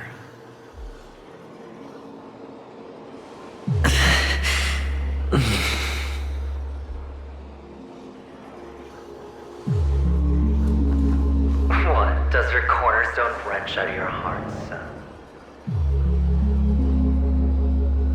I was merely curious at why it was here.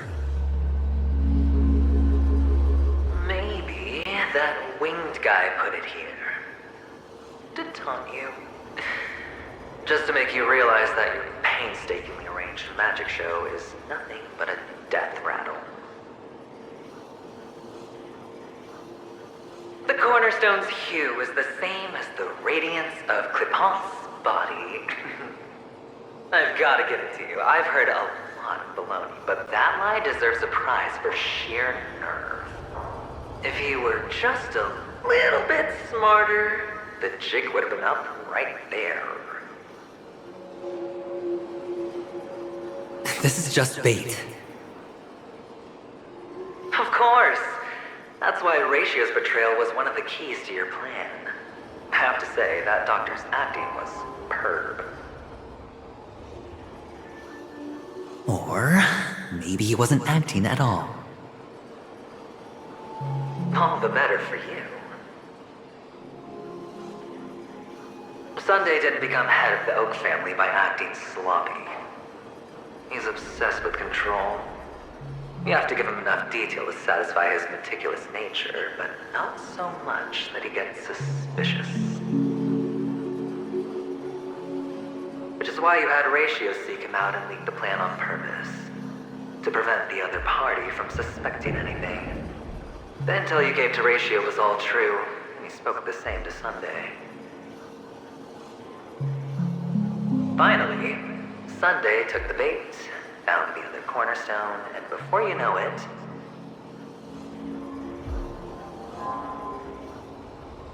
everyone's distracted enough for you to steal the third stone right out from under them. Why don't you stop rummaging through my mind? Your mind. It's our mind. You're me, and I'm you. We're the same.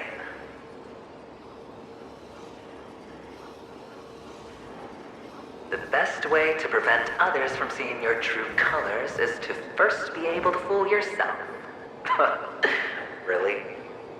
You can't even fool yourself. You just got lucky this time.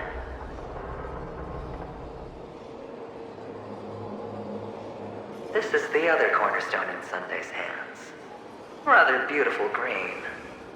Just like you. Smooth. Cunning. Tell me, what's its name?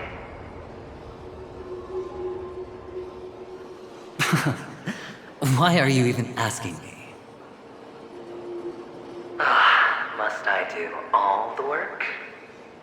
Aventurine is the stone of luck and trickery. That's what she said when you received the stone, wasn't it? This type of stone isn't rare, but its hue is very similar to a certain gem. In fact, it's often used as a substitute. And that more precious gem is...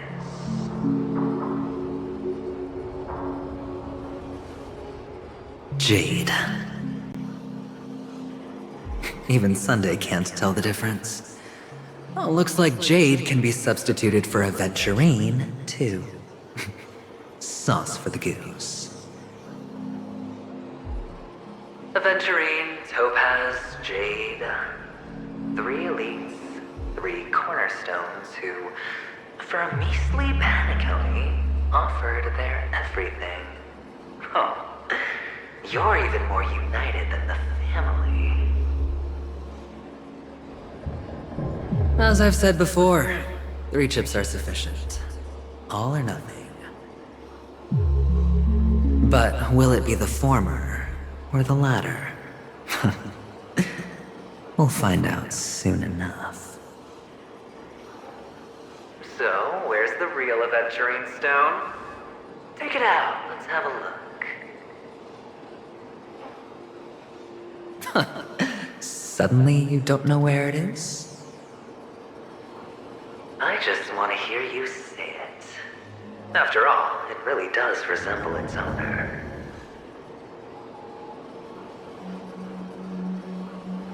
As you wish, then. They never went anywhere. They're right where they belong. Piled up with these cheap baubles. You smashed the Aventurine Stone before you left? Oh, just look at it. Shattered. Just like your life. Poor thing. A humble pebble coated in the most lustrous sheen. I take it back. This thing is far more precious than your life. You're absolutely clear about the consequences of doing this. Blasphemy against Clipoth's body. You think the IPC will let you get off scot-free?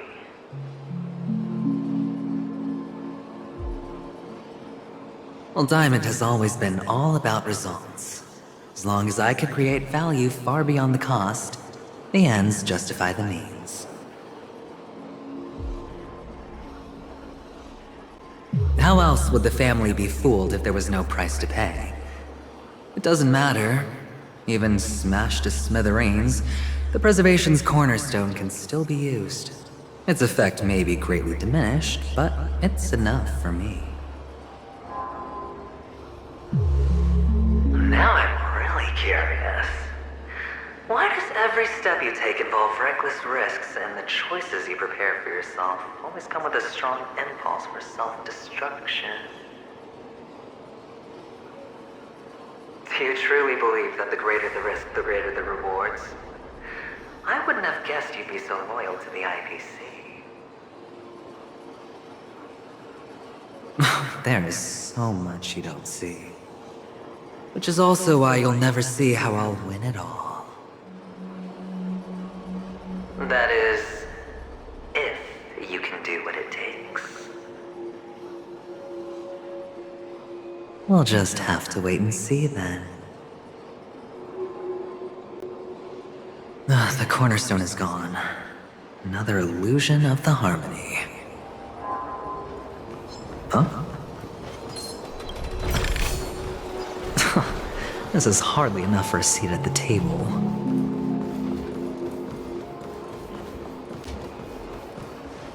Hello. We meet again, Mr. Pretty Eyes. Yes, we meet again. Did you find your mother and father? Of course. Big Sis is there too. The 4 of us were just playing hide and seek. I'm so happy. On our way here, Papa even brought me to see a blimp. I think you mean film. Yes, that's it. Putting many drawings together and turning them into a moving wall painting. They put me, Papa, Mama, and Big Sis together, turning us into one big family. You should give it a try too, mister. You look sad. The amusement park will cheer you up. Sure.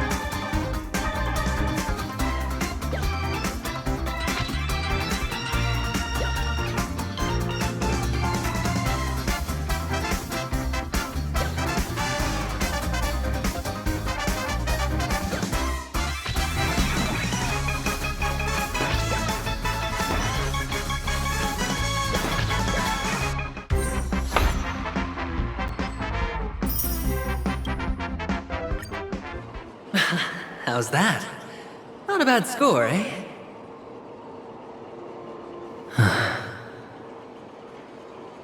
Boring.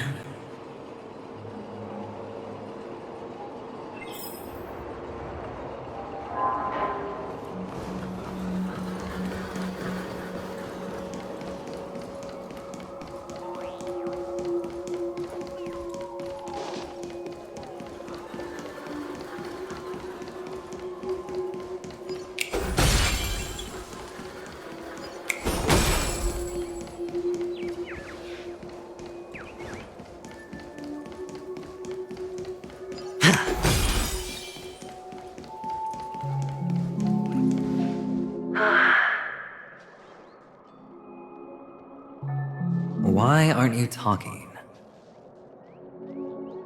You've piqued my interest. I'll admit that there are still aspects of you that I don't completely understand. Well, you sound sincere this time, at least. Well, sincerity is one of my traits that everybody likes. And I have precious few of those. Moving on. See that maze over there? I'll know everything about you before you reach the exit. Our quaint journey through this amusement park still isn't over, and I wouldn't mind stretching this out at all.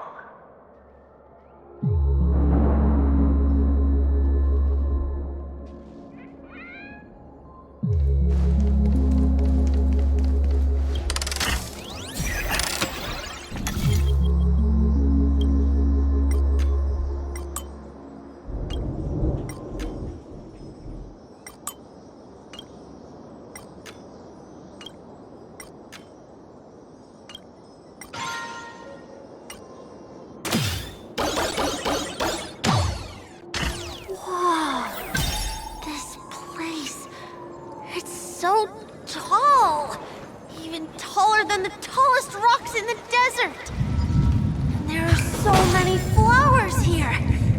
Vixis, this one's for you!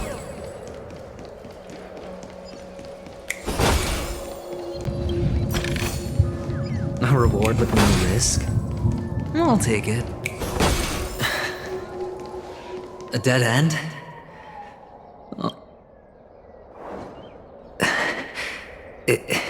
Is this... Oh, what's on your mind? It's got nothing to do with you.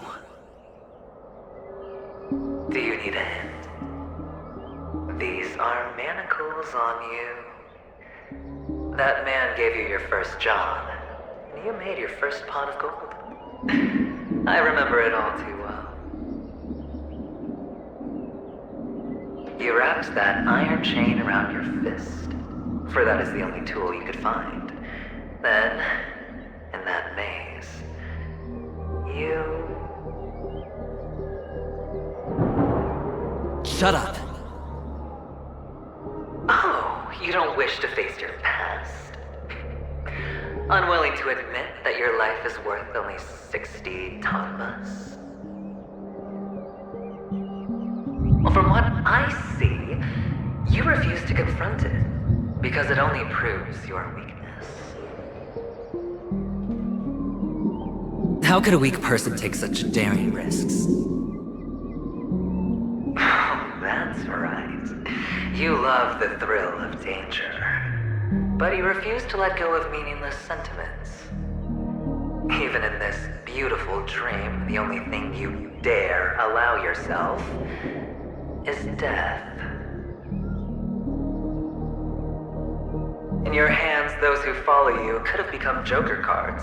They're far more useful that way. It's not like this is the only place the family ever cut corners. You could have had tons of action if you weren't so all or nothing. All it takes is a meager sacrifice. I bet Opal would have resolved this without a fuss. A pity you're not him. Well, you wouldn't be in this state if you could just get with the program. And why couldn't you? Out of professional integrity? those techniques you mentioned are highly efficient, but it's not that I don't know about them. It's more like I couldn't care less. Get it? What fun is it if the fight isn't fair? Fair? You assume your opponents would fight fair in the first place. The odds are obviously not in your favor, so how are you just breezing by? But did that masked fool's words awaken something in you? Well, she gave me an answer that could turn everything upside down. Everything? You mean it could make all the cards on the table just disappear?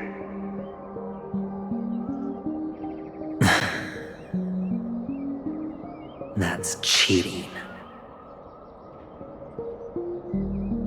If these leaves could be brought back, would they bloom into new flowers?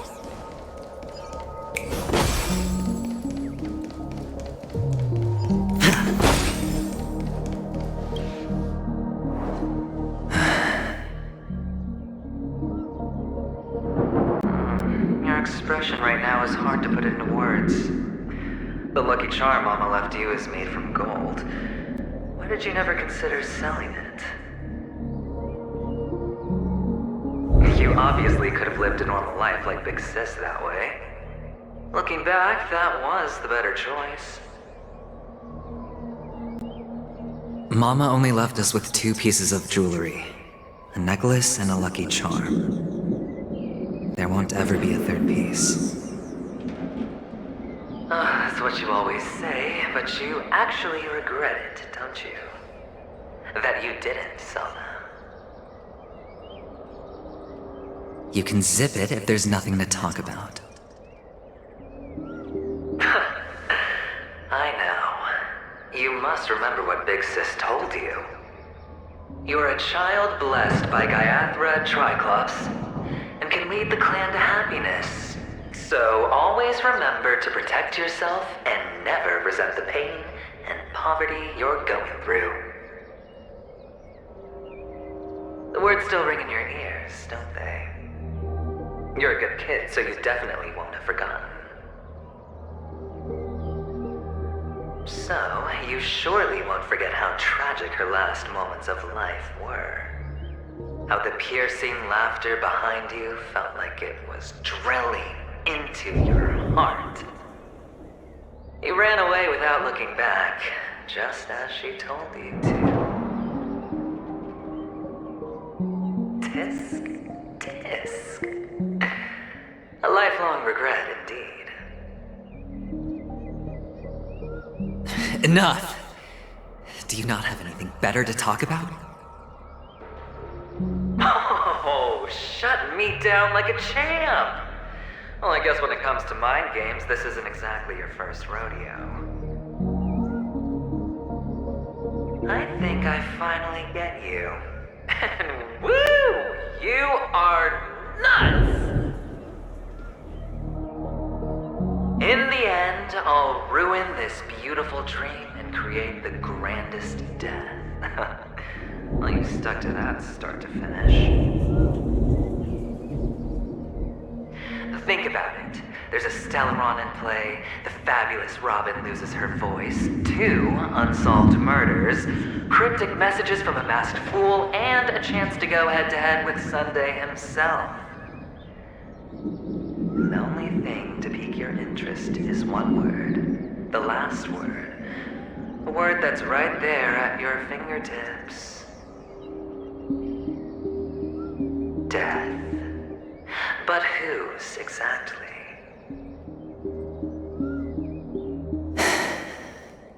We'll know when the dice falls. All right then. Reserve a seat for me in the audience. I'm curious to see just how capable you are. Still, you never answered my question. If you could start over, would you still want to be the child who received Gaiathra's blessing?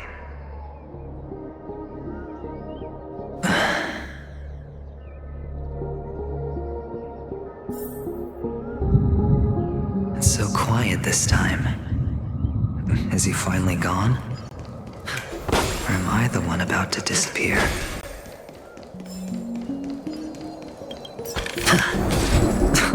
Finally, made it out of this place. We're going home?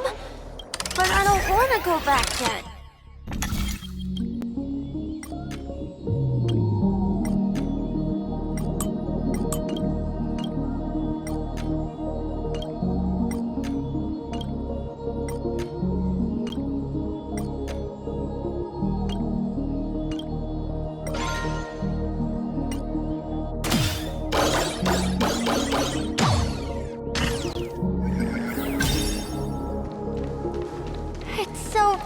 Here.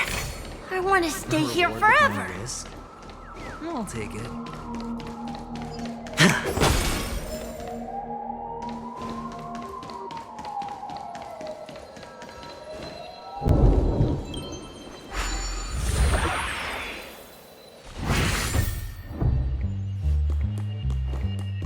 Brother Hanu, where are you going? There's only one place he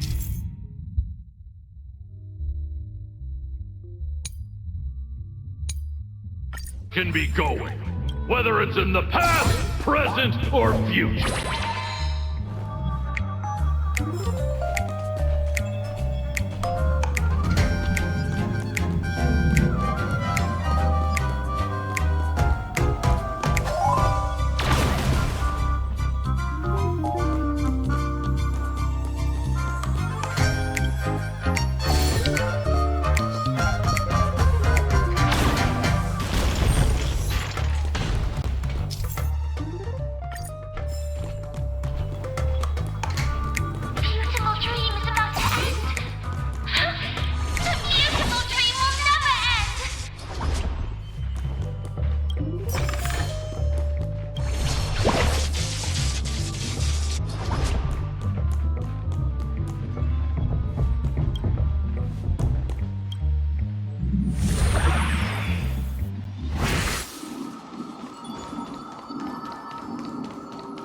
Mister, is that you? I hear the sound of leather shoes. Ah, it really is. I don't know why, mister, but you always give me a special feeling that makes me more curious about you. It's sad that I can't get to know you more. We have to say goodbye. Did you have fun? You're going back? Yes. I should go home. The day's getting dark, and it's going to rain. I don't want to worry the others. You're home. Where is it? What a strange question. It's where Papa, Mama, and Big Sis are. In this dream.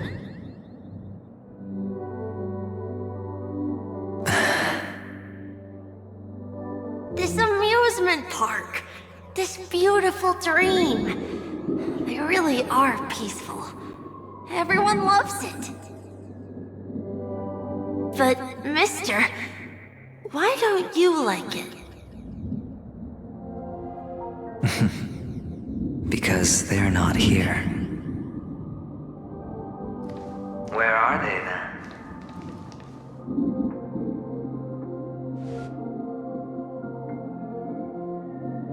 I don't know.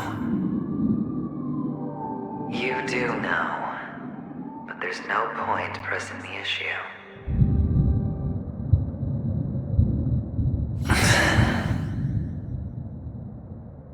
Admit it. You're tired.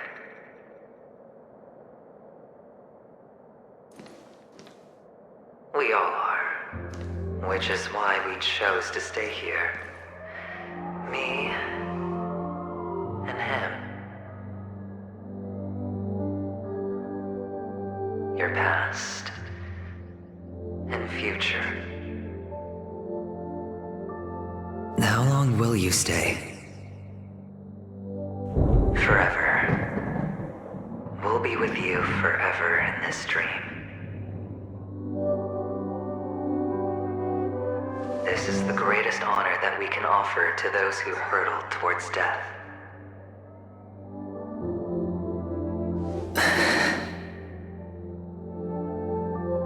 The road less traveled is less traveled for a reason. But you've never gone in any other direction. Your own life is the chip you're most eager to lay down. Always has been. You don't care who the real murderer is, and the Watchmaker's so-called legacy couldn't be more boring. What you want, what you need, is to be the smooth operator, the solid gold deal maker who doesn't waste a drop of sweat, even when he's up to his neck in danger, deep inside family territory. You want to be polished up, cuffed with red-hot chains, and spotlit center stage.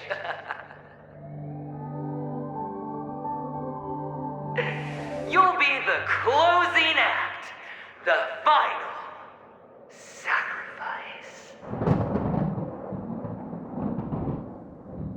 I can do it. And it will be flawless. Of course you can. Your luck will help you at the right time. A Stellaron and an Emanator. It's that simple, no?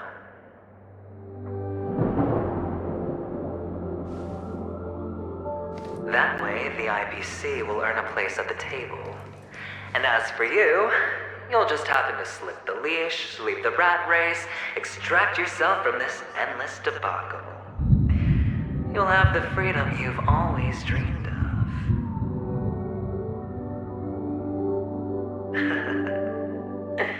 This isn't the first time. You've been an escape artist from day one.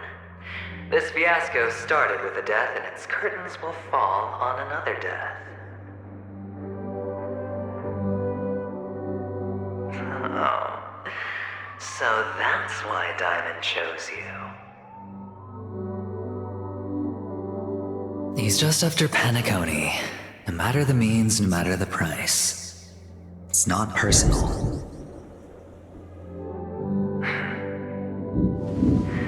It's hard, isn't it? Well, don't get soft on me now. What, did you suddenly grow a conscience? Hey, I was born from yourself.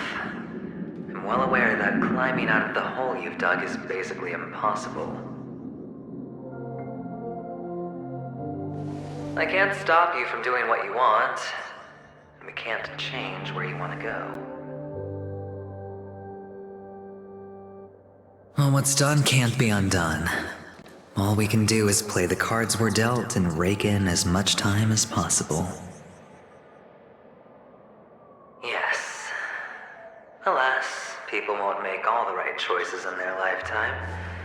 Though luck always seems like it's on your side. You will keep winning, having never lost before, but why you? Why must it be you? If all your luck is built on the pain of someone you love, on the loss of dozens more, if these windfalls, these jackpots, aren't a gift from Gaiathra, if all they are is a long string of meaningless deaths, then what did we do to deserve living in a world like that?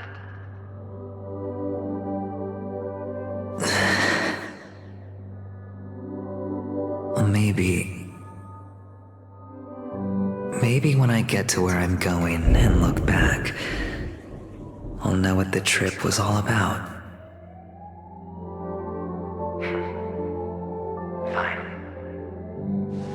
Time to make a move, my friend. I'll be waiting up ahead. say goodbye to the kid before you shuffle off.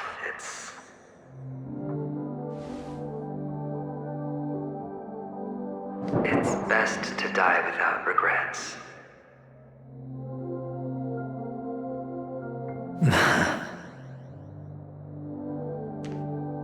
And now, only we are left. Can you take a photo for me? I want a memento. Sure. Come on.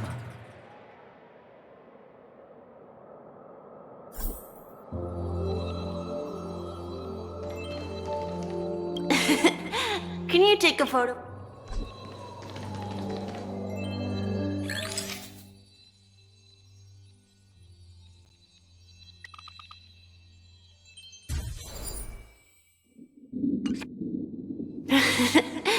How nice. Now I can see what I look like too. Look at the lens when you're taking a photo the next time. Your expression will look more natural. Sure, I will. Then, mister, are you going back too? I can't leave yet. I still have a show to do. Oh, you're about to go on stage, aren't you? Let's go then. I'll take you to the stage. Sure. So you're an actor. No wonder your clothes are so stylish. I'm actually a merchant. But I do have a show to do. Are you the same as those men in black in the sky? But you're not wearing black.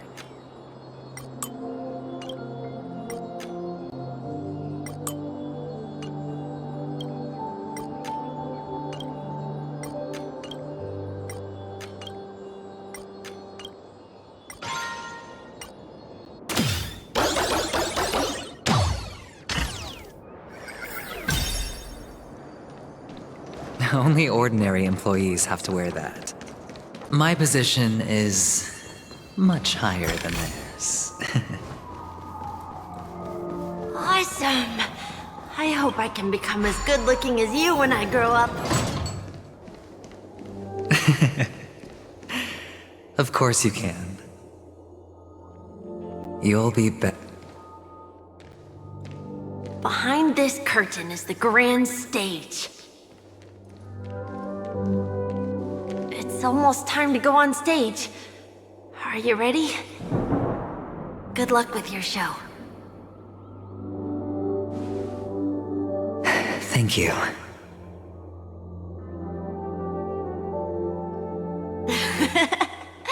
You still seem pretty nervous. Let's put our palms together. If you receive Gaiathra's blessing, you'll feel more relaxed. Putting our palms together is a simple ritual. By putting our palms together and reciting the prayer to Mama Funga, she will bless us. If you're not familiar, I can guide you. It's all right. I know how to do it. Of course I know.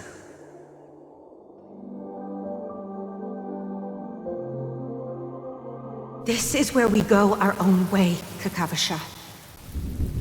The catechins are coming. Why? The catechins have already taken all our money, food, and they killed our parents. What more do they want? Catechins are bloodthirsty, cruel, and insatiably greedy. They want everything only to end up with nothing. This is a trick, an act of revenge. Remember? Today is the day of the Kakava, and also your birthday. They know the Avgin will surely hold a festival today. With the aid of this rain, they will come to destroy our wagons and take everything they want. Little do the catechins know, this time we will fight back. The men in black that descend from the skies are on our side. The catechins stand no chance against them, and will surely pay for their arrogance. Without this rain, the catechins would never take action, and we would not have the chance to turn the tide. This is a gift from Gaiathra, and you are Kakavasha, whose good fortune will bless your sister with success. But people will die, and you will be in danger. How is that good fortune? Why are you all doing this? The Avgin always return their blood debts. Gaiathra calls for me, while Papa and Mama are waiting for me. I must answer the call. But she will bless you with good fortune and help you survive. As long as you are alive, the blood of the Avgin will never run dry. So run, Kakavasha. Do not be afraid, and do not look back. Go to the other side of the mountain. The rain will accompany you, and the rain will bless you. As for us, we will reunite in Kakava's next aurora. May the goddess Gaiathra close her eyes 3 times. Keep your blood eternally pulsing. Let your journey be forever peaceful, and your schemes forever concealed. Farewell, Kakavasha.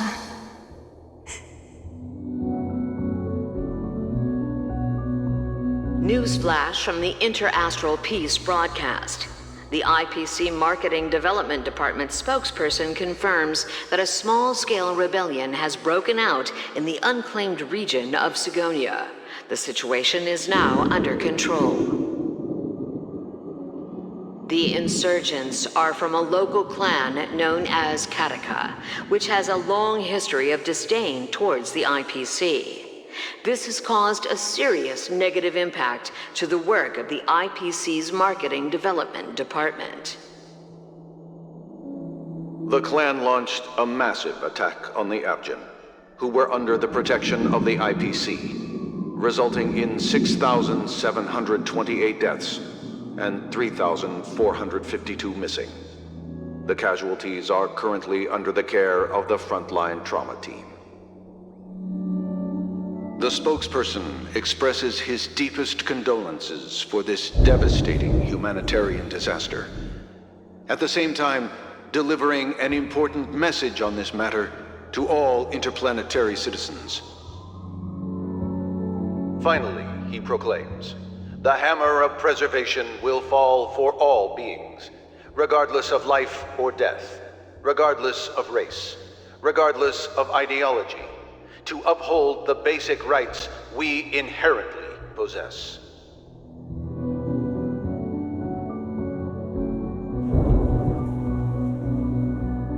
Kakavasha?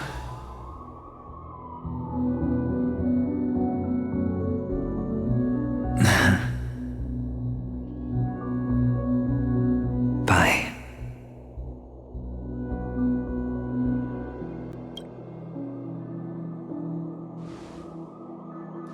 Okay.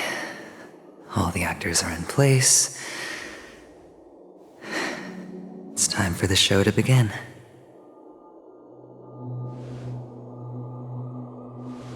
This act is dedicated to you. I hope it'll be an unforgettable memory for you.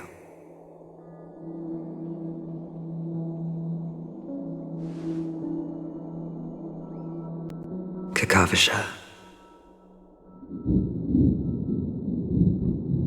By the way, before you go, I have a personal question. Do you truly want to destroy the world with your own hands? Let's assume, just assuming now, that every time I roll the dice, there's a possibility of achieving this particular outcome. Then I would be quite happy to make that wager.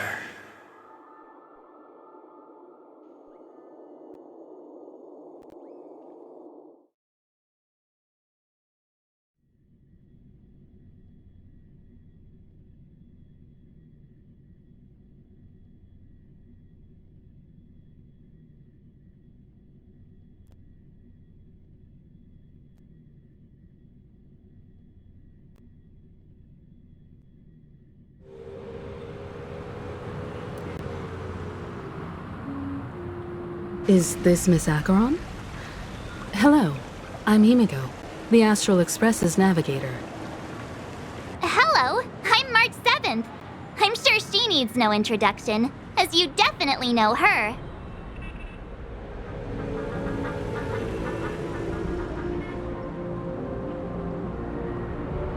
Hello? None of you seem surprised by my arrival. Since Welt has decided to travel with you, it means that he trusts you, and we trust his judgment. I envy your close friendships. Miss Acheron here doesn't present a danger, and she's of no threat to the Astral Express. Aventurine's prior accusation was based on nothing more than his own subjectivity. Which is why, before we continue working together, he has a duty to explain himself. You want to create a situation where all three parties are present? There must be some deeper meaning behind Aventurine's actions. I suspect he's been aware of Penacony's secret from the beginning and has been continuously strategizing to unveil it. In that sense, the Astral Express's role in his plans would be imperative. In the worst-case scenario, he may use us to do something unexpected. Assuming things do escalate to that stage, having an extra ally is a good insurance policy.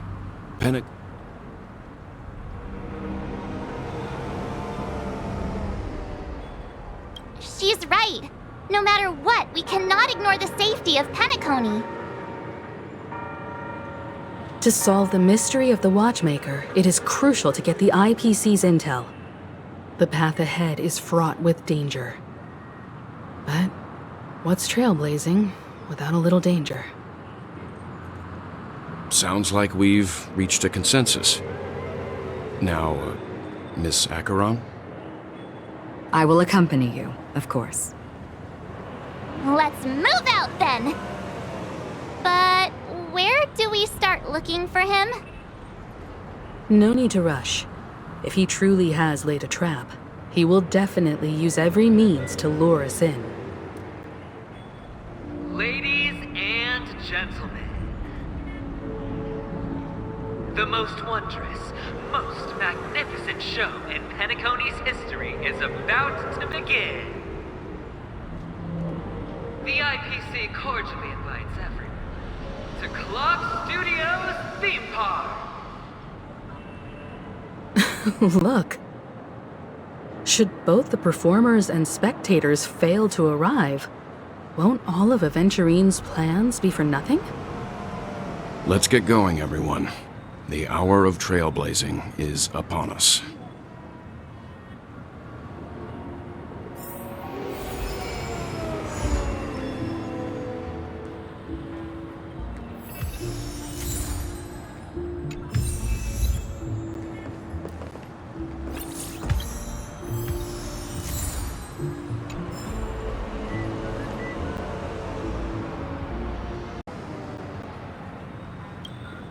I have a bad feeling that something big's gonna go down. Are you ready? Let's waste no time and head to the theme park then.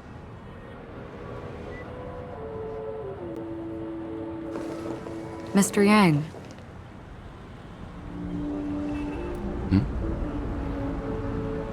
Why did you not tell your companions about my true identity? It's just like you said, an inability rather than an unwillingness. Plus, it's a long story, not something that can be summed up in a few words. But I chose to believe you, and my trust in you stems more from my own personal judgment. I also believe that if it were their choice to make, they would make the same one. Thank you. I'm grateful. To reciprocate, in the upcoming confrontation, if the odds aren't in the Astral Express's favor, I will stand with you, if my meager strength is required.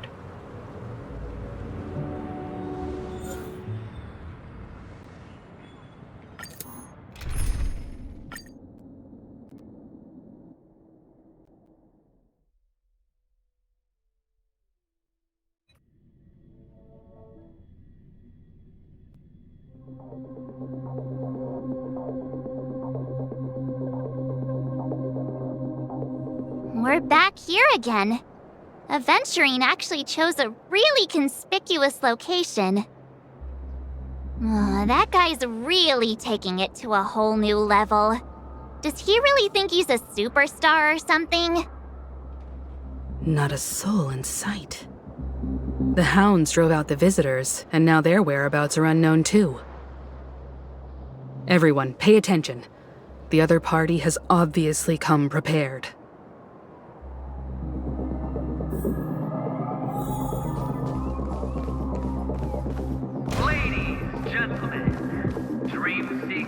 Tycoons, esteemed guests of the Watchmaker and the family. Also not forgetting the nameless of the renowned Astral Express. Welcome to the Interastral Peace Corporation live show!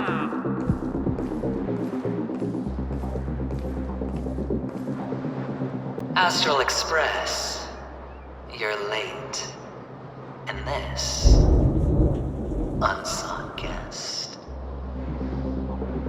We've kept your appointment, Mr. Aventurine. It is customary to show yourself as well. I will, naturally. But before that, I've got to introduce our guest of honor.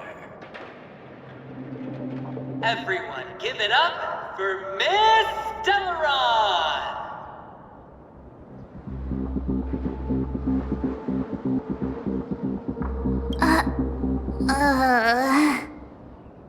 Let me remind you that in all likelihood, this stage and her identity have nothing to do with the wanted murderer. Oh no, they do. Of course they do. Otherwise, why would I work so hard to gain your trust and then invite you all here? Because she's the only one who saw all 3 homicides. She is the key to proving that the family's death does not exist in Dream's promise is nothing but a sham! 3 homicides? That's right, madam. The 3rd one is about to happen right now, right here, in Clock Studios theme park. A truly grand death. You, and you. All of you are going to die. And it's all because of you, Miss Stellaron. You will become the personification of death.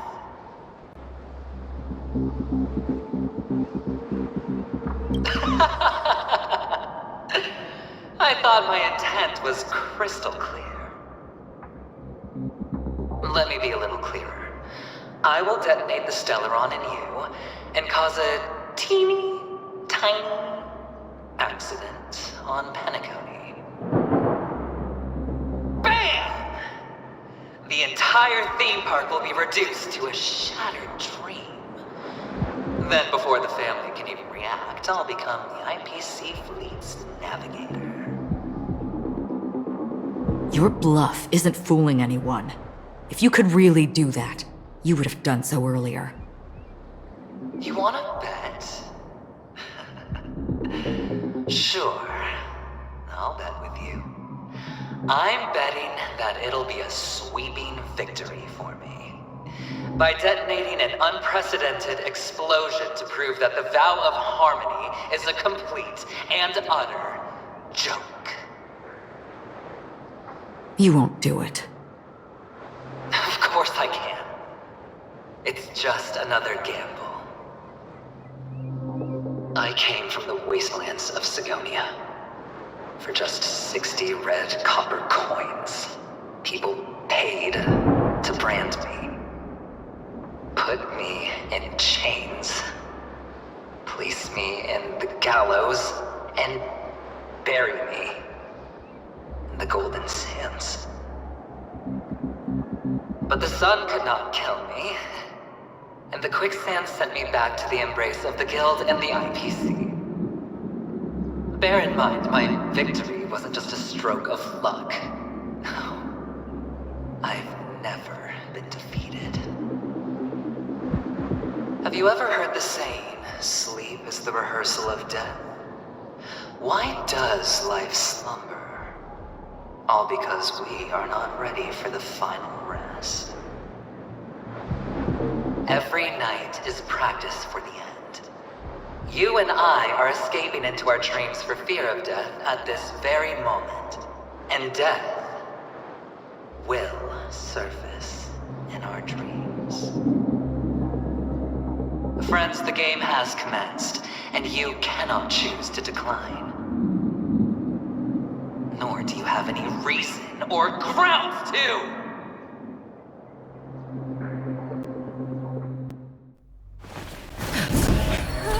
The dice are cast. Ladies and gentlemen, ready to unveil your cards? The architect's flawed stone. Of no value at all. I'm putting down the bet. I'm taking the gamble. I'm claiming the win. I'll invade spin the wheel, a daring gamble. Walking the brink of death for rebirth. Oh, for the Emperor Lord!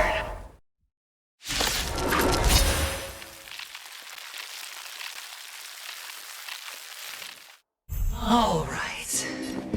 Let's see who has the last laugh. Let the games begin! Prepare for some hard luck. Joining the battle. Attack!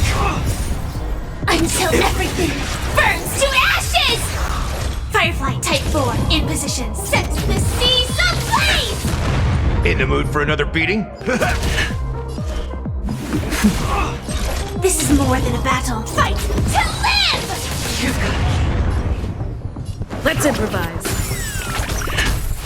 Take everything I've got.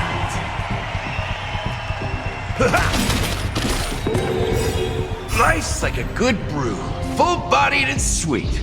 My friends, indulge yourselves! Step up, let's see ya. It ain't over. I shall be the judge.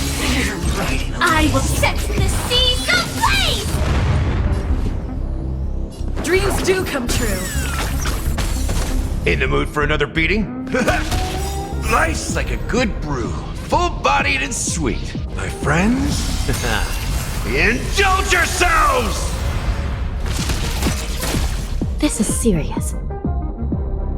Recount. By the will of the 10 Lords, the 10 Lords decree, hereby ordained. Detonate! Attack detected. Prepare for some hard luck. Attack! Until everything burns to ashes! Fight to live! You've got Still in denial, I shall be the judge. Set the seas ablaze! Take your positions. Take everything I've got. This is more than a battle. Fight to live!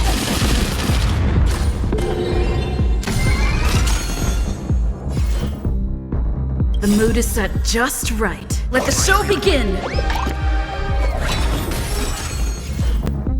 Recount. That's all you got? Set the seas ablaze! Stay in step. Let's improvise.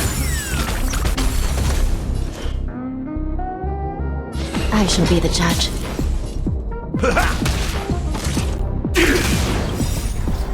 Until everything burns to ashes! Fight to live! Final play down from above. Dreams do come true. Recount. By the will of the 10 Lords, the 10 Lords decree, hereby ordained. In the mood for another beating? You're right, Elias. Set the seas ablaze! Let's improvise.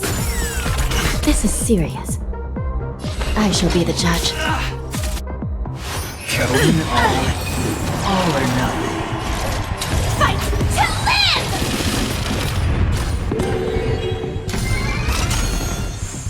Step up, let's see ya! Nice like a good brew, full-bodied and sweet. My friends, indulge yourselves! Rhythm get messed up. Dreams do come true. Firefly Type 4 in position. Set the seas ablaze! Even on a losing streak, as long as people still have hope, they'll keep throwing money on the table.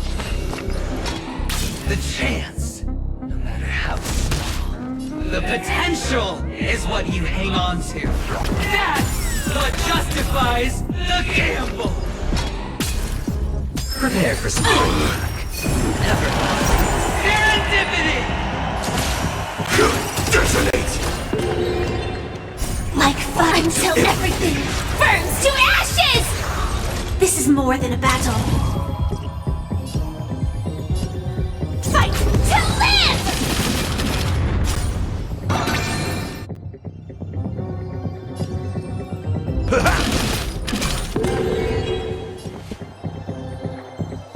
Dreams do come true. The mood is set just right. Let the show begin.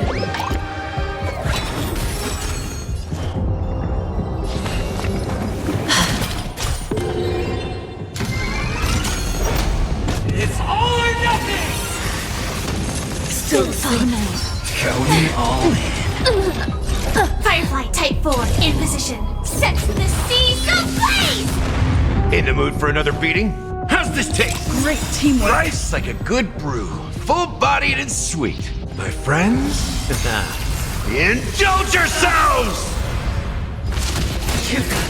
Take your positions.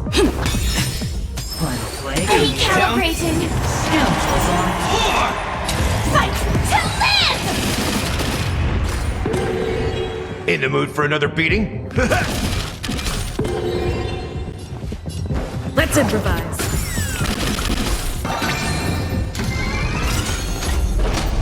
It's all or nothing!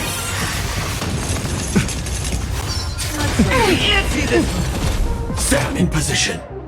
Like fireflies to a flame, life begets death until everything burns to ashes! The mood is set just right. Let the show begin.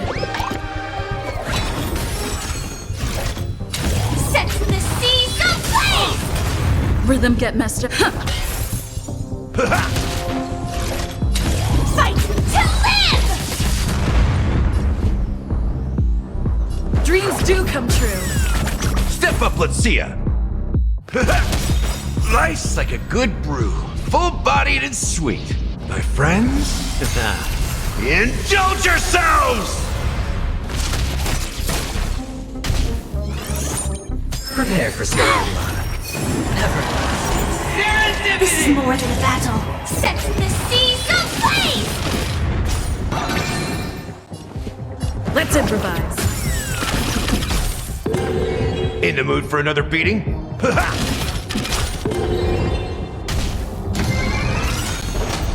It's all or nothing!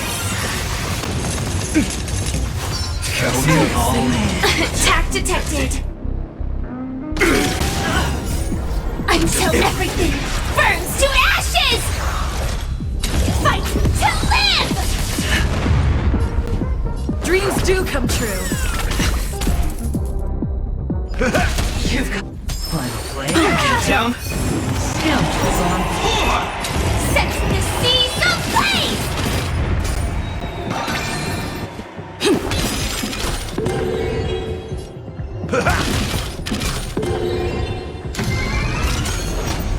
It's all or nothing!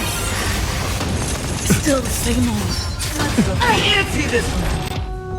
Fight to live! How's this taste? Great teamwork. Life's like a good brew, full-bodied and sweet. My friends, indulge yourselves! The mood is set just right. Let the show begin.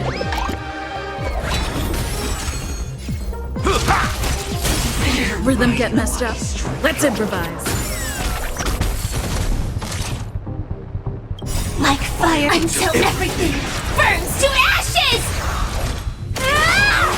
Everybody's like that. Down to the last player. So why can't I be happy too? Why can't I feel that free?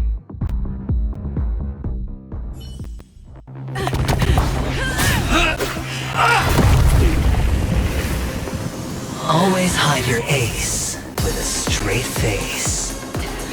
I'm starting to get a little impatient with you all.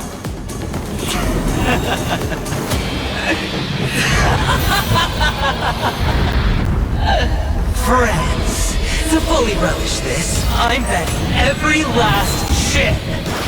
Only by casting aside reason does one truly gamble.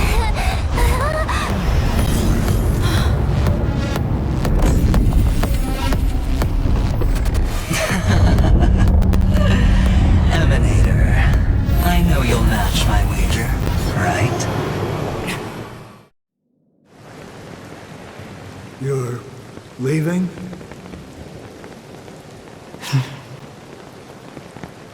Perhaps. I might pass through the place you mentioned. Penacony. What do you hope to find within a dream? I'm not looking for anything. They aren't in a dream.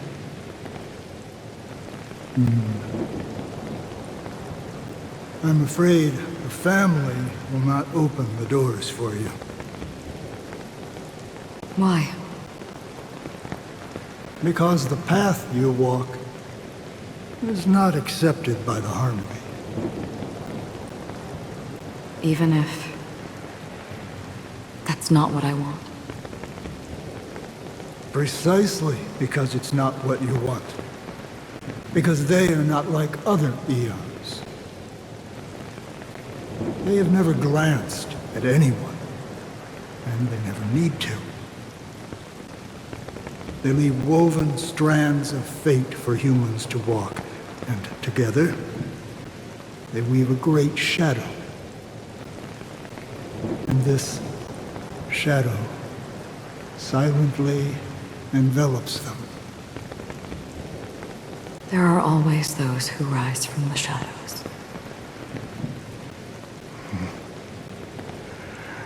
They mostly become a part of the shadow. In your eyes, am I the same? You still have a strand of color, but not much.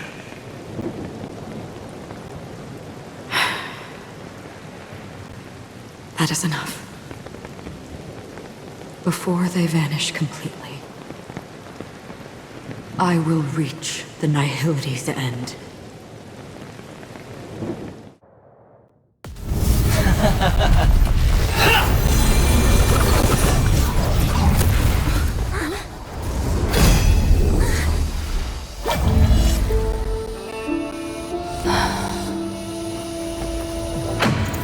I wish to mourn the departed, weeping like rain, to swell the crossing stream.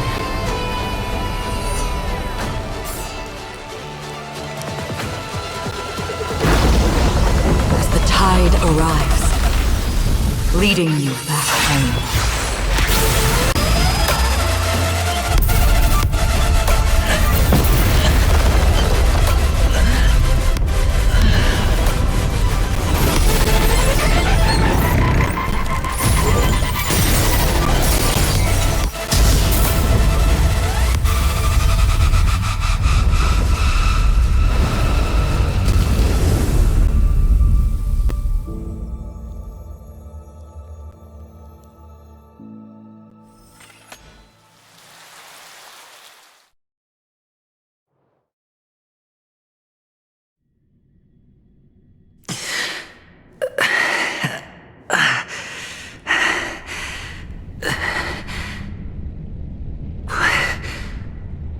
What is this place?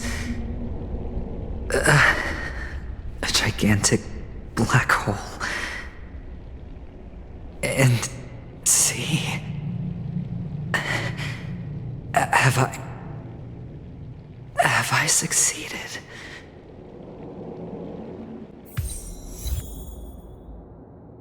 Welcome to this sad world, Kakavasha.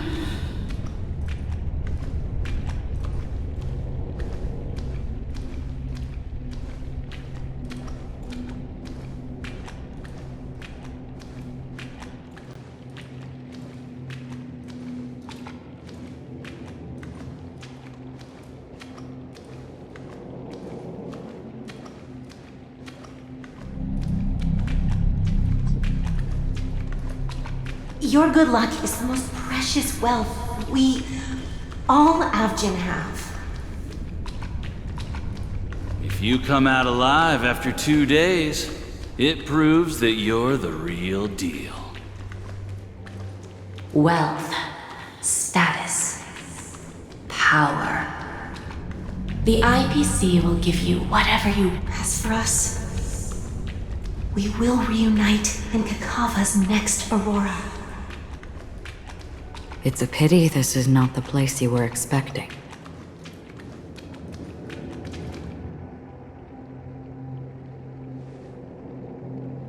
Melody. Is it? Perhaps to you, I am just an emanator who's hiding her identity. But the sleeping and shapeless never glance at anyone. They have no face, no form, and even less of a will to speak. The nihility envelops everyone equally. Only some who have gone under their shadow can go farther, tainting themselves with more nihility. That's all. That's all. My friend, you really leave me at a loss for words. So, is this my final destination? The land of the dead? This is all but a fleeting dream. One of the thousands of manifestations of IX. Under the watchful eye of nihility, we momentarily linger here before moving on to our own paths. It seems that my death has already been determined. Even if you wish for it, I can't promise you anything. Now that you've accomplished your goal, I think you can be a little more forthcoming. What do you mean? Your performance at the theme park was wonderful and grandiose. A simple yet practical technique that fooled almost everyone. No one would have ever thought that you would have gone to such lengths, even staking your life just to prove a fact that had seemingly been disproved long ago. Real death does not exist in Penacony's dreamscape. Why would I do this? Because this is the only way you can uncover a secret that is even more unspeakable than the serial murders. To use this dream death to get there. To that promised land people constantly seek in this grand gathering. Penacony. The legacy of the Watchmaker. The true land of exile. How did you find out? I never imagined that something I learned about unexpectedly would become the key to connecting everything. It's that person's identity, isn't it? I see you're in the know. Let's just say I'd put money on the possibility. The murder isn't nearly enough to disrupt business as usual. Even if there were 1 or 2 murders on Penacony, most people wouldn't be personally affected. And that won't create any waves. This dream of theirs isn't a boundless sea. It's a lonely island.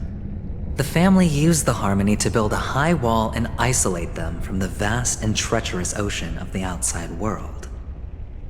That barrier they build keeps death out, but it also keeps the secrets that are lost in that watery abyss from floating to the surface.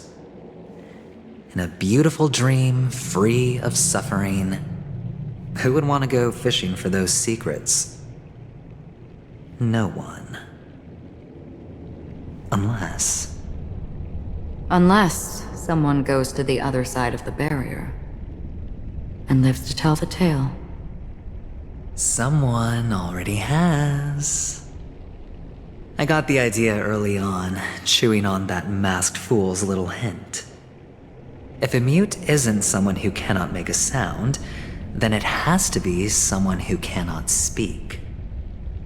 Someone who survived the treacherous depths, but is unable to take the stage and speak the truth. Well, I'm happy to know she's safe and sound, and still on Penacony. Hint. Is that not proof? Well, proof is the one thing I don't have. The only thing that can prove these conjectures is for the family to come clean. And with the way they buttered up these outsiders, it seems pretty clear they're intent on covering their tracks. But you don't need proof to have a suspicion. And for me, suspicion is enough. I didn't need to find the memory zone meme. I just needed for someone to kill me like it killed that silver-haired girl. You don't sound very confident to me. Going out of your way to make citywide broadcasts in an attempt to involve more people. You are simply betting on the possibility of someone being able to break down the barrier. You're very lucky that fate has decided to let us cross paths. I happen to be equipped with a very sharp blade. Sharp enough to slice through the veil of dreams. I can also carve the Harmony's brand off of you. You possess great cunning, deliberately setting us up to be on opposing sides, constantly repeating the words of the Emanator in front of others, leaving me no choice but to draw my blade against you. And that's how you win. Opportunity and strategy, both are essential. And in your plans, the IPC always wins. Even if you lose the bet. To the family, the life of an ambassador is still invaluable. That's a huge gamble, isn't it? But allow me to point out a mistake. The IPC's success is not guaranteed. I, unfortunately, have no contingencies for such an important matter. Detonating a Stellaron. I can't do it. The aventurine stone is too broken to even safeguard my escape from the stage. If, at the end of the day, you did not unsheath your blade, I would have lost the bet. It is pointless to discuss what-ifs. You have won. Your prize is an entry ticket into that deep sea. And after this, whether you can return from the abyss is another gamble of yours. Have you never wavered? Wavered? Of course I have. But I can only bank on my own good fortune. Because other than that, I have nothing. Wake up from this dream and go to where you should be. Your gamble is not over yet.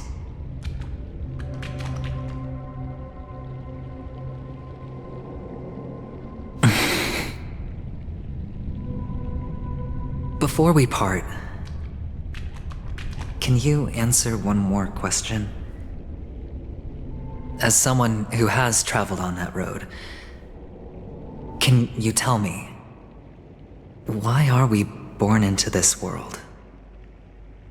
If it's just to die. I don't think this and never have. Nor do you. But the nihility envelops you and I. And everyone. And because of that, it's pointless.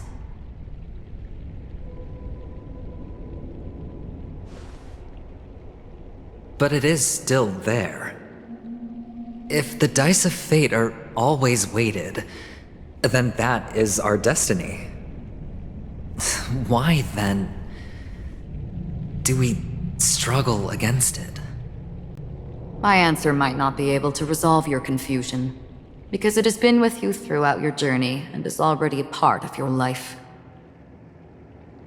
But you said, sleep is the rehearsal of death. So why does life slumber? Because we are not ready for the final rest. So you can definitely understand why we want to be prepared.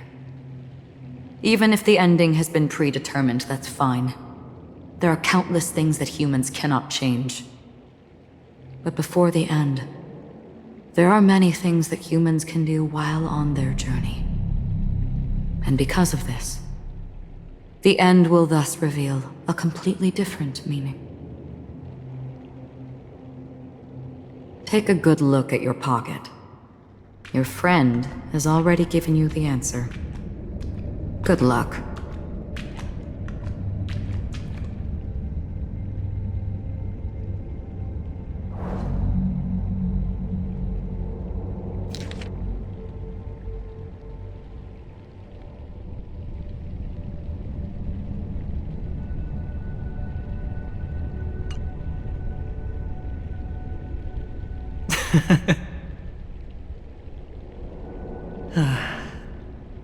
Then I shall get going.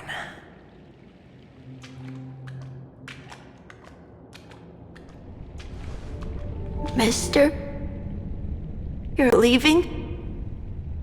You ultimately chose to leave this dreamscape? Yes. Because they are not here. My papa, mama, and big sis. Then where are they? They are in a place where everyone will go.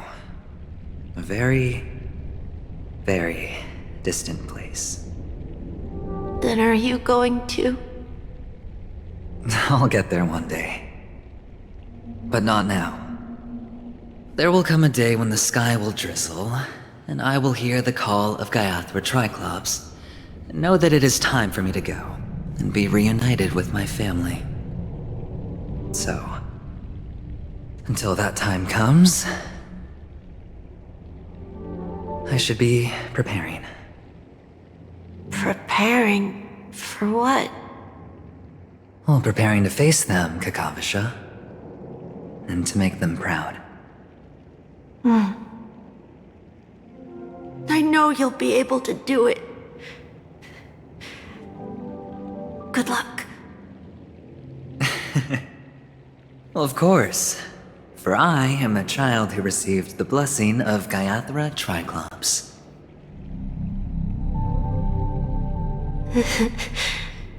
But you still seem nervous. Well, I seem that way because I am nervous. You know what? Maybe you can help. What do you say? One last time? Put our palms together?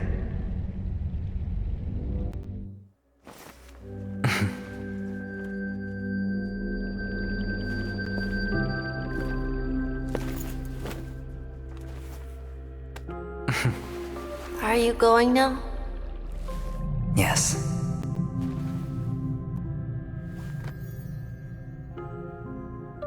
May the Mother Goddess thrice close her eyes for you, keeping your blood eternally pulsing. May your journey be forever peaceful, and your schemes forever concealed. Our paths will cross again beneath Kakava's shimmering auroras. Farewell, Kakavasha.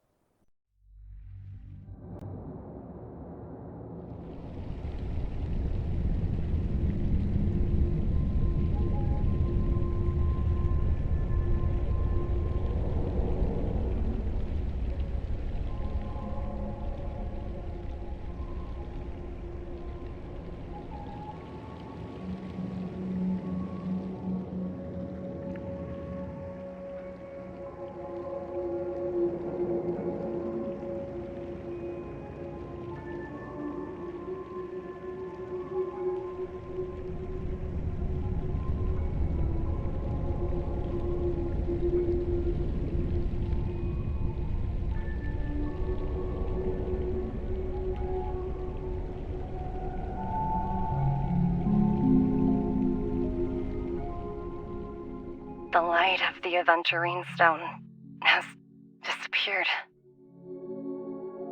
This only represents one outcome. He kept his promise and got what he wanted. As planned, your cornerstone has been successfully sent to the family's territory. Then... Let's fulfill our duty and start harvesting.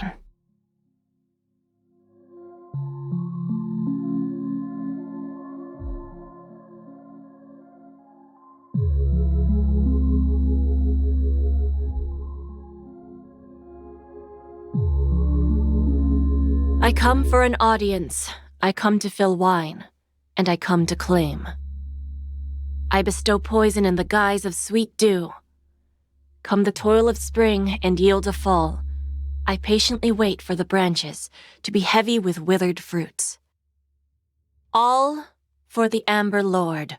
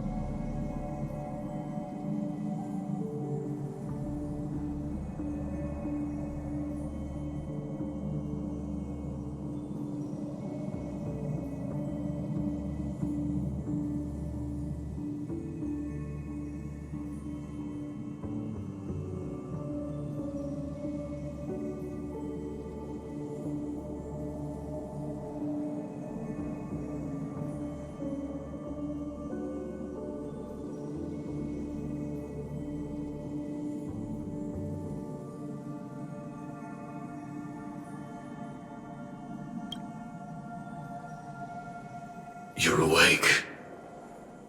I've been waiting on you for quite a while.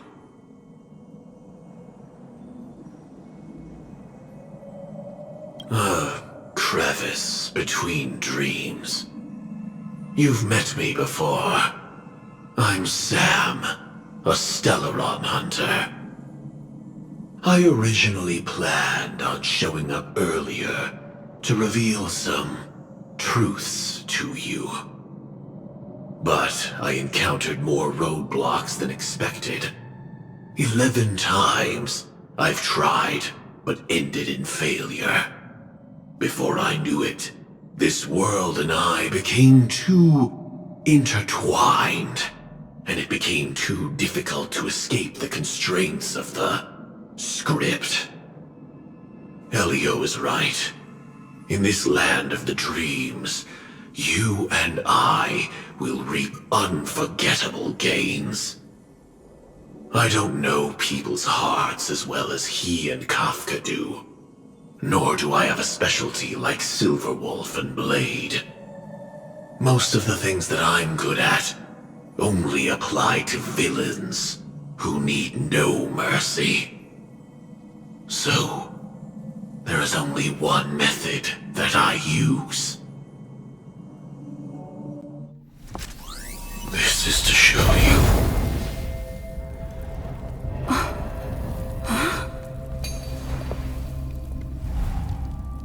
All that I am.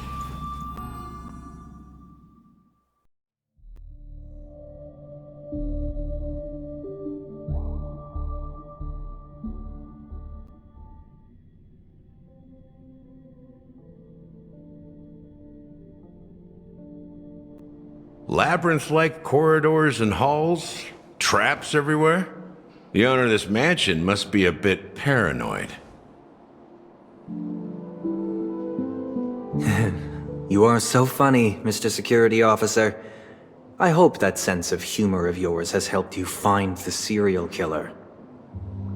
Just expressing a personal opinion. Why? Did I hit a nerve? Mr. Gallagher, my patience is wearing thin.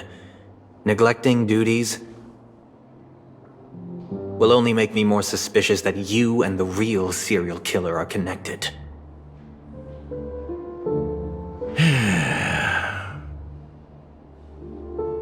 Scoundrel, punk, drunk, hooligan. I have heard this trash talk all too often. But I have never once thought that I'd be treated as an accomplice to a murderer. I take back what I said. Your problem isn't paranoia. You're just crazy, you know? Lunatic.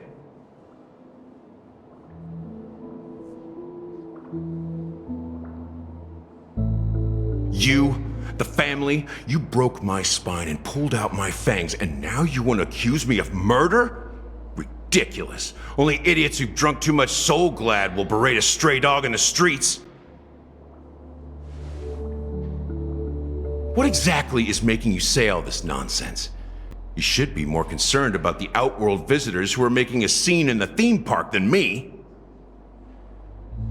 I don't need you to remind me. The moment that ambassador walked out the doors of the mansion, I knew what he was trying to do. My servants see everything.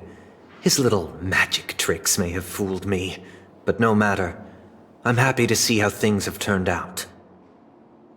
Why do you think that I just let him go? And why do you think I emptied the theme park stage? Because my target from the beginning has always been you, Hound. The more noise he makes, the more opportunities I have to make you and your true master pay in blood. If I were really the murderer, why would you need to be so secretive? Ha! I forgot. You also have a difficult master to serve, telling you to ignore the murder case and focus solely on that Charmony festival. Isn't that right, my brother? Looks like your disguise has helped you successfully understand every facet of the family. Disguise? You must be blind to be accusing me of being a fake. Open your eyes, take a good look.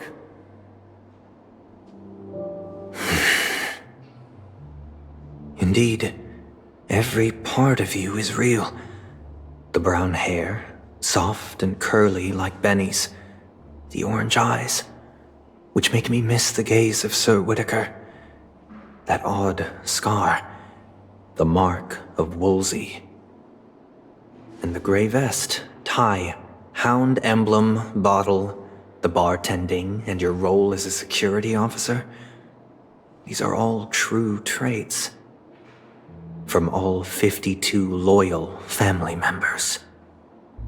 When they are gathered, countless tiny truths are woven together into a lie.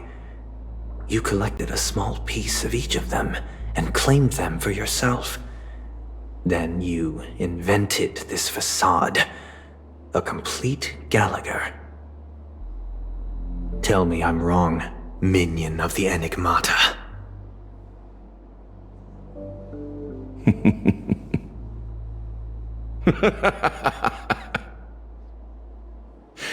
You have guts, I'll give you that.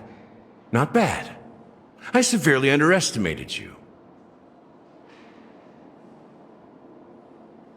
Admirable. But so what? Can this prove that I murdered your sister and that stowaway? This proves that you and the Memory Zone meme death are linked. And that's enough. Listen up. I don't care how you did it. I only care about one thing. The answer to a question.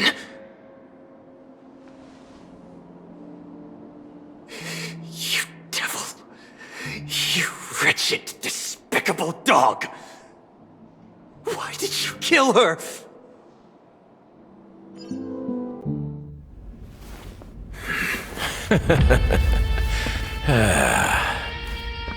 You know, in the thick of things, people are blind to the grit in their eyes. Yet they can always feel it scratch. Want the answer? I'll give it to you. The whole thing is just fate playing a cruel joke on us.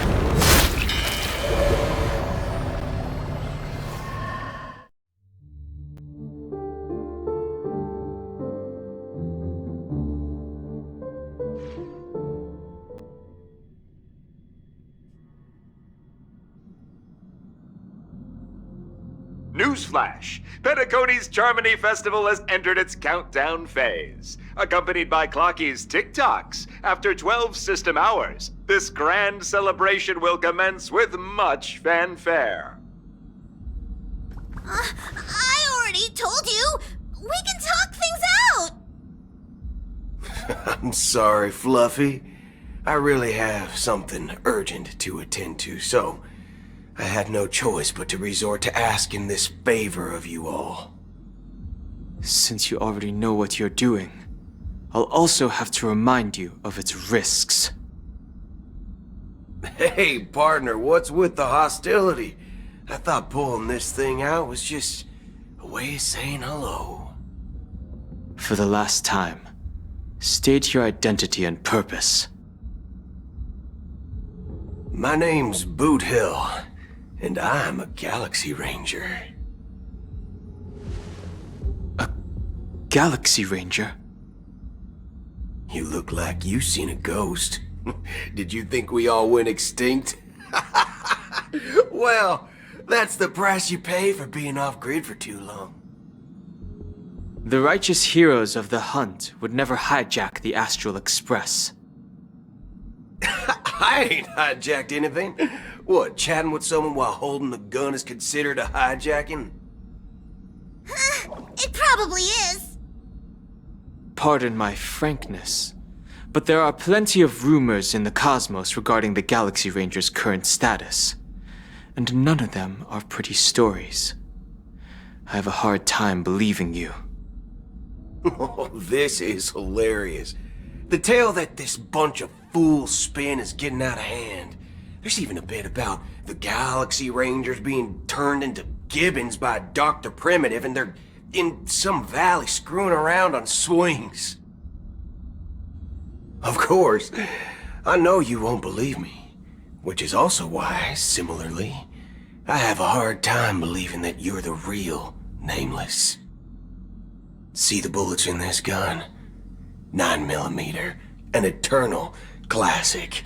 I may need the Astral Express's help right now, but if you're an imposter just like that one, then this bullet might just end up in my head.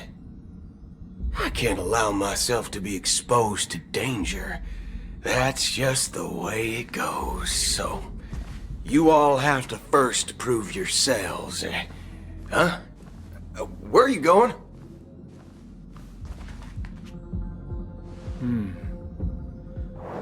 Recognize this? It's a model fudger. The Jade Abacus of Ally and Oath. The Cienjo really gave this to you guys? Model fudger? This is the Jade Abacus gifted to the Express by the Shenzhou Luofu's general, Jing Yuan. Its presence on board serves as the Shenzhou Alliance's official recognition of the Express. Is that enough? Not bad, kiddo. And across these sprawling stars, a gentle squeeze is all it takes to rustle up a whole legion of Cloud Knights. Now, I reckon that'd be one fudging sight to behold. Now it's your turn. Been ages since the Galaxy Rangers had the spotlight shown on them. And we ain't equipped with such fancy gadgets. But I've been around the block enough to know the way to handle these types of situations is easy as pie. Alright then. Feel free to toss any questions my way. And let's see if my answers can't turn your trust. If your gut tells you otherwise, it still ain't too late to show me the door. And why would I play along? If I truly am a real Galaxy Ranger, you stand to lose nothing. Alright then. Tell me, what kind of organization are the Galaxy Rangers? My friend, this question is a hard one. I don't think I can even consider us an organization to begin with. Everyone's on their own fated path along the hunt, with their own resolute sense of righteousness and not so welcome among such so-called universal values. This reply does not instill trust, and only makes your predicament more precarious. I'm guessing you're gonna ask about some form of shared faith, right? But us Galaxy Rangers don't need that sort of thing. What brings us together is a shared bottom line. Never bully the weak. Never kill the innocent. These oaths aren't some lofty beliefs, but the fundamental bottom line that one must never cross as a person. As Galaxy Rangers, we strictly adhere to the bottom line. When someone crosses them, the hunt's vengeance will surely come knocking. And in this moment, the other crucial meaning of bottom line comes into play. As long as you don't cross it, you're free to do whatever you please. You catch my drift? Second question. Why do you seek trouble with the Astral Express? I already said that I seek no trouble. I must go to Penacony for a matter. But I don't have an invite. And I can't even enter the family's hotel doors. If only I could borrow the Nameless's identity. The entire cosmos knows you're guests of the family. Aren't the Galaxy Rangers also esteemed guests? Oh, you've hit the nail on the head. This is why I'm here. It's fine if I tell you. The Rangers are pursuing an imposter. A son of a nice lady posing as one of us. She's on Penacony right now. My informant is a memo keeper. She's the same as all mimetic organisms, appearing one moment and gone the next. Ugh, she scares the fudge out of me. Still, she gave me some vital info. That Galaxy Ranger imposter. Who is it? Is that the third question? Is it a hard question? It isn't. Just that you might not believe me. That person calls herself Acheron, and according to our informant, she could be an emanator of nihility. That's impossible. That's what I said. Don't worry. When I first received the news, I had the exact same reaction as you. IX never gives anyone so much as a first glance, and that's perfectly normal. What reason would they have to bequeath strength unto mortals? Then you must know that emanators can also conceal their own identities, which, for many people, it's better that way. Otherwise, there'd be wanton bloodshed across the cosmos, or even, perhaps, turning their back on the path they're supposed to follow. I had the good fortune of running into an elation emanator. Its appearance was no different than that of those clowns. If it weren't through sheer luck that I got it drunk, I would have never known of its eminent status. Even in the purest hunt, you'll find the Xianzhou Alliance under the spotlight and Galaxy Rangers lurking in the shadows.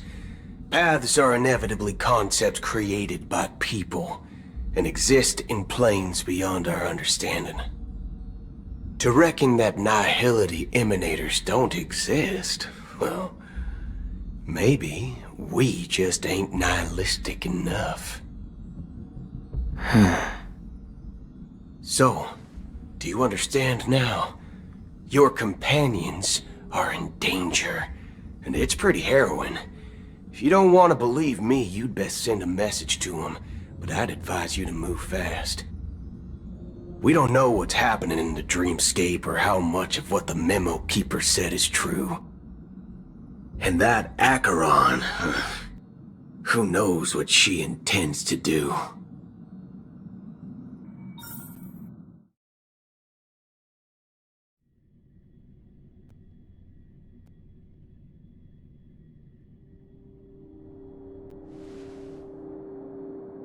I don't intend to do anything. That's not up to you. Did you know? People who come to the land of dreams for the first time, they'll subconsciously stop to reaffirm that they're still walking on solid ground. And then they will unanimously raise their heads to gaze at the sky. Be it reality or dream, staring at the sky is instinctual for humanity. Since the day that the golden hour was completed, it's always been there, watching over every single night of decadence.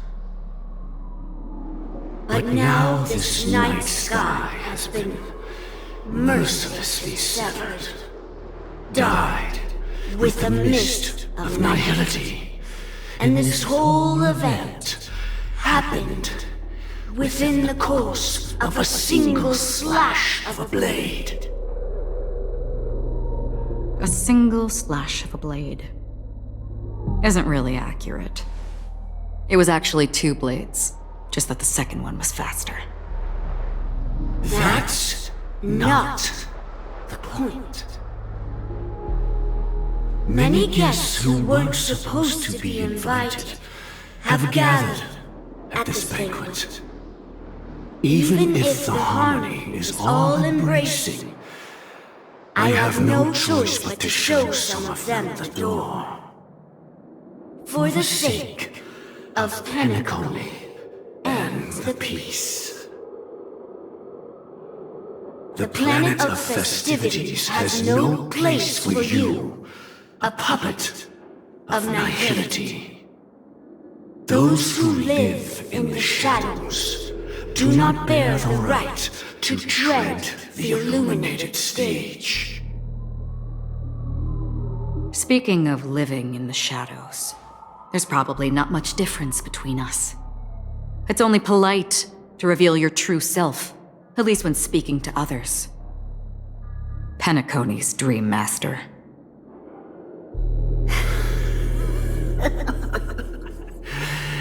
That's just another reason that you can't stay. Whether you believe it or not, this is the real me. We are one. Is this the united as one that the family espouses? My mortal shell has long since dissipated. The Oak family's 107,336 offspring are now my eyes, ears, and mouths, spreading joy across dreams when required, and in times of essential need, exiling evil from this haven in my stead. From the sound of it, it seems like you're asking me to leave, Penacony. I am glad that you're an understanding one. Alas, I'm not asking. If you think you can. Are you threatening me? I ended it with a period. It was a statement, not a threat. Knowing who I am and still showing such malice. You're not the first, nor will you be the last. This scene played out many times before. And usually, when faced with my questions, most people retort, "Why can't I?" The result has invariably been that they can't. You are confident, but be reminded, the family is forgiving, but not weak. The cords of the harmony extend across worlds. If you do not comply, when the blade is unsheathed for even a hair's breadth, you will never be able to escape the eternal Centurion's wrath in all of your lifetime. 137 individuals. That is how many heathens I have exiled since I became Dream Master. Among them were those who once severed my wings, and those who immolated my body.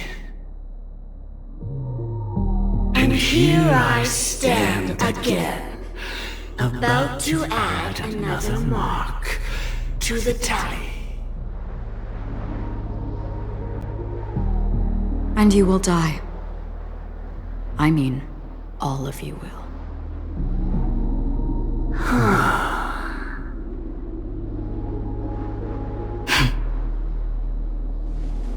But that won't come to pass. I'll do as you ask. I'll leave. A wise choice. I wasn't aware there was a choice. To you, that surely is the only option. Please bear in mind, you and Penacony are of different worlds. Those born on the far bank cannot seek solace across the river. Leave and never return. The radiance of the planet of festivities is overwhelmingly bright, luring in tricksters, wrongdoers, and criminals. But even the harmony itself will never Welcome, the self-annihilator of nihility. And even more so, when this self-annihilator heralds the destruction of everything. Your strength is obviously a gift of the sleeping and shapeless, immeasurable and fathomless, like a tributary spawned from the abyss that brings death and sin to all. Acheron, a befitting name. Take it from someone on the other side of your so-called river.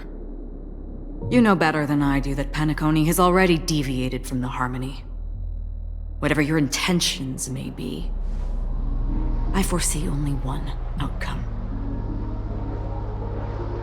Its future holds nothing but nihility. Just like all the worlds that have drowned in their shadow.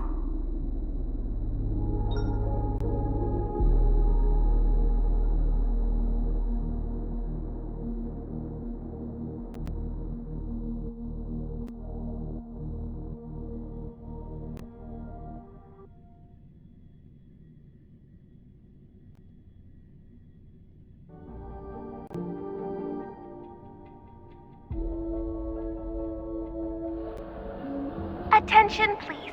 The unusual event that occurred moments ago was due to a technical malfunction at Clock Studios theme park. The family has promptly responded to secure the area, and we're happy to report that there have been no injuries. Oh, I swear that was no movie shoot. So many chips fell from the sky, and I even caught one of them. But it vanished in an instant before my very eyes.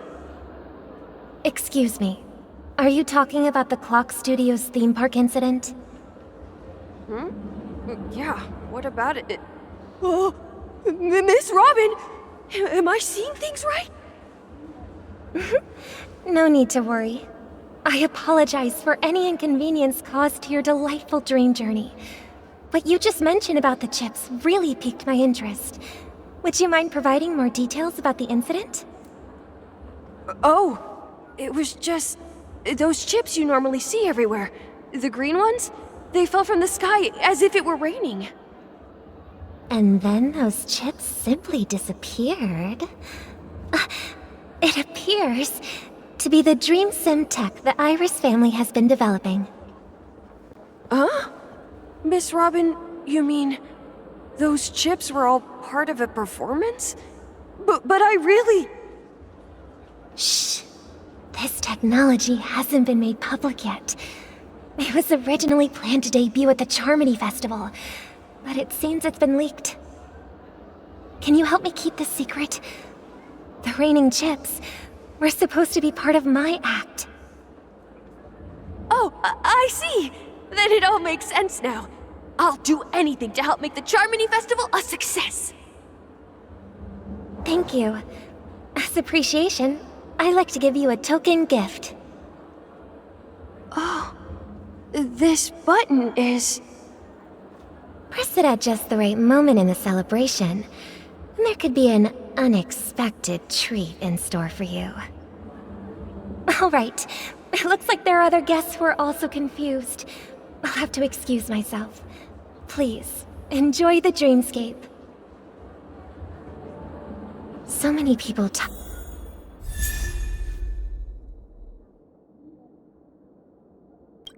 about it. This commotion at the theme park definitely made waves.